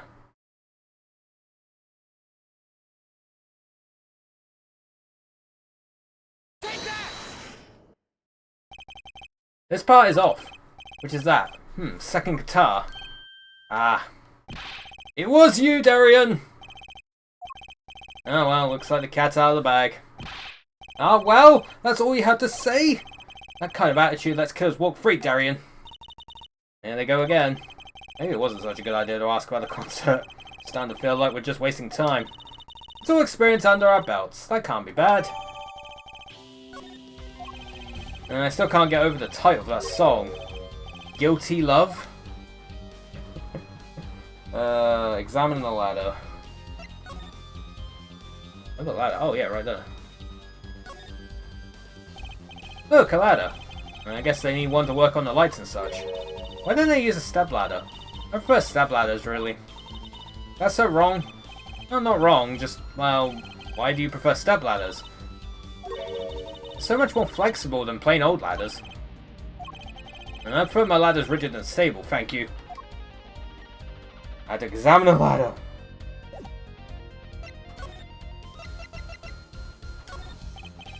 I was wondering if you knew anything about this. Does it look familiar? Familiar? It's mine! That's my keyring. I've been looking all over for it. What? This is yours, Mr. Gavin? Knew it. Apollo! How can you make that I knew it face? This is the keyring that was... Yeah, I know. Thanks anyway. So, where did you find it? Actually, the victim was holding it. Like he was trying to keep it from the killer, even if it meant his life. What? The victim? You mean Mr. Latouche had my keys? Indeed. When will my trials be over? Speaking of trials, I've never heard Mr. Gavin whine in court like he has been today. Emma was right about the fob, I'll give her that. Apollo! Mr. Gavin, maybe we can help. Tell us about your troubles today. I really don't think that's... Oh, tell us. And we'll keep mum about the keyring for now. Are you blackmailing me, Frolling? Gavin's troubles. You were saying something about your motorcycle not starting? And something about your guitar case being busted? You're well informed. You mentioned it a few times. It all happened this morning. It's all this keyring's fault. The keyring? All my keys on it, yeah? My bike key, my car key, and the key to my guitar case. Wait, this keyring? It disappeared. I thought I put it in my jacket pocket. Prosecutor Gavin's keyring disappeared? I had to come to the concert by taxi. How embarrassing. In order to get my guitar out, I had to break the lock. Wait, this guitar wasn't the one that... The very one. Up in flames. And right on stage, too. I actually thought that was part of the show. Crazy. And to top it off, Mr. Latus's life was taken. Nobody told me about days like these. Strange days indeed. You think? What's wrong, Trucy? Well, I was just trying to make sense of everything. First, this heart-shaped keyring gets stolen.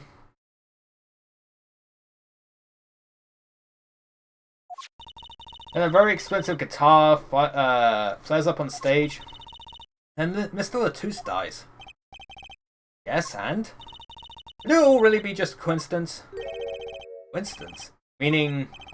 Darian, can you make any sense of all this? Hey, don't look at me. What do you think, Apollo? Huh? I mean, either Mr. Gavin's having a really bad day, all this was planned.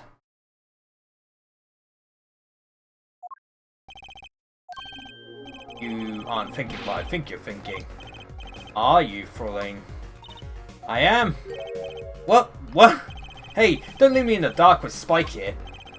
The name's Apollo, but yeah, I agree. Don't leave us in the dark. What are you talking about? Haven't you noticed a connection, Apollo? A curious connection between all of Mr. Gavin's troubles today? Lyrics! You know, something was bugging me too. A keyring, and the guitar, and the body. Slow down there, Polly. You look a wee bit dizzy.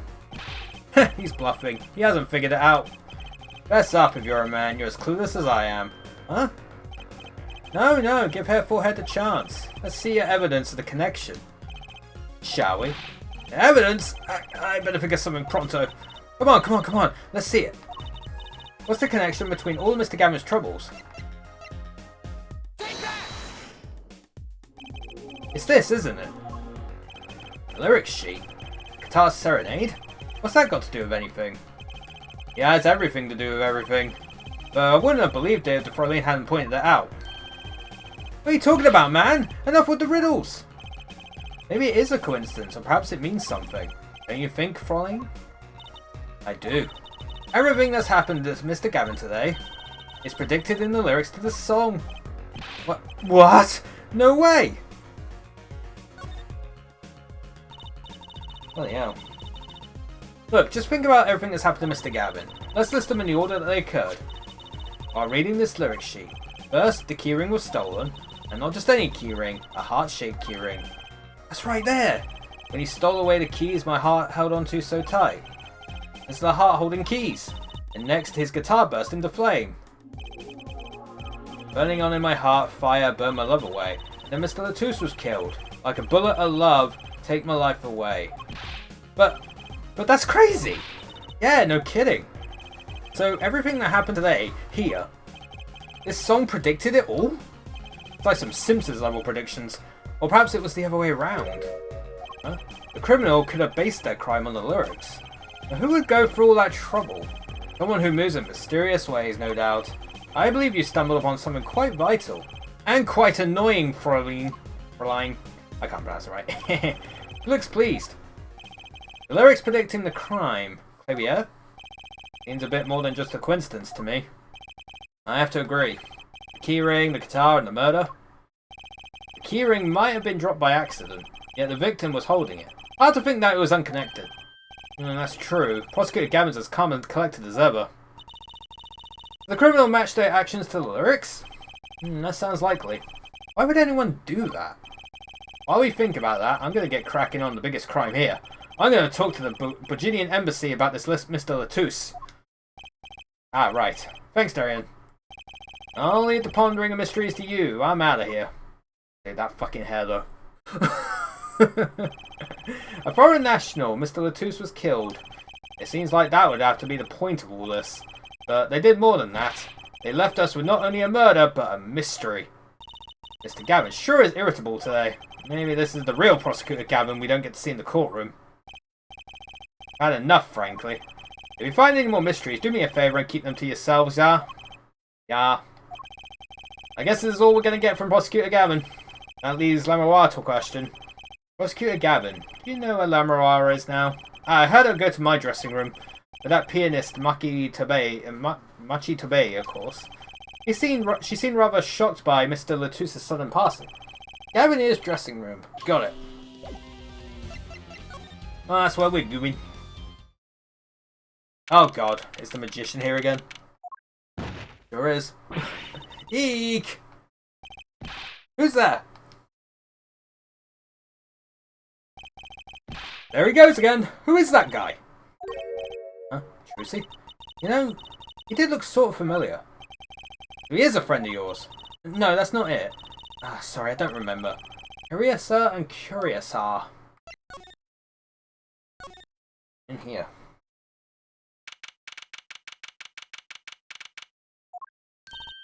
Ah, Laroa! What's happened? I heard that Mr. Latus had died. Laroa, you speak? I mean, you speak English? Ah, yes. I was invited here from the Republic of Virginia, but I'm not Virginian by birth. Wasn't Mr. Latus your interpreter? Ah, that, yes. Well, it was Mr. Latus's idea. He thought it would add to the mystery, you see. Then your pianist is also... Oh, no, Machitobe is Virginian. He does not speak English. Now, please tell me, what has happened to Mr. Latus? Why did he... Actually, Mr. Latus was... Trucy! Huh? Remember what Prosecutor Gavin said? Not a word? But Mr. Latus is Lamoire's manager! That's not fair to her. I mean, isn't she a related party? Possibly who Prosecutor Gavin doesn't want to alert, I suspect. All we have been told is to wait here in this room. It's very unsettling. I'm sorry, we're trying to figure it out ourselves. Do you think I could ask you some questions? Of course, I am always willing to help. She's as calm as she looked on stage. I can't put my finger on why, but I like this Lamoire. Oh, hell yeah, wingdings. What is it, Machi? What? But you'd be alone! What seems to be the problem? Machi, he's not good around strangers. He wishes to go out for a breath of fresh air. Would that be alright? Sure, of course. Very well. What is it you wish to ask me about? The Republic of Virginia, that's in Northern Europe, right? I never even heard of it. Neither have I. I started out singing in a restaurant, and a producer called me. Before I knew it, here I am. You don't say! You know, my daddy plays piano in a restaurant. Producers tend to look for talent, Trucy. Ooh, cutting deep. Lamoire, you're not from Virginia originally? Were you born here? Well... Oh, is that supposed to be a secret? Image is everything when you're a star. I know a bit about that, of course. Ah, yes, it is something like this. A contract, you might say. I'm also not to speak anything but Virginian in public. Image is important, I guess. She's not all image, though. Her songs are lovely. A real landscape painter in sound. A painter in what? She travels the world, turning the sights she sees in the music. That's the secret to your music's beauty, right? You're very perceptive. Oh, I use your songs all the time in my stage act. I don't have to pay royalties for that, do I? Stop while you're ahead, Trucy. This landscape painter in sound, too, is an image. Yet without it, my songs would not be so widely heard. They even call you the siren of the ballad, right? Yes, in Virginian, Lamoire means the siren. I fear that perhaps already I'm not the siren I once was. Your pianist, Machi, was it? He's cute, like a porcelain doll. It's very European. I met him while singing in restaurants in Virginia. He is an orphan, yet his playing is exquisite. Soon he came to live with me. It's like a fairy tale, almost. I noticed that he hardly leaves your side. Yes, well, he is blind. At first I hesitated at dragging him across the world. He doesn't speak English either, does he? He had never left Virginia before we met.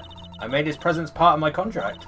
Machi and I together are Lamoire, together always. Mr. Latus. Mr. Latus was my new manager. New? Yes, from 3 months ago. Around when I received Mr. Gavin's invitation to come, I met Mr. Latus at my office. He was to be my manager and bodyguard. And as it turned out, my interpreter. Interpreter? Even though you speak English. Yes, but we were to visit more places than just here. We had a concert in Japan scheduled after this one, though I fear that may have to be cancelled now. Was Mr. Latus from the Republic of Virginia too? Well, he was only with me for 3 months. I'm afraid there is much I do not know about him. And now, I shall never know. No one will even tell me why he has died. I'm sorry. Prosecutor Gavin said we weren't to talk to anyone. Latus was a talented man. The siren of the ballad. That phrase was his idea, you know. I'm happy for him that it's become so well known. The siren? That's what he meant! Huh? Apollo? You are the siren, right, Lamroa? That is the meaning of my name in Virginian, yes. It was the name my producer gave me, but why do you ask? It's very important. I had to know for sure if the siren was you. What do you mean important? I'll tell you. You deserve to know. Siren. It turns out that's a very important word in this case. How? When we found Mr. Latus, he was still alive. What? I heard him say something. His last words. Mr. Latus, can you hear me? Ask. Witness. Hang in there, Mr. Latus. Tell me, who was the witness? The witness is Siren. He said Siren, really? I was the only one there to hear it. But I'm sure that's what he said. Mr. Latus said that? Asked the witness? And you're the siren, Lamroa. You see what happened? Lamroa? May I ask, are you with the police? No, I'm a defense attorney. An attorney? Yet there have been no arrests, yes? Is that a problem? Does an attorney not work for a client? If you have no clients, you should leave the investigation to the police, I think. But, Lamroa, I'm sorry, but I cannot answer your questions. I'm afraid you lack the authority to ask them. Why? If she witnessed a crime, when will she tell us? I believe we are through here. I believe so.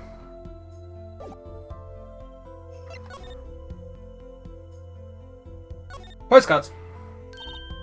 Look, it's a postcard, Lamroa. Well, these letters at the bottom, I've never seen these before. It must be a native tongue, Virginian. A landscape painter in sound. This is how it would translate, roughly. Please, take one. Landscape painter in sound. That's a nice image. Alright. That reminds me. Does this brooch look familiar to you? My brooch, yes! Well, it may be mine. Yours, Lamroa? I was wearing a brooch earlier, you see. I must have lost it. Well, that explains the brooch we found. It was Lamroa's! Oh, thank you. I was wondering where I dropped it. This brooch belongs to her. That begs the question. Is something wrong, Apollo? What was this brooch doing at the crime scene? Oh dear. Oh dear. Oh, please tell me he appears again. Whoa! Who's there now? Oh, it's you. Where were you? Emma! Is something wrong? She looks grumpier than usual. You bet something's wrong. The impossible's happened. It's all your fault, you know. Oops. Maybe this is about us leaving the crime scene. What do you mean by impossible? Well, it's gone. Utterly gone. What's gone? The body, stupid. What else? Mr. Latus's body has disappeared. What?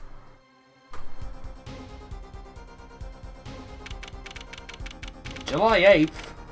We already moved on to July 8th. Prosecutor Gavin. When we have vacant stare, I gather you've heard the news. I heard Mr. Latus's body has gone missing. Look for yourself. The gun's still there. Quite the pickle. Quite the pickle. How can you just stand there? We have to start the investigation. There's no need for alarm, Fraulein Detective. All entrances and exits have been sealed. The body will not leave the building. So I suggest we go find ourselves a cadaver. There'll be plenty of time to ponder the whys later. Well, you seem pretty sure of yourself, Mr. Gavin. Oh, we'll find him. I'm rather enjoying this. How could Mr. Latus's body just disappear? Well, you heard the man. Let's get searching. Hey, I don't know if this is exactly the right time, but... Yes, Darian? See, Gita's gone missing. It was in the dressing room. Gita? Who's Gita? That's what I call my guitar. You like, man? Your guitar was stolen? Oh, guitar. This hasn't been a good day for guitars or guitars. Guitars. Okay, body first, then guitar. And if someone finds that guitar, please bring it to our dressing room. Gita is like a missing person, not lost and found, man. I guess we've got to move to the stage.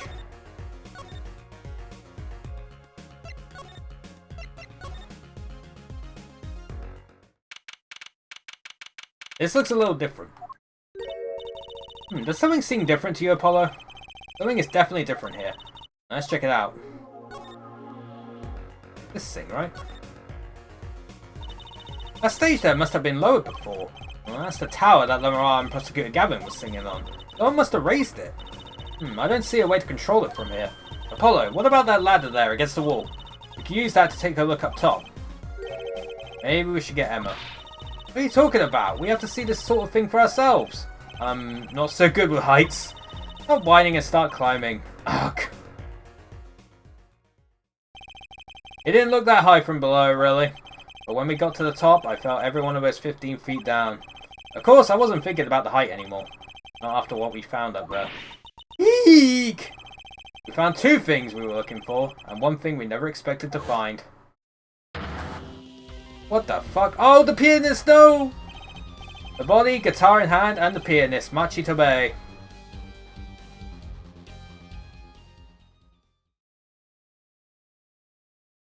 Oh shit.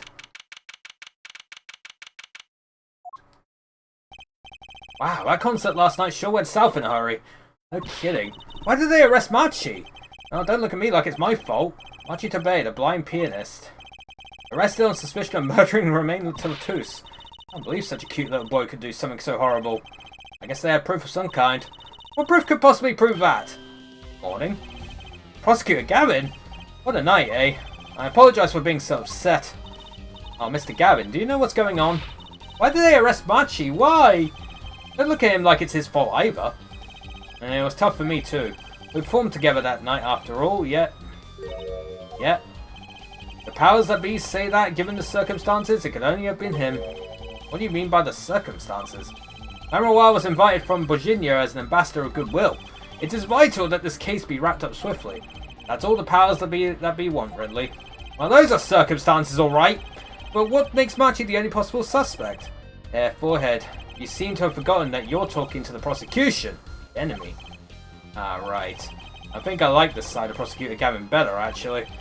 I'm not at liberty to discuss the particulars of the case. Especially not to the defense attorney. What? Did you just say? Me? The defense attorney? That's what I came to tell you. He's down at the detention center. He wants to request your services. You mean Machi? Machi wants me? This is what we've been waiting for, Apollo. Let's get going. Right. Well, good luck. I'm off to question Lemar. Right. Later. I hope I'm up to this. We kind of got thrown in the deep end, chat. Oh my goodness.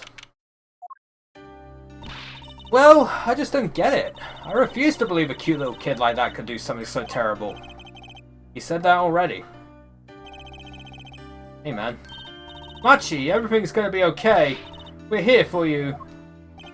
Hi. Maybe you can tell me about last night? Fucking wingdings, dude. Huh?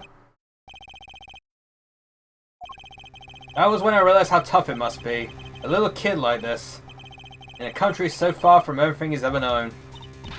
Maybe Lemar can help. But didn't Prosecutor Gavin say she was with him? Good luck, I'm off to question Lemar. Well, what are we going to do? That's a good question. I can't think of anything we could do but go with this. And hope for the best at the trial tomorrow.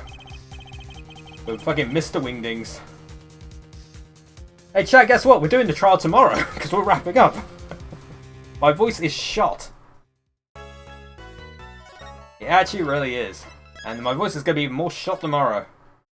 Good God. Oh my goodness gracious. Chat. My voice is absolutely shot. Good Lord. But yeah, we'll wrap it up today. We'll do the trial stuff tomorrow. Maybe finish up the rest of the episode. And yeah, we'll move on to the last one as well. Everything should be good, fine, dandy, shit like that. We'll move on to the trial tomorrow, Friday, and then Saturday. Hopefully on Saturday we got Jackbox, but we shall see. But yeah, that's it for today. Hope you enjoyed today's stream. Hope the rest of your Tuesdays go well. And hopefully I'll see you all next time. Boop.